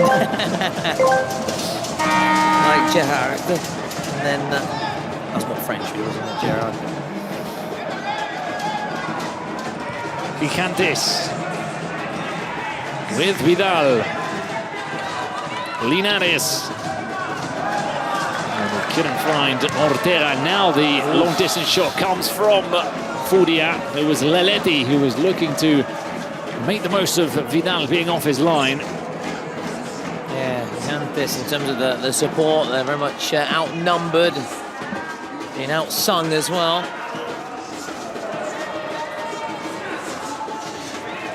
That's with Ortega. Jay Martinez. Back to Victor Vidal. He always looked to get him involved. Yeah. As the extra player.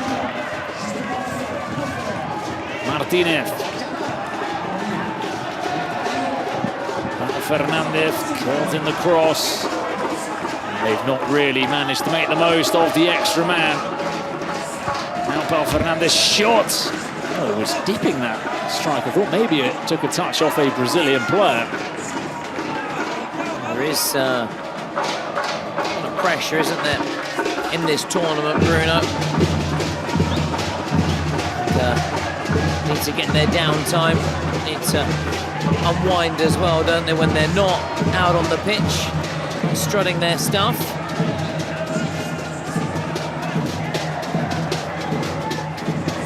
Here's Dedo. Finger in Spanish. To make these as educational as possible. Oh yeah, you've got to. With the translations, so bring at least what we can bring to the table. Oh yeah, we do. Spanish and Italian when we can. Yeah, exactly, exactly. And of course, also various shout-outs as well to various partners. Mentioned already, haven't we, Bazaar, the JD. So missing one more that we want to remind you guys of at home or wherever you're watching across the world. Once again, a big shout out to all of you. Thank you for tuning in once again as we come towards the end of day 7. And so saying, Bruno, really when the pressure comes in this tournament, I can totally see players unwinding with a bit of Fortnite, especially tonight because it's the new season's launching in just a few hours. I've actually heard about that. New weapons, isn't there? New weapons, powers, or what? Superheroes? Some surprises? Tell me a little bit about it. Listen, for me, perfect combo. Kings League World Cup now, right now, fortnight later. Links in the chat, guys. And listen, have you really heard of it, or are you just taking the mick out of me because I'm playing a lot more than you in recent weeks, and I'm trying to get you away from Tutorial. Don't wind me up. I mean, don't take the mickey. I was taking the mickey, but did I get it right? There are new features, aren't there? Yes, you did. I thought so, yeah. And that was Tyler probably telling you, wasn't it? And it wasn't. It was. Yeah. It was. Big shout out to Tyler, just to our left. Yeah. And Sebastian sitting away. I don't know if he's doing some. What he's doing? Maybe a bit of admin. He's online, that's for sure. He's not actually looking. He's probably making sure he's getting his laundry done tomorrow, which he's jumped us in the queue for. Oh, typical. We are completely getting dominant. I mean, off the field of play, you'd say it's Germany 3-3, UK 0 in terms of they've got the chair. Yeah. They've got the laundry. Got the gear as well. Tends to get to the Gatto before us as well. Yeah. And all the gear as well, the nice shoes, the various things. You're the first on the bus though, so that's one medal that you're bringing back home. Absolutely, Linford Christie style. Bringing it home, that medal for Britain with pride. First on the bus, and not quite first off, but first back in the hotel, that's for sure. sprinting. I want to get my head down and definitely with you, mate. Listen, and get head down, but also unwind as well. Like I said, a few games of Fortnite has just run out of play there. It has been good. I'm actually, listen, I was a little bit worried about playing too much at times, but I've managed to get the balance just about right. And like I said, reload, ballistic, and these new weapons, new features. It's out later.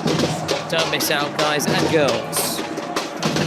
Now we're still a bit away, but for the dice, it's Zane, Miras's president. Oh, one of my favourite teams so far in this tournament. I've really liked Bertas. We've said they could be one of the dark horses, yeah. Hilario up front, Hilario. Lonsdale, what a defender Lonsdale is. What a name as well. Vidal, no! I thought he was going to do it again. Wow. I thought lightning was going to strike twice. VV.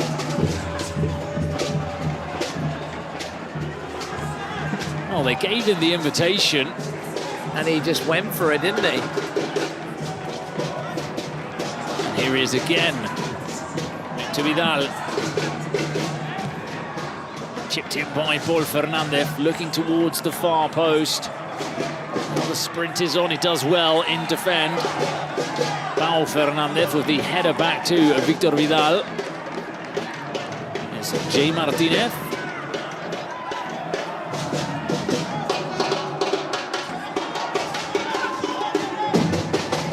Since we saw YOLO, talking about presidents and that pizza, I've had a few hunger pangs, I'm not going to deny it. But for us, it's the last game though. I was desperate for that pizza. Hunger strikes.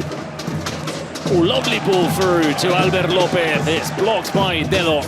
Clearly didn't have your Weetabix, did you? Or your Shreddies this morning? I did not. Haven't had them for about 25 years. You're telling me you don't get them in Spain? Come on.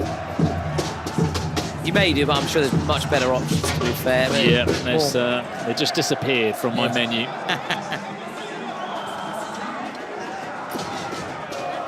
Having the healthy wife that I have at home. Yeah, good man, good man. Not too many treats nowadays. The only treats are here at the Cupra Arena, with Tom bringing his Haribo every evening to make sure we get over the finish line. You know, when I was working with the lads Simon and Harding and Patrick Hendrick, big shout out to them, and working with one of the Kings World Cup nations in January.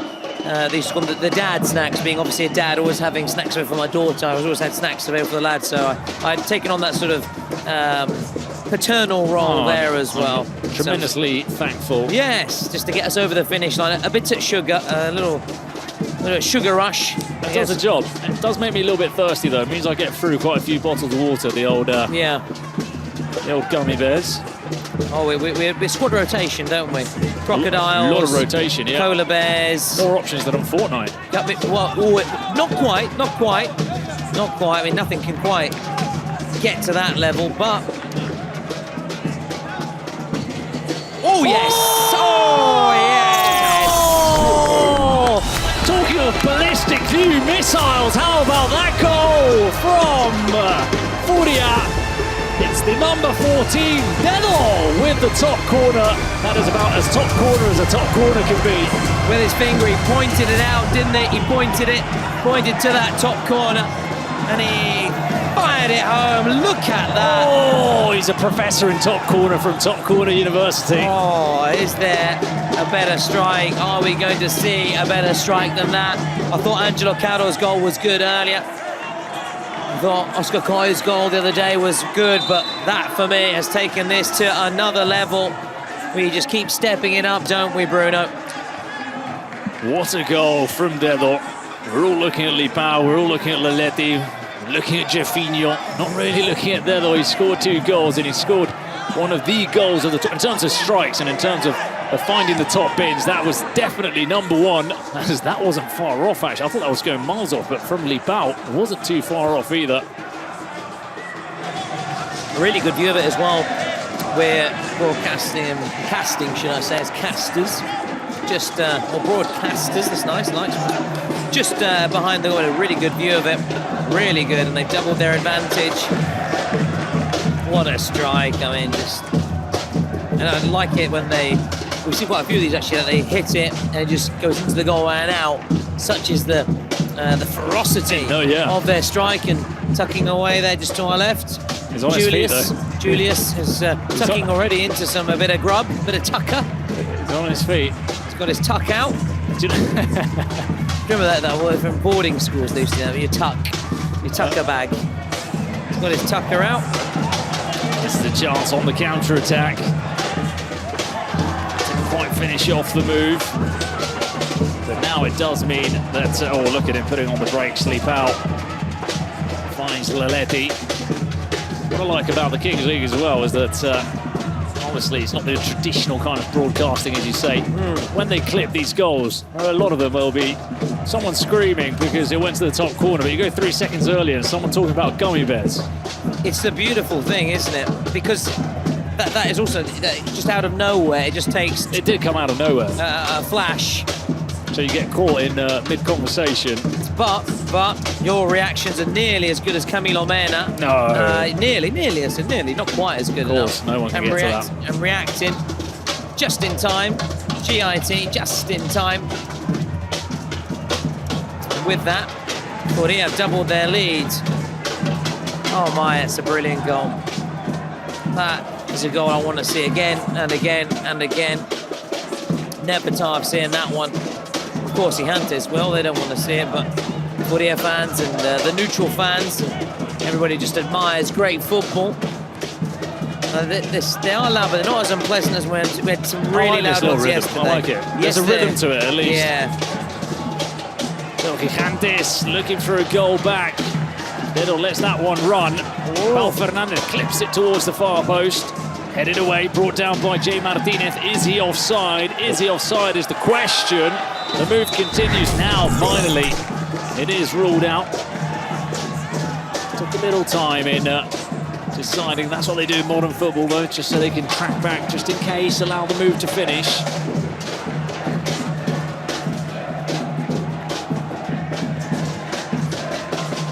There we go. We've got, as Tyler is always up on his feet, one of the German casters, dancing away the samba style, the rhythm. It is infectious. Everybody up, barring Julius. Yeah.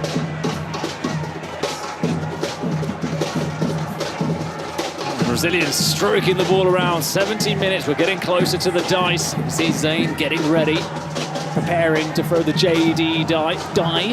Yeah, technically you're right, but it's one of those terms, isn't it? It sounds very snobbish, though, doesn't it? No, sorry, excuse me, it's actually a die. I don't know Bruce Lee in Way of a Dragon. Yeah. I know the JD roll of the die, not the JD roll of the die. Why did you say dice, then? Well, yeah, sorry, yes, JD roll of the die, correct. 30 seconds, we are going to have that roll of the die, one of your faves. With a roll, brick roll. So Pellegrini, it's all 40 here, 2-0. We've been treated to one of the goals of the tournament by Delo. Oh, we've been treated from 1900 all the way through, and we're going to keep being on-treated, I am certain of it. Dear Bruno, there goes that buzzer. Oh, they threw the dice a little bit too quickly there. Oh, hang on. I didn't catch it. I think, they're going to do it again. They're going to have to do it again. Yeah, look at this, Bruno. Again. Here we go. My word. Felt very much like the Teletubbies there. Again. CV. Oh, and you can't see Zayn there. I guess there's been a... Oh, there he is. He's behind. Pops up, but he'll allow his pal to throw the dice. And it will be JD. Sponsors of the Kings World Cup. Saíram o que a gente quer. O Jackson joga por dentro. Beleza? Vamos continuar competindo. Tá bom pra caralho. Só uma coisa. Parece que tá fácil dessa bola no meio. Mas não força. Não. Não deu. A very quick turnaround as always, isn't it, Bruno, with this period here. It's at half-time at the 20-minute mark when have a little bit longer just to catch their breath, take on board a few more tactical instructions, maybe some tactical tweaks.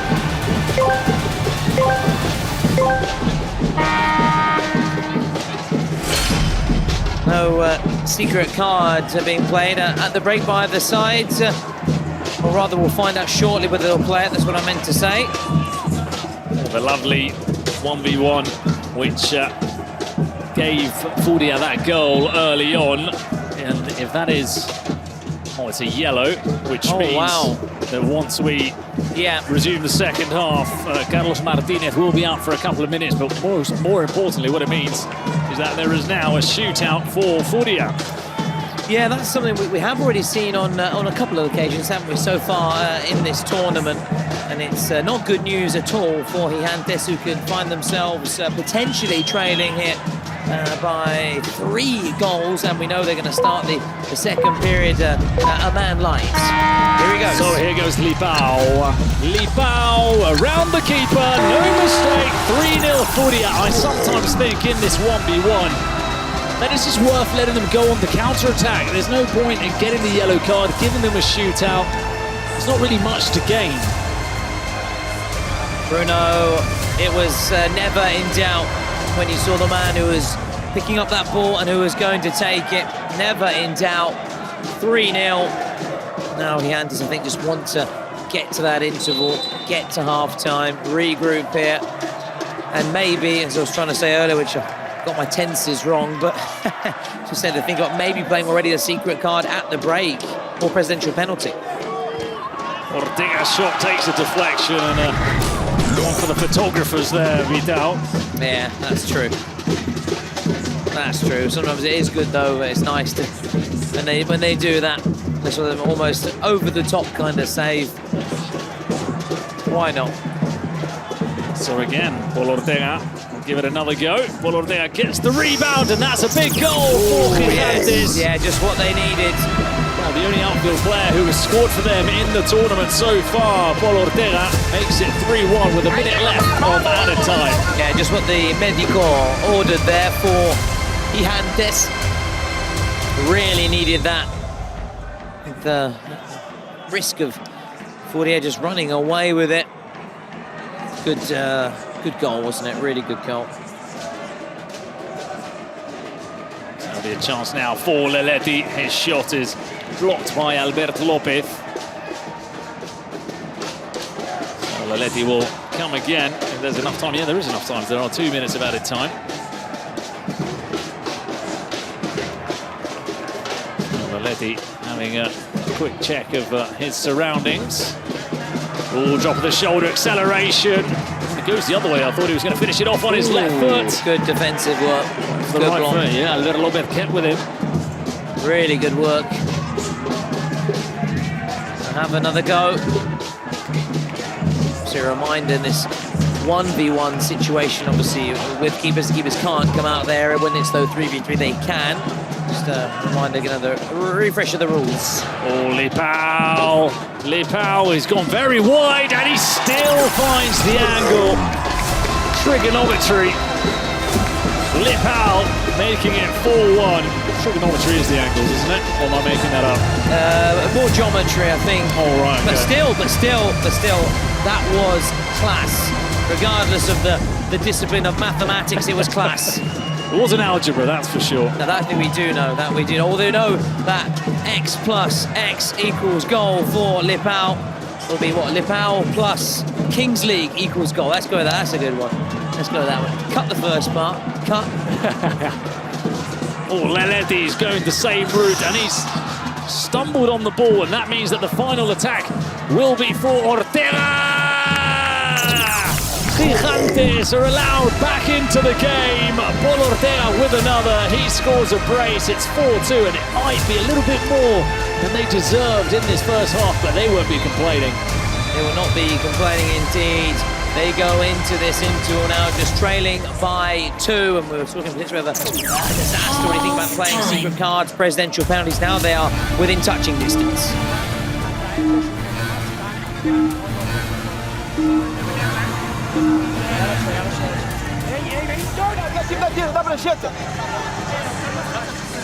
Ó, boa. Ó, eles vão marcar ou 3-1, a gente vai estar com 2 a mais. Tá? Então aqui, ó. Hã? Perna investida? Perna boa. Perna boa pra fundo.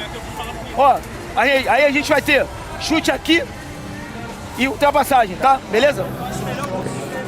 Suspension for number. So there is a suspension being played. Still waiting to confirm. The referee's waiting to know. It's going to be suspended. Number. Beleza, é nossa, é nossa. Must be number 18 for Ortega. Dedo, Lipão, Jeff, Rian e Lelete. E o Donato no pivô. Tá, Pelegrini segura.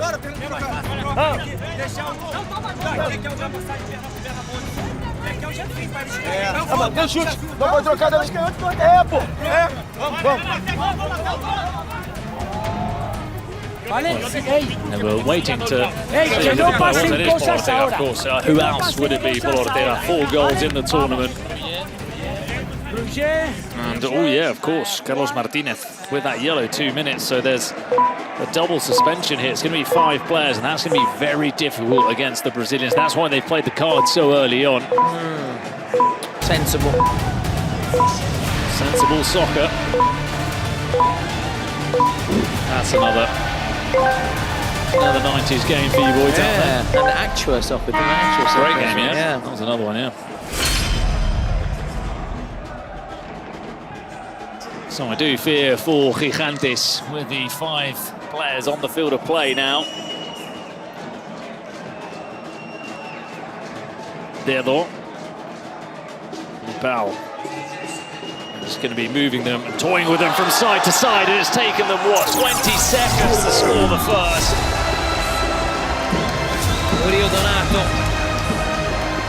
Donato scores. It's 5-2. Wow, and this could be very worrying, couldn't it? It's the yellow card, though, isn't it? Just let him take the counter-attack in the one-on-one.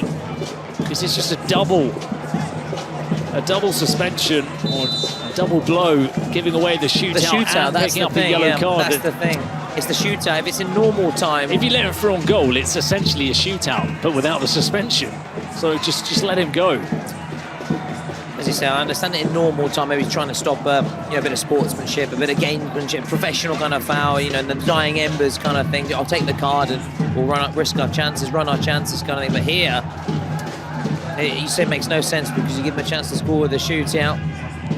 And this could be very worrying. Very worrying for Gigantes. Lipao, well, there was the overlapping run from Jeffinho. It was just overplayed by Lipao. But this is the Kings League in action, isn't it? With those secret cards and being very smart, thinking, okay, we realise they've got a man down. We know we've got a suspension. Exactly. Let's double up the pain. It's worth playing now. Yeah. Very clever, very smart, and that's where we see all teams really have made massive progress in that compared to the early as well. Naturally, they're still getting used to the rules, maybe not fully comprehending the magnitude of the moments and what can really happen. So things just keep getting bigger and better and more professional. So Lipao, Dedo. Fortunately for Gigantes, it will be 6 against 7, but will it be another goal? No, because it struck the crossbar. It's almost the same move every time as well, and we've said it in other games involving Brazilian sides. They move it to the sides and they find the spaces, the extra man, the overload as it's called nowadays, on the flanks, and that's where the cross then is played. And there's always someone diving in at the near post or at the far post looking to finish it off. Porque there is a suspension. This is the motive. This is the reason why. I call on myself the suspension for this reason. Normally not. Just for this reason, okay? Okay? Yeah, stop. Well, that's why he stopped the clock, because there is a suspension. Else it would play into the hands of Gigantes to just go on the ground and try and run that clock down. Collected by Vidal. Another great thing the Kings are able to actually hear. It's wonderful to hear, yeah. The referees are saying. You understand everything. We're made redundant. Don't make me redundant. Please, let me keep my job. I will promise to do even better. I'll work doubly hard. Actually, if they did get us, there would be a mutiny. Hands, wouldn't there? Didn't think you were going to go that far into it. Thought maybe you'd make mention of some slugs. All right, in France, it's frogs legs they eat, don't they, in France? It's frogs legs they eat in France. Yeah, it is, yeah. Not slugs. No, there is. Was it snails? Snails. Oh, we're getting there, yeah. I personally, no disrespect, not really keen on trying the latter. Maybe the frogs, that could sound to it. Probably more a mental thing than anything else. Yeah, true. I mean, did you say that is the future, the way forward? Eating insects. Well. Oh! Well, you're saying insects to goals, gummy bears to goals. We very nearly found ourselves. It's probably the future, eating insects. I would love it if they clipped that and said, what are those guys on with? No, we're going to say it is obviously for the environment as well. But anyway. Yeah, as Carl Pilkington said, where is the border between, animal and food, insect and food? Yeah. Croissant or spider in the morning. Yeah. I know what I'd prefer now. Maybe in the future I might change my mind, but for now, give me a nice croissant.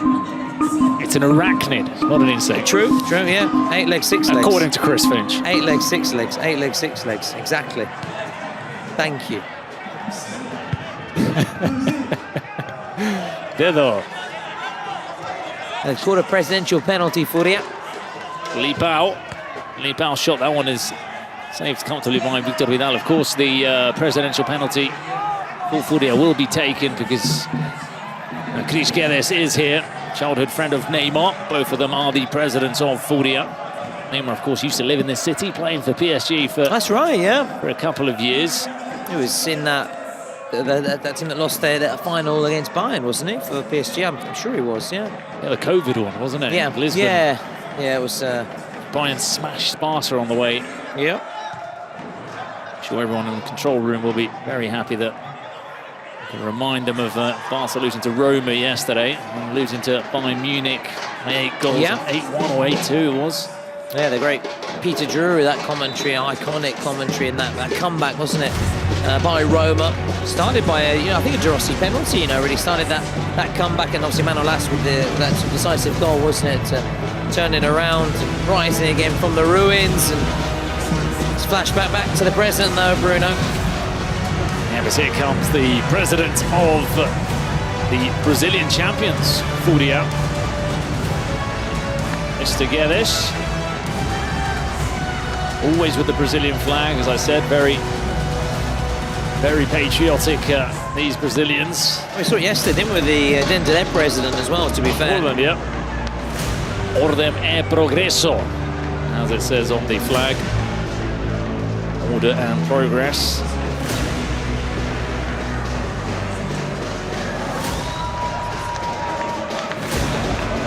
So against the high 5 or the high 10 from Jafinho.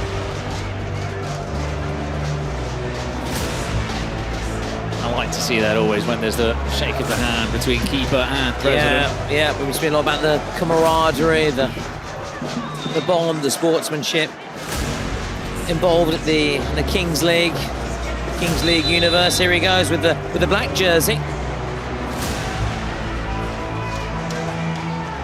Guedes, Victor Vidal goes the right way. Well, they needed that. They need absolutely everything. Yeah, he and this need everything. To go their way. They responded with a presidential penalty of their own. Which very will be smart. a shootout. Yep. As you quite rightly have already said, he's not inside the ground. And if I'm just looking at top right there, that is the Dendele president, isn't it? Is. Yeah.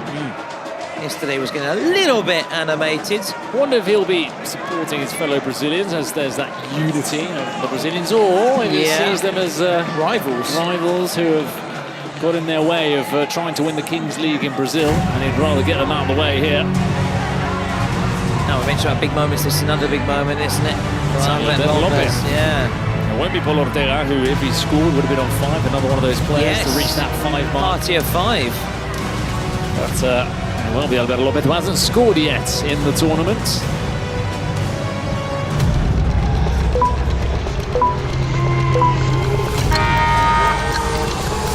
Albert against Victor. Oh, has he taken too low? No, he's shot just in time. I think he has. Right, it's naturally going to be checked. Did he get that shot away before the buzzer, Bruno? That's the question. I've already jotted it down on my notebook because I'm adamant that he struck that before it reached 0. Where's your cut-off, though? Where's your cut-off?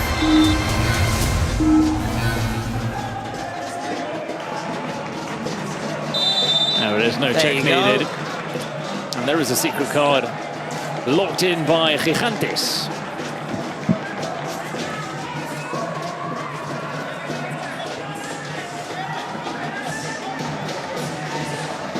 So Lipao.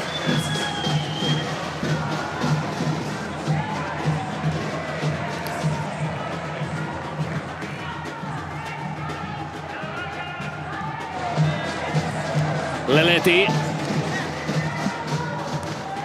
Try and make sure that Leleti and Lipao see as much of the ball as possible. Pellegrini is the man furthest back now. Leleti with that drop of the shoulder, the shot from Donato. Poked away by J. Martinez. Now let's see that card.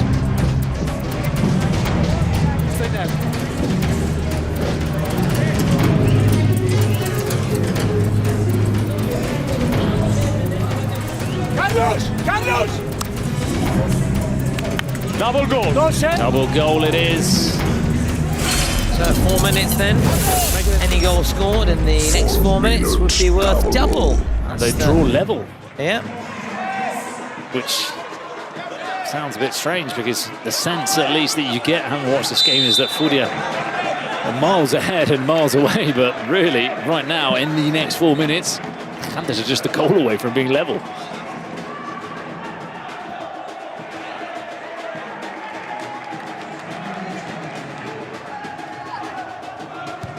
Vidal goes long. Donato cannot control it, but it's played into his path by J. Martinez. So all cards played then. Presidential penalties, fortnight secret cards.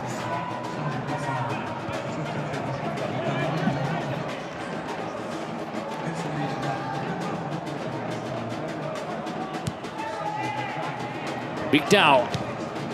Oh, that was a dangerous back pass. He was under pressure.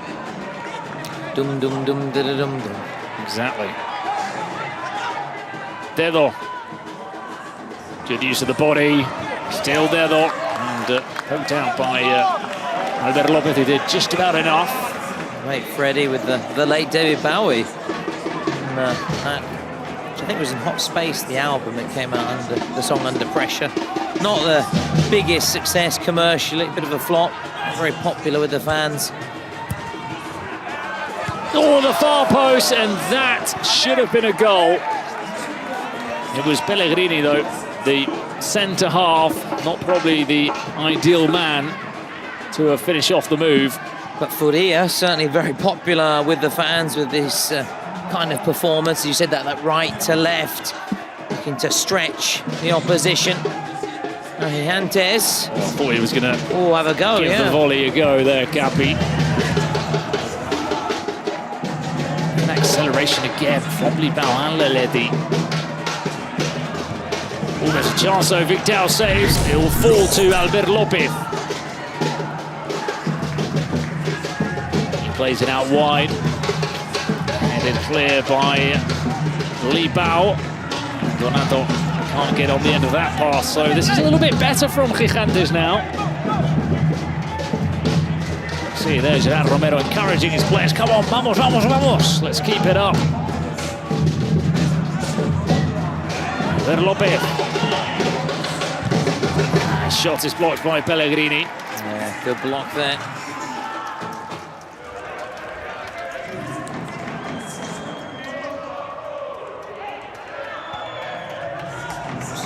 Tomorrow there's the... Oh, look at that pass. I was just going to say, there's the draw as well. We'll find out the team's paths to the final, basically. You'll be involved again.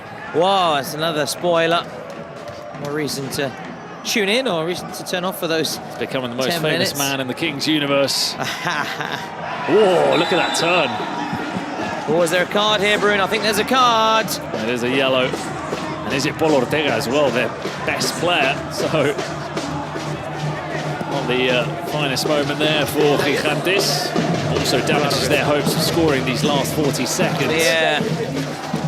Unable to really make the most of it, though, were they? And that will play really nicely in terms of Furia, their style of play, with the space opening up to them. There are the Brazilians. Brasileirão. Sì, sì, grazie, scusami, non ti ho dato la conferma, grazie. So it will be Li Bao to take the free kick. And it's played short to Neville.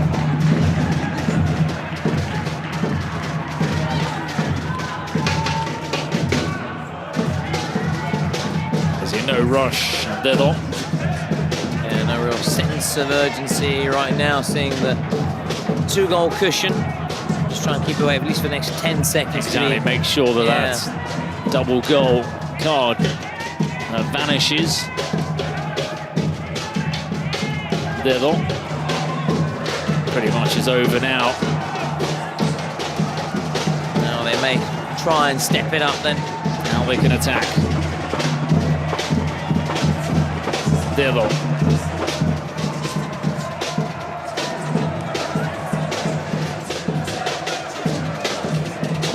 Jeffinho to Dedo. Some space for Catroca. Leledi. Oh, who's going to finish off the move? Oh, Li Bao got the ball out of his feet there. He could have attacked the space. In the end, it was a wild swipe from Dedo. Well, he's got a wonder goal, didn't he? Earlier in the game. Blockbuster, certainly a candidate for goal. I'm struggling to think of a better one that we've seen so far, to be honest, in this tournament. On that occasion, unable to keep that effort down and replicate his magic from that first half. They're still very good position. Go towards those final minutes then, those final 2 minutes as things stand. Also going to be worth double. Had one shootout earlier today, our first game, wasn't it? Murash bowing out. Defending from Alberto, he's done very well defending Li Bao and Leledi on those one-on-ones as well after the dice. Chance to attack here for Carlos Martinez. He's got Alberto Lopez in support. Bao Fernandez. He's forced to start again with Victor Vidal. Victor, courage to go forward. Can't lose the ball on that area of the pitch though. Leave the goal exposed. Jay Martinez. Victor Vidal. He's gone for it again. It was swerving in the air, and I don't think it'll be the last shot we see from Vidal in this game. Yeah, I'll be encouraged by his teammates and obviously the coaching staff to start pushing forward really now. Time very much starting to run down. Not quite of the essence as yet, but still it's not on their side, is it? The clock right now. It's all playing nicely and suits suits Faria nicely. Suits you, sir. Yes. Yeah, nicely.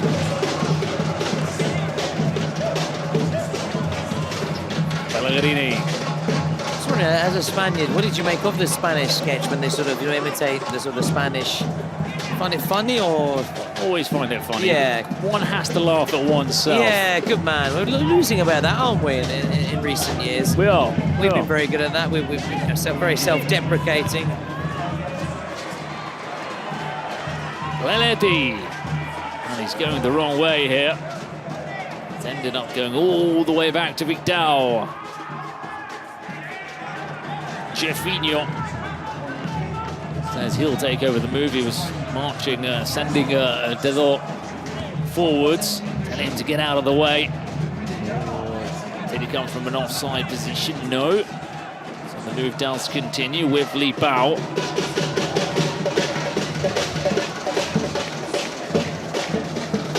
Leledi.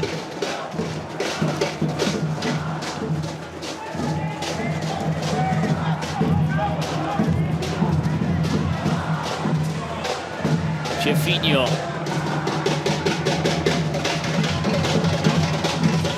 A lot of movement in terms of the possession, but they're not really getting anywhere with it. Yeah, the minute the best action is happening here in the stands, to be honest. Just to our right and just behind the goal, Victor Vidal's goal.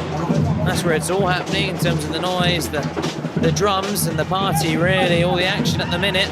As we go, well, less than 4 minutes now for those final 2 minutes of play. And this would have another opportunity, of course, Bruno, in the last chance shootout.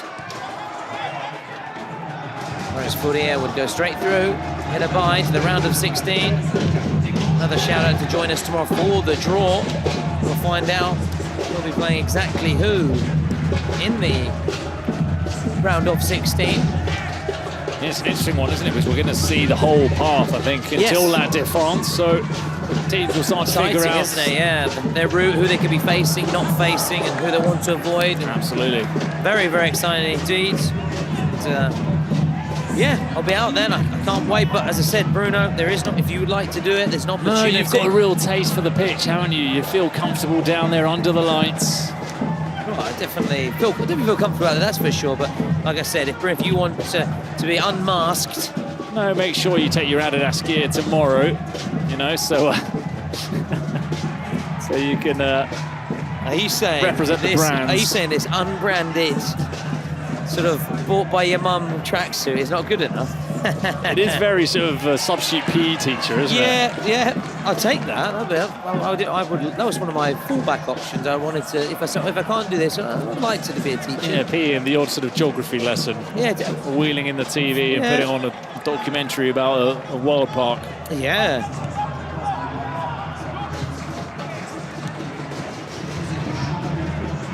So the possession is now for Gigantes. Not been the most exciting last couple of minutes, it must be said. Too much goalmouth action. Although we saw that, didn't we? He had his first game, and then they put a rabbit out of the hat, didn't they? With Victor Vidal's late goal. The late show.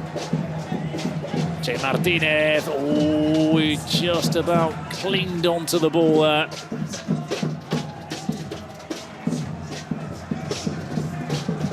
Vidal rolls it out to Pellegrini. Leletti wanted a turn again, Albert Lopez. Brilliant defending from him all game long. The number 30 for Gigantes.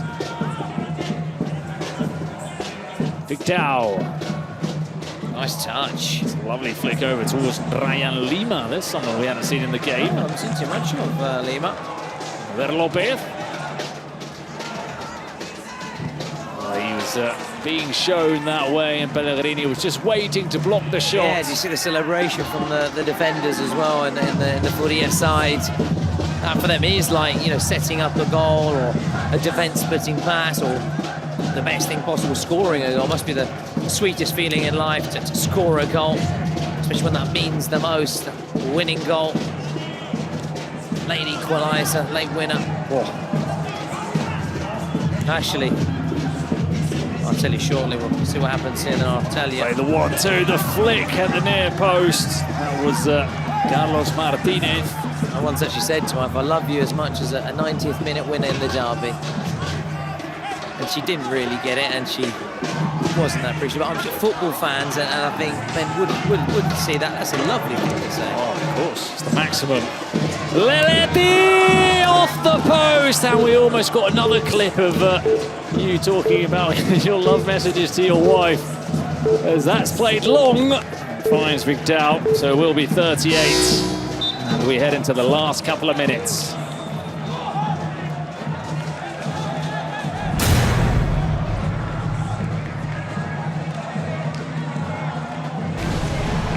There go Leletti and Jafinho walking over to that dugout with Carlos Barbosa, the head coach for Fourier. The losing team will take on Gear 7 in the last chance saloon. Gear 7, the Italian side, one of the several Italian sides we have present at the competition. We saw them in action, didn't we, yesterday, and we were very impressed with what we saw. The Real Mazatiere, they're going home, they're going to casa. A casa. The noise is so definitely unable really to hear anything that is being said. It looked all tactical though from David Biosca. Of course, the difference between this finale and the 3 previous games we saw is that the loser won't be going home, so There's not as much riding on it than in those previous fixtures. Yeah, I'd be much rather, of course, they're being Furia's position right now, naturally. But at the same time, you're right, at least Gigantes not okay. Naturally disappointed, would have liked to have got the job done tonight. But it was probably a possibility in their minds before the game that you could be knocked out against Furia. I think so, you're right. So I think they said, let's give it a go. And at least we know we do have a second bite of the cherry. And not too far off either, 5-3. Very respectable scoreline for Gigantes. Absolutely.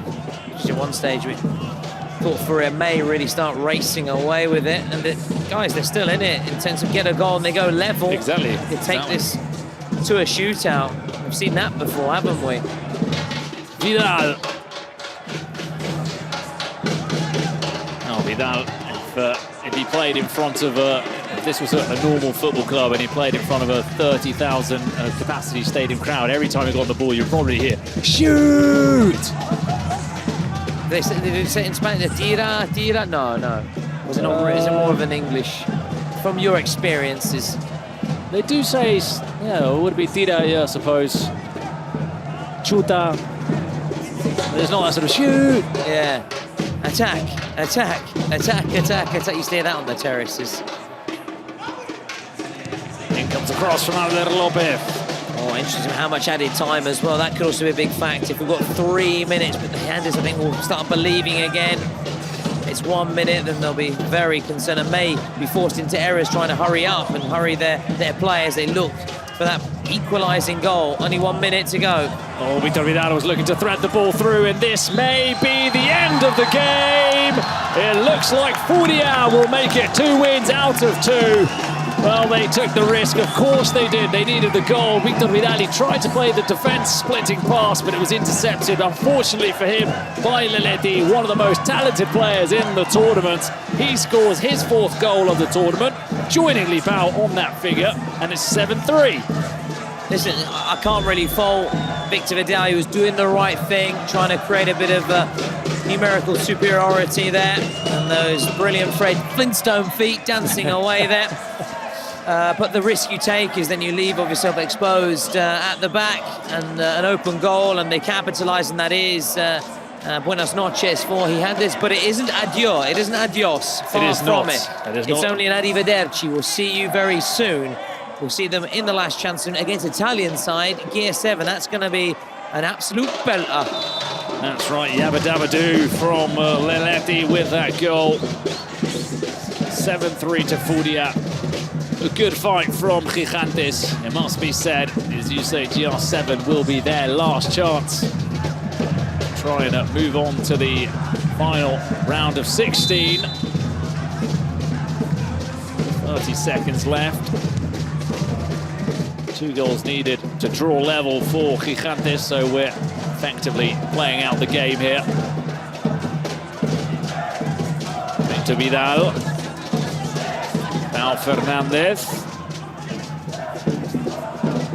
Albert Lopez. Back to Pau.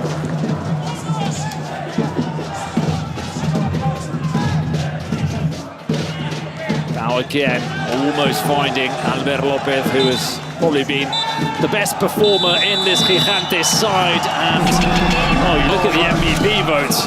Capi's leading the way. Let's see if he does end up winning that yeah, maybe MVP a late award. turnaround maybe in favour of a Furia player after the way they ended the game, Bruno. It was Lipao and Leleti again, wasn't it? A brace each, as expected. The 2 silver-haired Brazilians marching on and pushing Furia into the next round, having scored 15 goals in 2 games this side. Yeah, the silver arrows then spearheading the way for Furia, make it 2 from 2, joining the likes of Dendele straight into the round of 16 stage. We've got a bye.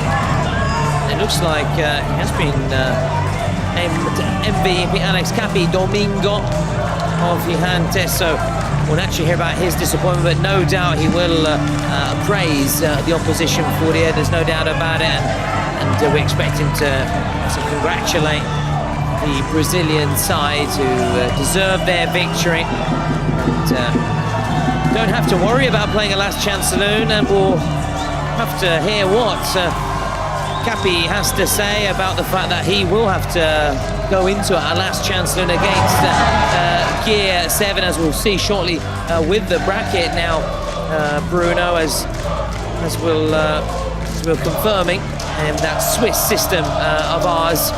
But do you know what? Instead of the bracket, why don't we go pitch side and hear from the MVP, who is waiting to chat post-match. We're going to hear his thoughts on how his side can maybe bounce back in their next game.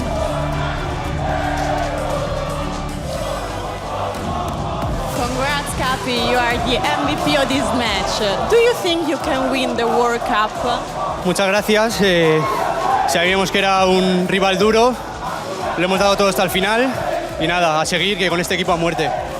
Perfect, thank you. Can you please sign our jersey? Here, please. Thank you. Guys, remember you can only find these jerseys on Bazaar. And don't worry if you miss this one, because many others are coming really soon. And I'm sure that you'll get the one you love the most. So get the app and get ready, guys.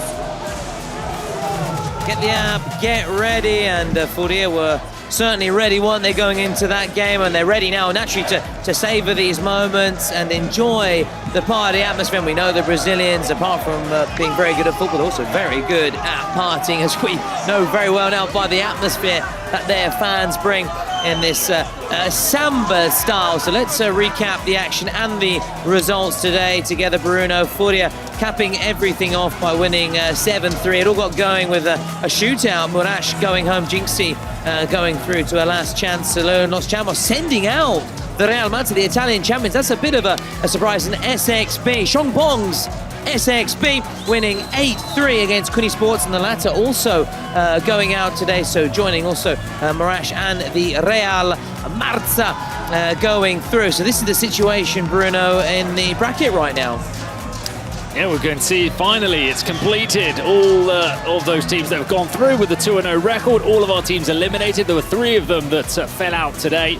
And then we've got those fixtures on the left, the last chance, which will determine who are the last teams, the last 8 sides to qualify for the last 16. So there's plenty to play for, and also the draw tomorrow. That will be very exciting, because we'll get a clear idea of what everybody's path is, and everybody can start sort of jotting down who they think will reach the final, who they think will go deep. So exciting times ahead in the Kings World Cup. Yeah, it's very exciting. And talking of tomorrow, we're going to have these the first sort of last chance matches on the Sunday, the 8th of June, which is tomorrow. It's going to be day 8. So much to look forward to. The Kings League action just keeps on coming. A big thank you also to all our partners.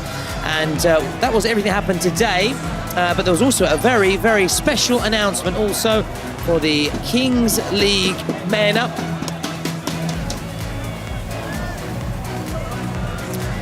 which we are going to look back once again, because it is so big. Ciao, Bruno. A big day, everybody. See you soon.